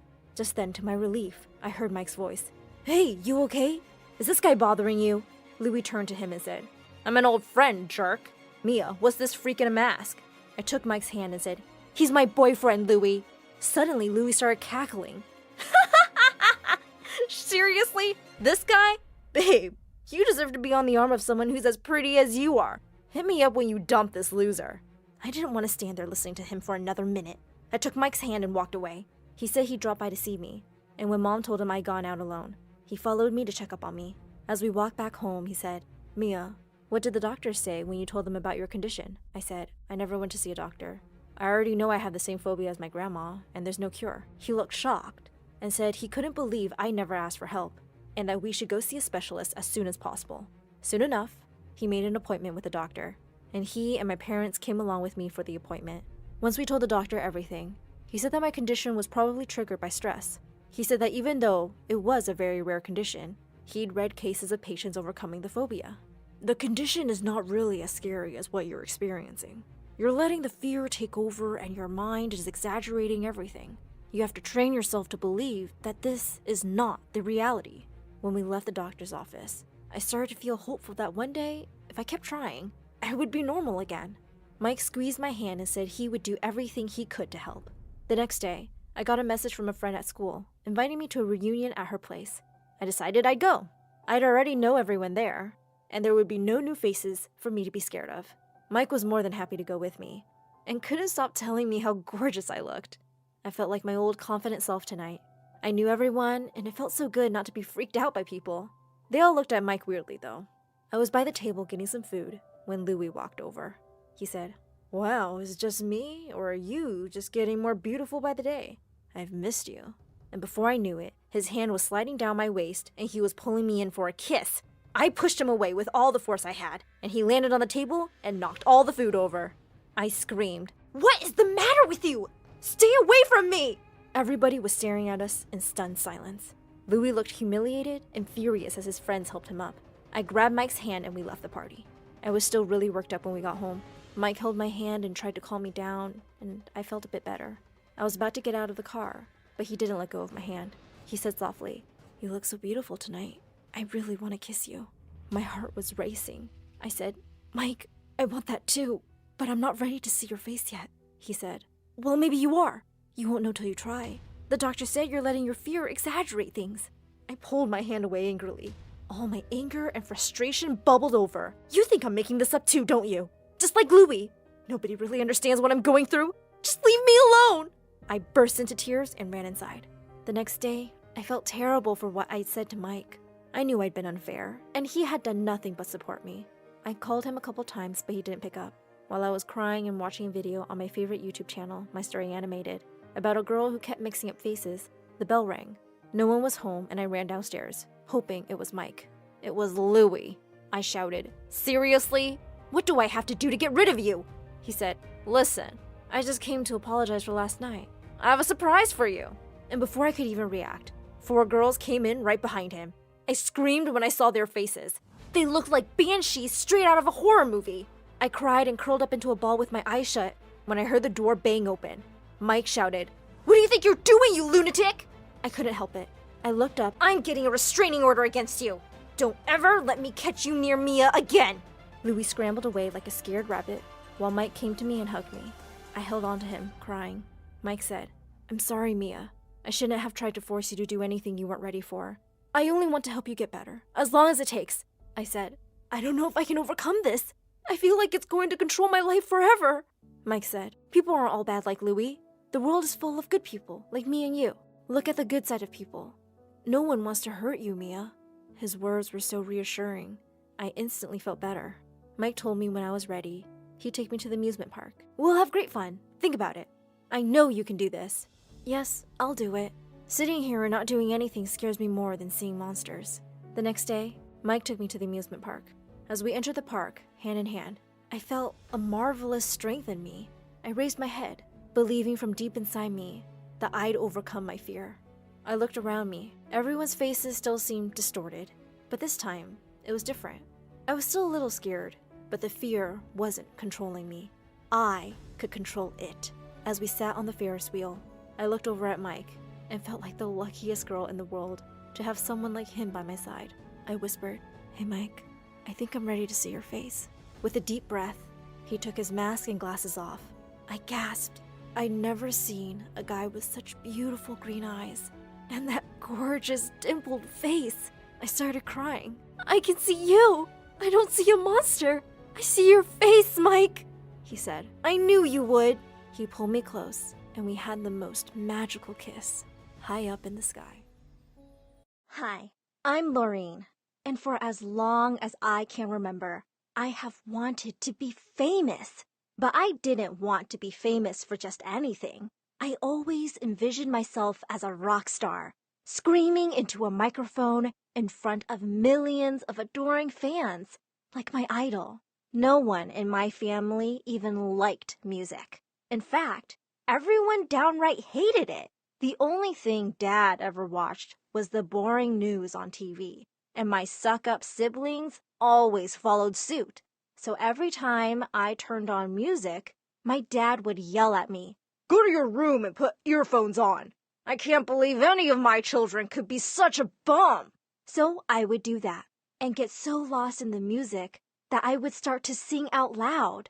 The only problem was every time I really let go and sang my heart out, someone in my family would come banging on my door. "Be quiet in there. You're so annoying." And every time that happened, I would sing louder. I found out this later, but one day, as I was singing in my room loudly as usual, my dad's friend came to visit, and he heard my voice. "Oh my God, what a beautiful voice. Who was the singer?" "No one." "Oh, come on. Call her." You know I have some connections with someone who can make her a famous singer. Oh yeah? So you're now that angel who was sent to change her life? Just call her. She's the one with the angel's voice. All I knew was that I was minding my own business when Dad banged on my door screaming, "I said no singing!" My friend got so annoyed and he left. So shut it now. A while later, my whole family came in. My sister said, "It's like hearing nails on a chalkboard." My brother said, "It's like listening to an alley cat." My mom just burst into tears and said, "Music and singing is rotting your brain." I just couldn't take it anymore. And I yelled back, "No, it's not. You guys are. One day, I'm going to be a famous singer, and all of you are going to beg to come to my concerts." Dad looked shocked to hear me answer back and said, "Oh, so you'll answer back now? Looks like we're taking away your music." Before I could stop them, they took everything. My stereo, my iPod, my CDs, and my computer. And Dad smashed everything. That's it. You've messed with the wrong person. You can't keep me from what I love. If they thought throwing away my stuff would stop from listening to music, boy, were they wrong. The next day at school, I ran to my best friend and dumped all my savings in front of her. "We're going to a rock concert. Can you arrange the tickets?" "What? Are you crazy? Your parents will legit kill you." "I don't care. They don't own me." Seeing how determined I was, she said her brother could probably arrange them. "How will you get out so late, though?" I just laughed and winked at her. I have my ways. The night of the concert, I went to my sister. "You have to sleep in my bed." "Lol, you wish, pest. You go out and I'm telling Dad. It'll be fun." "Great. I guess that's a good time to tell him you invite your boyfriend to your room every night." "Oh my God, are you blackmailing me? He'd never believe you." I grinned and waved my phone in her face. "He'll believe the picture I have." She gave in. Easy peasy. I almost felt bad about blackmailing her, but it wasn't my fault she was so dumb that she didn't even check my phone. I didn't really have any pictures. And before I knew it, I was walking into a crowd of hundreds of thousands of people. Excited as I was, I had no idea my life was about to change forever. All screaming and shouting with excitement for what we were about to see. Everywhere I looked, people were singing and dancing and laughing. And the music finally started. And that's when I caught my first real glimpse of the person I knew I was destined to become. A larger-than-life, guitar-wielding, stage-diving, hair-thrashing rock star. Suddenly, the stage burst into flames. The lights flashed everywhere, and the crowd went wild. Everyone screamed as the rock star came onto the stage, and she started singing one of my favorite songs. She was a goddess, and I sang it along with her as loud as I could. I knew every word. That's when my friend grabbed my hand and began pulling me closer to the stage. We pushed our way through to get as close as we could. And when the song ended, someone handed me a bouquet of flowers and told me to throw it on stage. I did, and the rock star picked it up, and she looked right at me, and, I kid you not, she winked.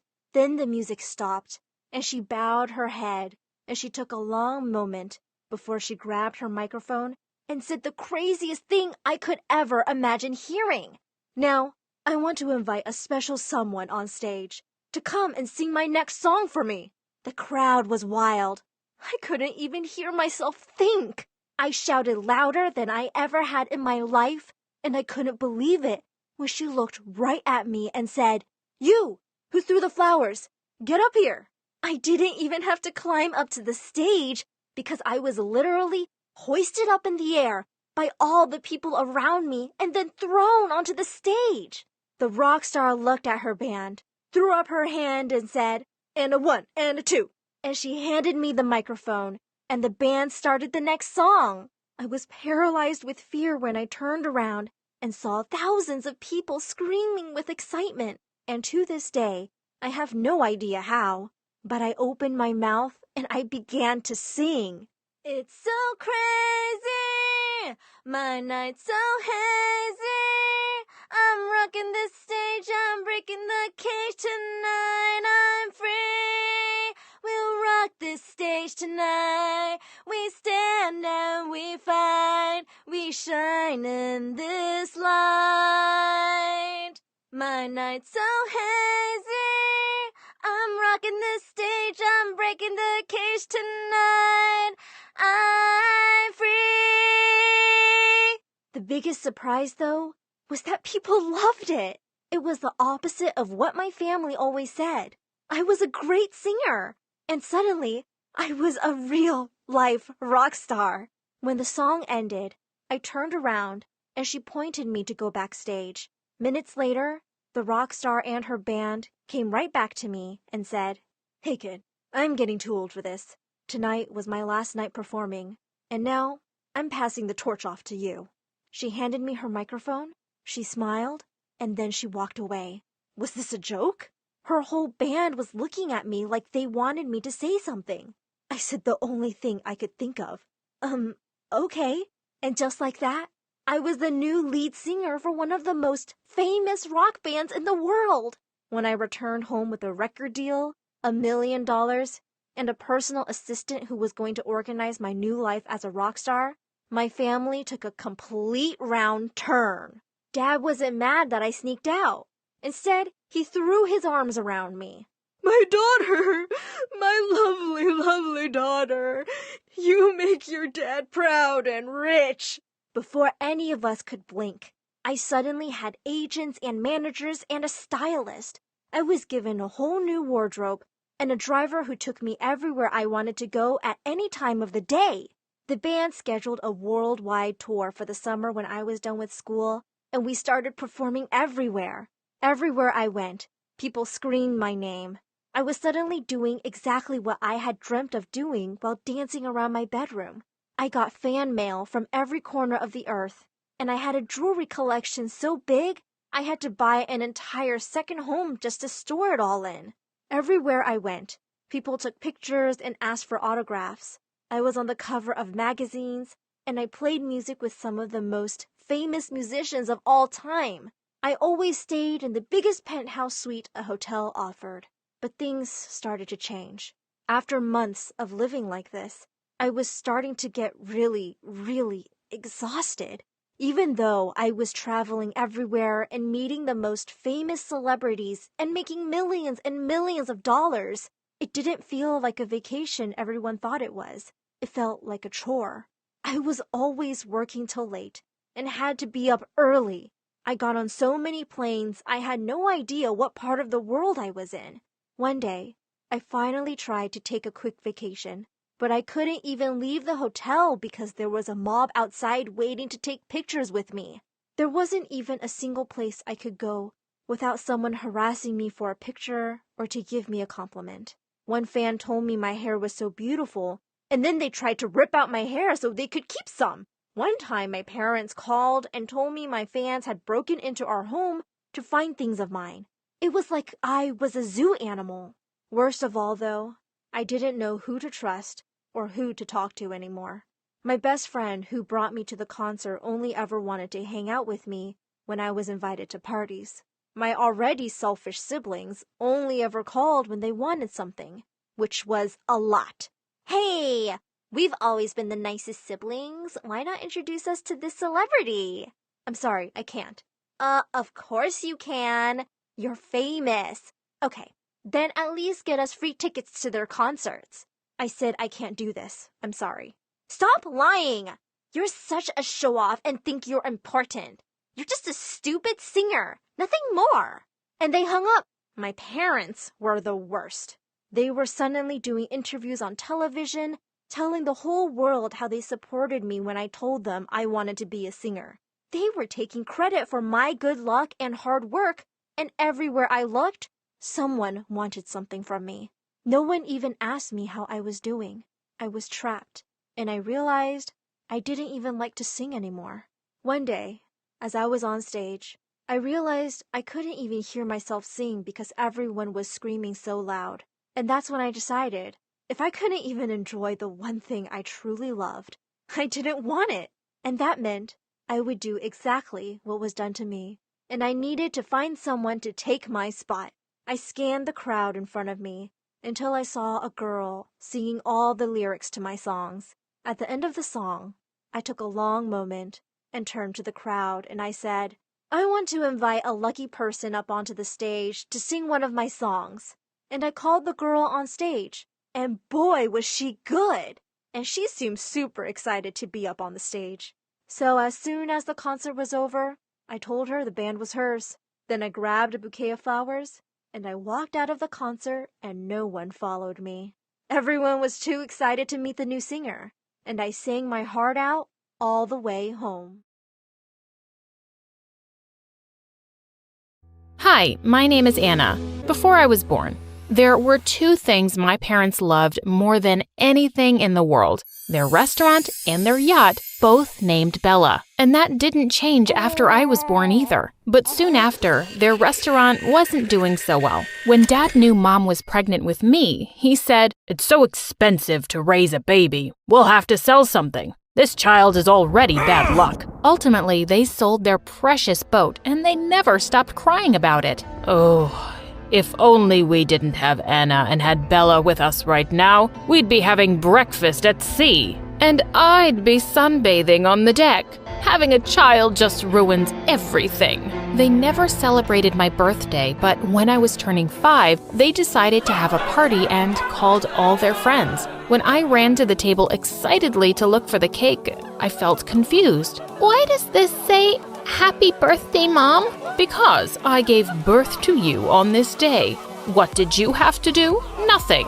It was a really boring party because there were no presents for me and nobody was paying me any attention. Instead, they all wanted to talk about their fancy new yachts. My parents were so embarrassed because they didn't have anything to talk about. Later that evening, Dad said to me, "I wish we'd put you up for sale instead of my boat." That same year, my little sister was born. And on the same day, Dad unexpectedly found an oyster washed up on the beach with a rare gray pearl inside. He sold it for $50,000, and the money really helped them make things better at the restaurant. What a blessing this baby girl has been for us. She's brought us such good fortune. And because of that, my parents decided to name her Bella, like everything else they truly loved. We love you so much, Bella. We tried with Anna, but it's easier to love you because you're just so perfect. They made me do all the chores around the house while they drooled over the new baby. I even had to change her stinky diapers because both my parents refused to.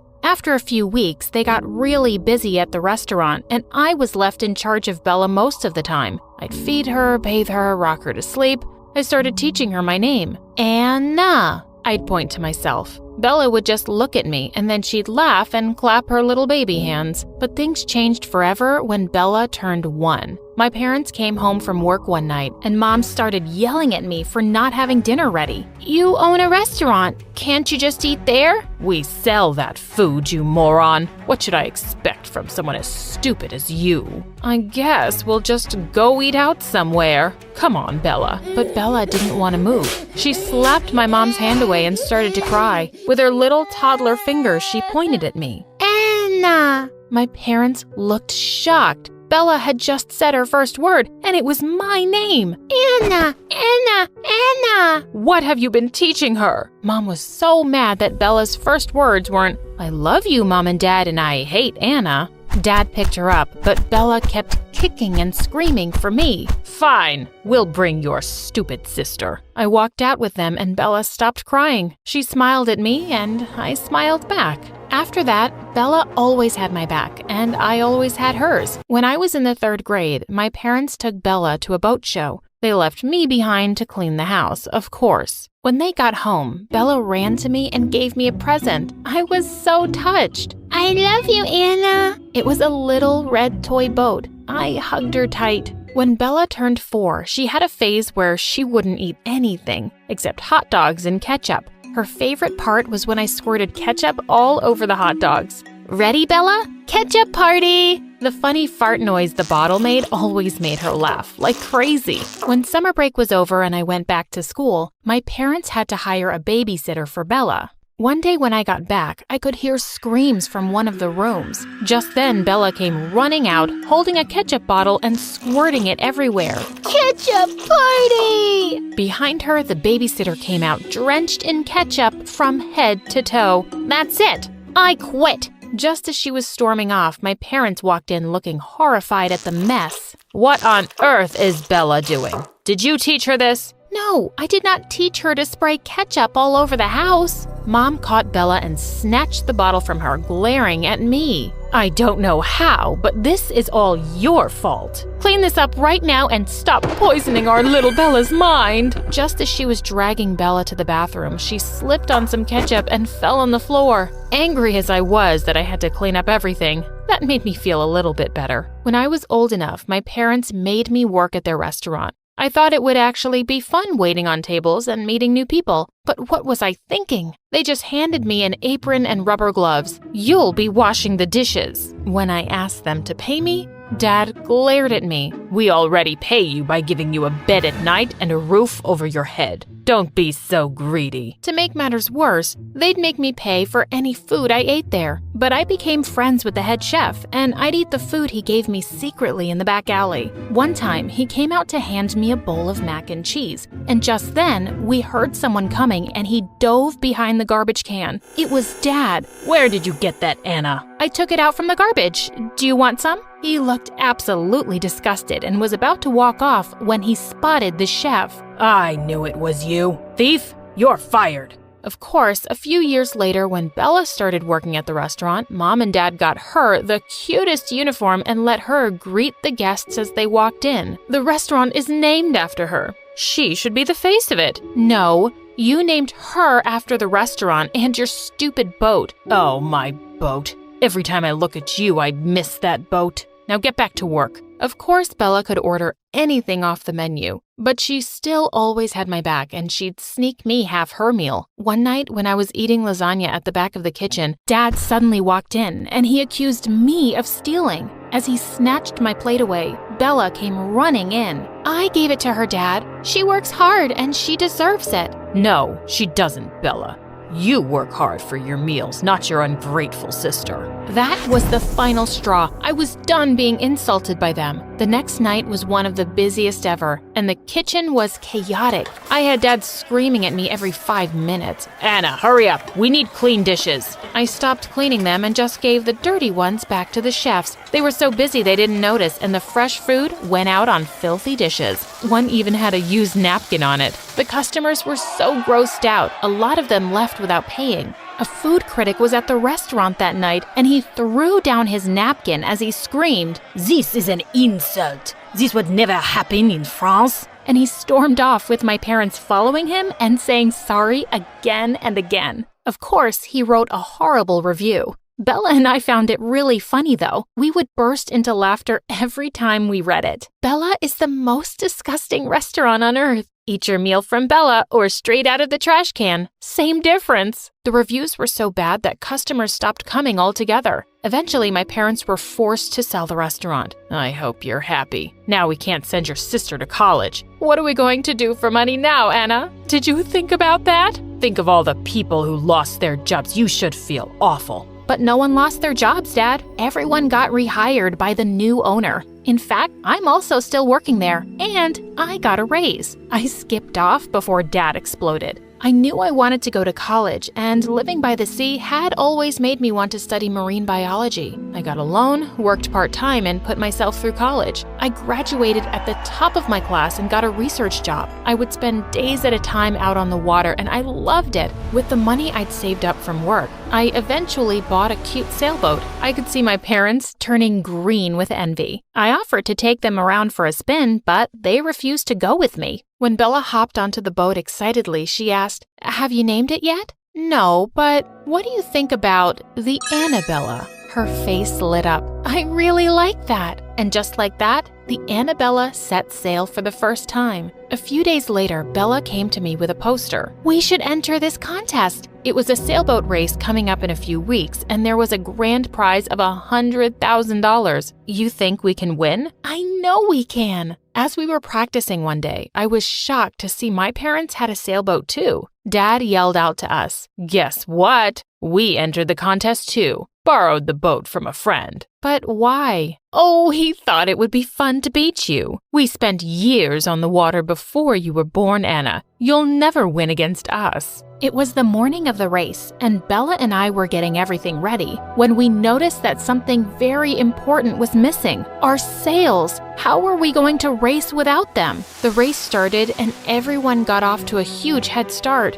I could see my parents pointing and laughing at us from the water. "Good luck without your sails, Annabella." Of course they'd sabotaged us. Just then, Bella came panting behind me, dragging some disgusting sails. I found them in the garbage. They smell so gross. We set them up, caught a big gust of wind, and took off. We were pretty far behind the other racers, but Annabella was a speedy little thing, and we'd been practicing a lot. We quickly caught up to the rest of the pack, but our parents had a big lead. The finish line was fast approaching. "We'll never catch them. We're too heavy." I turned to see Bella strapping on a life jacket. "What are you doing?" "Win this race, Anna, for me." And with that, she jumped over the side. I knew she could swim like a mermaid, so I wasn't too worried about her. I immediately picked up speed after she jumped off. I turned around to glance at her once, and she yelled at me, "Catch-up party!" What was she talking about? I was right behind my parents' boat, and the finish line was only 200 yards away. That's when I saw a big squirt bottle of ketchup on the floor of the boat. "You'll never catch us, Anna. You'll always be a loser. It's time for a ketchup party." And with that, I got close enough and aimed it straight at Dad's face.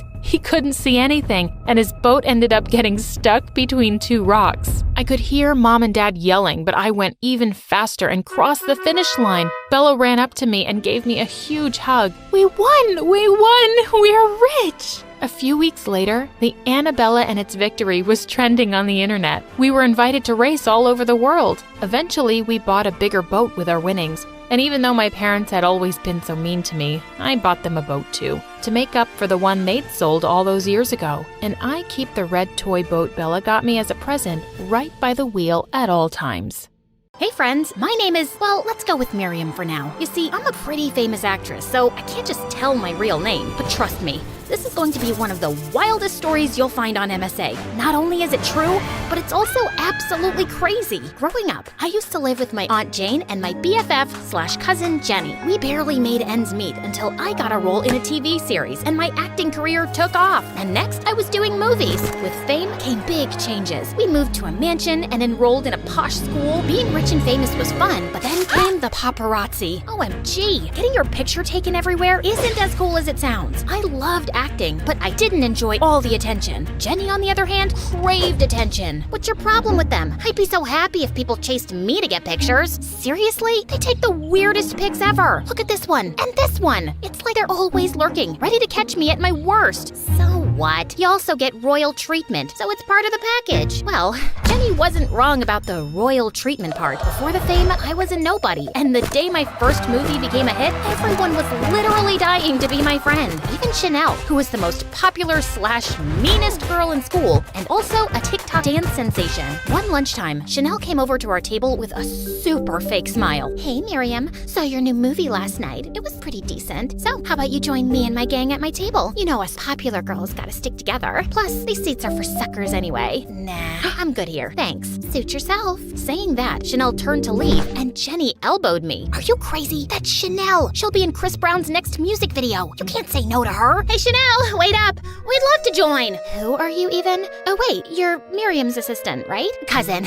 And I'm actually a huge fan of yours, Chanel." "Oh, seriously? You're way too desperate. I'd love to invite you to our table, but with those dorky glasses, that frumpy sweater, and oh my, that massive pimple, I just don't think you'd blend in. You're better off staying here and playing Miriam's little assistant." I saw Jenny's mood go from super excited to majorly bummed, and it made me feel really sorry for her. Hey, don't sweat it. Chanel's just being a mega jerk. Easy for you to say. Everyone loves you, talks nicely to you because you're all famous and stuff. Fame isn't all it's cracked up to be. If I could trade places with someone and live a normal life, even just for some time, no paparazzi or drama, I'd do it in a heartbeat. For real? Totally. I just want people to treat me normally, without all the the fake flattery and annoying cameras in my face. Then let's do it. Let's switch places. I'll be you, handling the fame and attention, and you can enjoy a chill, paparazzi-free life like you've been wanting for so long. I mean, we're not twins, but we do kind of look alike, right? We share the same family genes after all. I could dye my hair, ditch the glasses,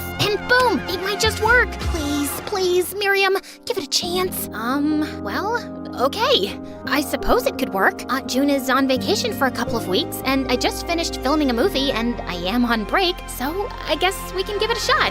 Woohoo! Honestly, I wasn't sure about the plan, but just for Jenny's sake, I agreed. I really wanted to make her happy. Once home, we started Mission Switch Identities. I dyed my hair pitch black, while Jenny bleached hers blonde, just like my natural color. After swapping our outfits and spending what felt like forever messing around with makeup, we stood before the mirror, and my jaw dropped to the floor. Pretty good, huh? Wow, I can't believe this. Jenny, we might actually be able to pull this off. Yay! When I started school as Jenny, it felt awesome to be normal. It was like a break from all the flashing cameras and fans. But when Jenny strutted in as me, oh boy, it was a whole show. She wore this super flashy dress, and as she walked in, the crowd went wild, cheering and clapping like she was a superstar. She blew kisses like she was on a red carpet. See how well I take in fame? It's like I was meant for it. If you say so, Jenny. Later in our first class together, Jenny spotted a guy sitting in my usual spot, and whoa, she went complete diva mode. Are you nuts? This is my seat, and I don't share it with losers like you. The last time I checked the class had a first come, first get rule on seats. Did it change? Whoa, you've got some nerve to talk back to me. Let's teach you a lesson. Boys, it was like looking at a total new side of Jenny. The poor guy ran out in tears. I couldn't take it anymore, and I had to say something. Okay, that's enough, Jenny. Miriam, come with me. Now! I pulled Jenny into the girls' bathroom to have a serious chat. She was giving off such negative vibes, and I was seriously regretting this whole identity switch. You can't treat people badly just because you're rich and famous. Why not? It's like this superpower, you know? I can do anything, and people will still adore me. As we kept arguing, we suddenly heard the toilet flush. Our hearts raced as we froze, hoping nobody had heard us. The door slowly creaked open, and guess who walked out? The same guy whose glasses Jenny got crushed by her new minions. Didn't you read the girls only sign? Oh, I'm in the girls' bathroom. Oh no. Actually, I can't see without my glasses. I'm really sorry. I'm going. Ouch. Ugh, do you now see why I can't be nice to losers like this? Deal with him, or I'm out of here. I couldn't leave him there alone, so I offered to help. Here, grab my hand. I'm Jenny. What's your name? I'm Calvin. Thank you for helping, Jenny. Slowly. Now sit. Perfect. We spent the rest of the day together, and I found out he had recently moved to our town with his mom to live with his new dad and half-sister. My jaw nearly hit the floor when he revealed her identity. Chanel. Chanel? You mean Chanel, as in the meanest girl at school, Chanel? Wait till I tell you she's way meaner at home than in school. Thank goodness you're nothing like her. And thank goodness you're nothing like that cousin of yours. I hated that Jenny was giving me a bad name. At home I tried to talk to her, but she blew up on me instead. Are you jealous that I'm handling this better than you? People like me more. You like me when I act like a suck-up to you, don't you? It's not that, Jenny, and you know it. Being nice doesn't mean you're sucking up to them. Fine. Do whatever you want. The next day, Calvin showed up at my locker. Thanks for yesterday. I don't know what I would have done without you. No problem. Hanging out with you was fun. Calvin then gave me a tiny wrapped present. I tore it open and found a beautiful necklace inside. It was the first time someone gave me a gift just because, not expecting a shout out later. I was thrilled. Thank you, Calvin. I love it. As Calvin helped me put it on, Chanel approached us with a sly smile. Well. Look who we have here. Two lovebirds exchanging gifts. It's not even real. Maybe not, but it's way more real than your TikTok fame and those authentic photos you share on social media. Your editing fails even leave the Kardashians shocked. Why, you little... I'll see you at home. Calvin and I laughed as Chanel stormed off. I pity you. How do you handle her at home? I could ask you the same thing. You got a real diva at home. Everyone knows how stuck-up actresses can be. I wondered how Calvin would react if he ever found out about our identity switch. Would he treat me differently differently or the same. But for now, I chose to keep our secret. Life at school was cool, except Jenny was being meaner to others and acted like she owned the place. She even started to hang out with Chanel of all people. No matter how much I told her to take it down a notch, she didn't listen and instead would get annoyed at me. So I stopped talking to her, and that really riled her. But I didn't care because I was caught up with Calvin and falling for him, lost in my own world. Oh my god, you won't believe what happened. That hot guy in science class, he asked me out. Miriam, tell me what I should wear. How should I do my hair? Help me choose. You're the star. I'm sure you can do it yourself. Oh, excuse me, it's Calvin. That nerd? Why is he always hanging out with you? Miriam, Jenny would never date a dork like that. You hanging out with him will ruin my image. You hanging out with Chanel and acting like a jerk is ruining my image. Want to switch back? No?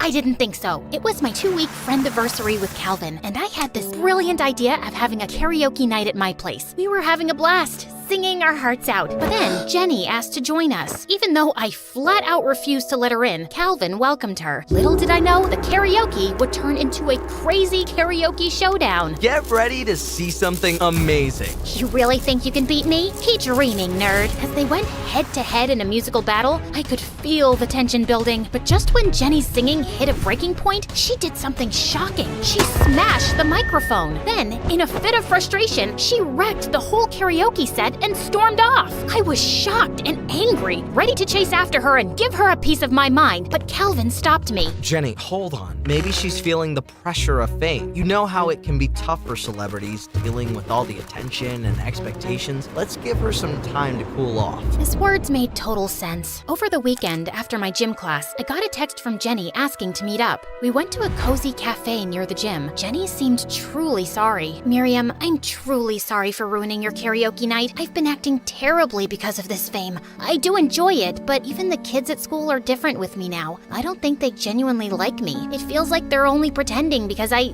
mean, you're famous and rich. It's okay, Jenny. I got caught up with Calvin, and I'm sorry for neglecting you. But the way you acted at school pushed me away. I can imagine the pressure of fame. Do you want to maybe put an end to all of this? We can return to being ourselves. How about after the launch party of your new movie? I just want to experience being a star for one night, and then we end this, okay? Deal. During lunch, people asked Jenny for autographs and photos. She happily smiled for the camera and loved the attention. Later, at home, we found Calvin in my room, standing in a mess. What are you doing here? You texted me to meet you at... OMG, you're stealing! Look, it's your jewelry and these expensive decorations? Calvin, I can't believe you do this! Did you use Jenny to rob us? I'm calling the cops this instant. I snatched the phone from Jenny before she could call the cops, and then I slapped her. I know I'm easy to trust people, but I'm not a fool. I know you're framing Calvin. I saw you using my phone in the cafe when I went to give an order, but I never knew you could do all this. What happened to you? What happened to me? What happened to you? How could you let some average-looking, glasses-wearing, ugly dork come between us? Enough! Get out! Leave! Now! You don't mean it. Don't make me say it again. You know well it's my mansion and I can kick you out anytime I want. I hate you! Once Jenny left, I apologized to Calvin, who was upset about the situation. I called my aunt to spill the beans about everything. She said not to stress as she'd already talked to Jenny and told me how she'd be home soon, but she didn't. The next day felt pretty depressing. I was still annoyed at Jenny, but I still just wanted her to return so we could patch things up. But my hope got drowned in the school hallway when everyone was glaring at me. I couldn't make sense of it until I spotted a video of Jenny making the rounds among my classmates. That's when it hit me. Because of our argument from the previous night, Jenny made a video telling the entire school lies about me. Seriously, guys, you won't believe the things I faced. Miriam's turned me into her personal butler. From laundry to homework, she's got me doing it all. I swear, I felt like Cinderella while she played the wicked stepsister. She even made me switch places with her just to pull a prank on poor Calvin. She calls him a nerd behind his back while pretending to be head over heels for him, all to humiliate Chanel, whom we all know is a total saint. She's just jealous that Chanel is a rising star and one day might take her place. The aftermath of Jenny's nasty video was a total nightmare. Kids were snickering at me, and Chanel seemed to be having a field day seeing me miserable. And when I tried to talk to Calvin, Calvin. He gave me the cold shoulder. Stay away, Jen, Miriam, whatever. I thought we had something. We did. We do. No, I can't even trust you. You're a liar. When I got home, Aunt was there, and she comforted me. She said Jenny would come back when she felt better, and she's staying at their old home for a while. Everything seemed to be spinning out of control, so I decided to go live and clear everything. Hey everyone, I messed up big time, and I'm really sorry. Jenny, my cousin, came up with the idea for us to switch identities, and I went along with it. I shouldn't have lied, especially to Calvin, who I really care about. I liked being normal for a while, but it somehow got out of hand. I just want to say, I miss you, Jenny, and I love you. The things I said to you that day, I regret them. And Calvin, I'm not a perfect person. There are many things I wish I didn't do, but I continue learning. I never meant to do those things to you. And so I have to say before I go that I just want you to know I found a reason for me to change who I used to be, a reason to start over new, and the reason is you. With that, I ended the video, and then I went ahead and deleted all my social media accounts for some peace of mind. A week passed, and I finally mustered the courage to return to school, and surprisingly, people were smiling at me, genuinely, and some even hugged me. Some even asked how I felt and offered to listen if I wanted someone to talk to. At lunch, I noticed Jenny scanning the cafeteria for an empty seat, and the only two that were left were beside me and one next to Chanel. She tried sitting next to Chanel, but the witch straight up told her off. I decided to be the bigger person and invited Jenny to sit with me, but she turned me down cold. I don't need your sympathy, Miriam. Listen, Jenny, we can't keep fighting. Aunt June and I miss you, and we want you to come back home. I'd rather count the sands on the beach than live with you again. You kicked me out of your mansion, remember? She was determined to stay mad, and there was no convincing her. That evening, while Aunt June and I sat to watch the latest MSA video, we heard a loud knock on the door, and when I went to check, it was Jenny. Before I could say anything, she broke into tears, crying. I'm sorry for saying bad things about you, Miriam, and telling on you to everyone at school. It was just the way you and Calvin were so happy together. I had no one to talk to. Yeah, I had friends, but no one compares to you, and I let my jealousy get the best of me. Please, forgive me, Miriam. It doesn't matter. As long as we're all back together, safe, we'll work things out. And then we shared the longest hug before Jenny's voice broke the silence. I know I ruined things between you and Calvin, but I got him to come over with me so both of you can talk. Right then, Calvin walked in with a warm smile. This was the first time he'd smiled at me since the incident, and I felt butterflies in my tummy leaping for joy. Would you like to take a long walk with me? How about we start over? I'd like that.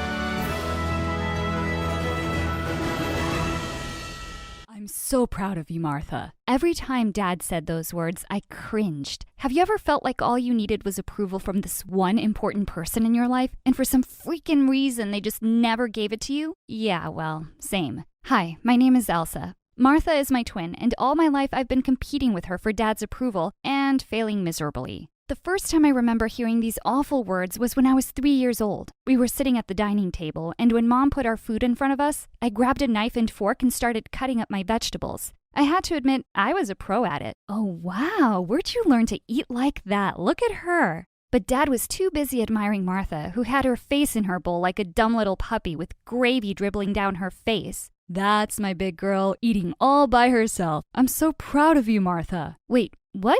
You call that eating? I picked up my love of books from Dad, and by the time I was 4, I could read fluently. After finishing everything at home, I begged Mom to take me to the public library one day, and I was like a kid in a candy store. One night when Dad came to our room to read to us, I whipped out the 7th Harry Potter book from under the bed. Daddy, let's read this. I can't wait to see how it ends. You've read all the Harry Potter books? Yes, and they're so amazing. I love... Just then, Martha took out a book from under her pillow and nearly hit me in the face with it. Daddy, please read this to me. I couldn't read all the words, and her book sounds stupid. It's not stupid. Goldilocks and the 3 Bears is stupid. What are you, 2 years old? No, I'm like 4, you idiot. Then why do you want to read books for babies? Because we are babies. I'm not, but you're a big crybaby. That's enough, Elsa. Martha, honey, tell me where you got stuck. I'll read it to you, and I'm still very proud of you. It was always the same. We'd learn everything together, and she got all the praise even if I was 5 steps ahead of her. I didn't mind it too much at first. I'd read in a book that parents can be like that sometimes, showering the dumb kid with extra praise to encourage them. But then something happened that really made me lose my temper for the first time.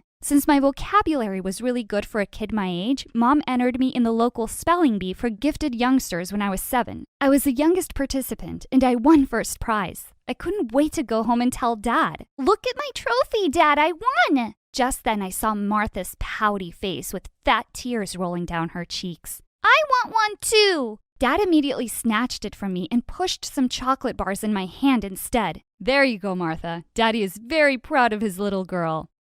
Hello? What for? And what about me? I just stared at him for a minute. Then I rushed off to my room, slammed the door as hard as I could, and threw the bars in the trash. 10 minutes later, I took them out and ate them while sulking on my bed. I just didn't get it. Why was it so hard for him to say that he was proud of me, too? Later that night, I snuck into the kitchen and sprinkled salt on his oatmeal. And I felt so happy the next morning when he took a big spoonful and spat it all out. Dad would sometimes take me and Martha to his office because he said we'd be running the company one day. Once when we were heading out, Martha said she wasn't feeling well and she stayed back. I felt really happy secretly. I'd get to have Dad all to myself. Dad had a board meeting and told me to sit quietly in a corner. His boss did not look happy with everyone. "Guys, our data is indicating that sales have gone down this past quarter. We need to come up with something new, something exciting." As everyone looked at each other blankly, I had a great idea, so I raised my hand. "What is it, kid?" I read in the New York Times that smartwatches for teenagers are going to be the next big tech gadget. Everybody looked at me in surprise, but then a big smile spread on his boss's face. "That's brilliant. We don't have anything for teenagers. Who's this genius kid?" Instead of looking proud, Dad just looked embarrassed. "I'm so sorry. I'll make sure to leave her home next time." I didn't understand why he was looking like he was mad at me when everyone else seemed to think I was a delight. "Are you insane? She's amazing. I would be so proud of her if she was mine." Dad just nodded and glared at me. The second we got home, he rushed straight to Martha's room with the gifts he had for her. "I missed you so much today. It really wasn't fun without you." I felt shattered at hearing those words. Just then, she got out of bed and showed Dad the painting she'd been working on. "Martha, that's so beautiful." It was a painting of SpongeBob and his starfish buddy. I thought it was really ugly, actually. "I'm so proud of you, Martha. I'm really glad you're better." Watching him hold her tight for so long made me want to cry. Mom and Dad thought I had tears of joy because my sister was feeling better, but they were just tears of anger. I wanted to rip her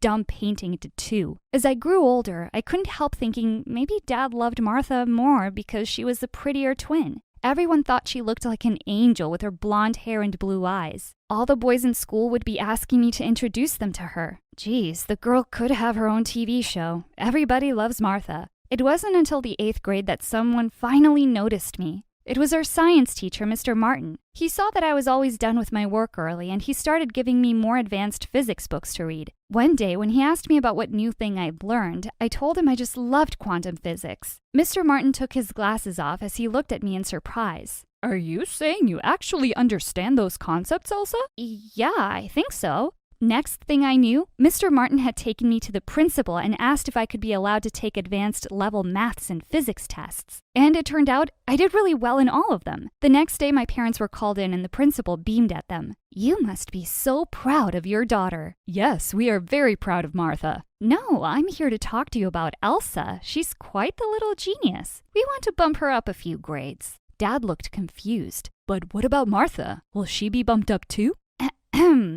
Sir, Martha is an average student at best. She's fine where she is." "Well then, Elsa can't move up either. Imagine how that will make Martha feel. She's a very sensitive child. Thank you for the offer, but Elsa will stay in 8th grade." I couldn't believe my ears. Was he for real? Later that night at the dinner table, I ate my food in silent rage. As usual, Dad was busy asking Martha how her day had been. "It was great. Thanks to your help, I got a B in my history assignment. Oh, and I'm starting cheerleading practice tomorrow." "That's wonderful, darling. I'm so proud of you." If I heard those words one more time, I was going to explode. I banged my glass down on the table. And what about me, Dad? Aren't you proud that I'll be finishing high school earlier than most of the other kids? Dad, what is she talking about? Dad clenched his jaw. We've had this discussion, Elsa. You're not moving up a few grades. No, actually, I never got the chance to speak. How could you do this to me, Dad? This is for your own good. You should thank me instead of being a total brat. Who do you think you are? How would you feel if your boss stopped you from being more successful? I would actually be so grateful to him because he knows what he's talking about just like me right now. You can't hold me back because of Martha. It's not my fault she's dumb. I don't know why you think you're smart. Trust me, you're just dumb. You only have confidence, not smartness. No, I'm smart. Martha is a dumb one. Do you hear me? I regretted the words as soon as they were out of my mouth. Martha looked hurt for a second. Then her face turned vicious. It would be much better for my popularity if my nerdy twin sister wasn't in the same class. No one even likes you. Why do you think they don't like me? Because you're a weirdo? Not true. It's because you kept telling them nasty things about me. You think I don't know? Do you care about how that makes me feel? What about you, Dad? Are you happy about this? Martha is just joking around. You don't have to make a big deal out of it. You're a monster. And so is Martha. Like daddy, like daughter. Mom pushed back her chair and stood up. Enough, all of you. I think it would be better for you two to be apart. So Elsa will be changing her grade, and no one is dumb or a weirdo. And then she turned to Dad angrily. I can't believe you. You're so selfish. Selfish? Why? Because I want the best for your kids? For my kids? Or just for Martha? You think I don't see? You stopped seeing a long time ago. But I can see your pity from a mile away. And with that, she left. I looked at Dad, but he just flung his napkin down on the table and walked away.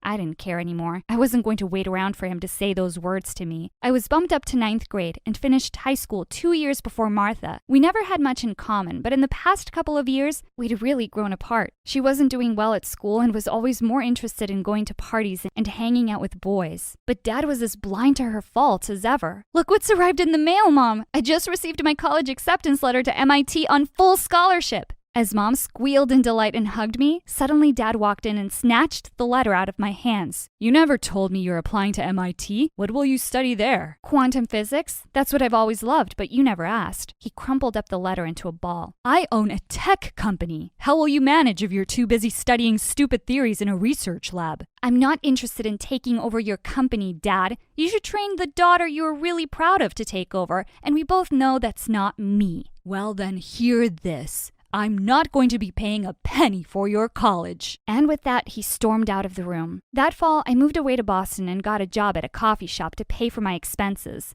I stopped talking to Dad and Martha altogether. Mom kept in touch with me and sometimes sent me money. In my last year at university, I was clearing the tables at the coffee shop one day when a regular customer, Leonard, walked up to me. He'd been coming every day for 6 months, and I had the biggest crush on him. Hey, Elsa, I've probably spent hundreds of dollars on coffee just to see you every day, so how about I cut to the chase? I think you're beautiful and smart, and I'd like to ask you out. Wait, he thought I was beautiful? Growing up under Martha's shadow, I'd never really seen myself that way. We dated for 2 years, and then we got married. Only Mom attended the wedding from my side. I found out from her that Martha had dropped out of college and run away with some loser boyfriend who had promised to make her a big model one day. Your dad's really heartbroken and has just thrown himself into his work even more. A year later, I gave birth to a beautiful baby girl, Anna. Leonard was so supportive of my career and always told me how proud he was of my achievements. And it was the happiest I'd ever been, until the day I got a phone call from Mom. Honey, you have to come home. Your dad's had a stroke. I flew back home immediately. Seeing Dad looking so weak and sick made my heart hurt. I sat by his side and took his hand. I'm here now, and everything's going to be okay. Dad was no longer fit enough to work,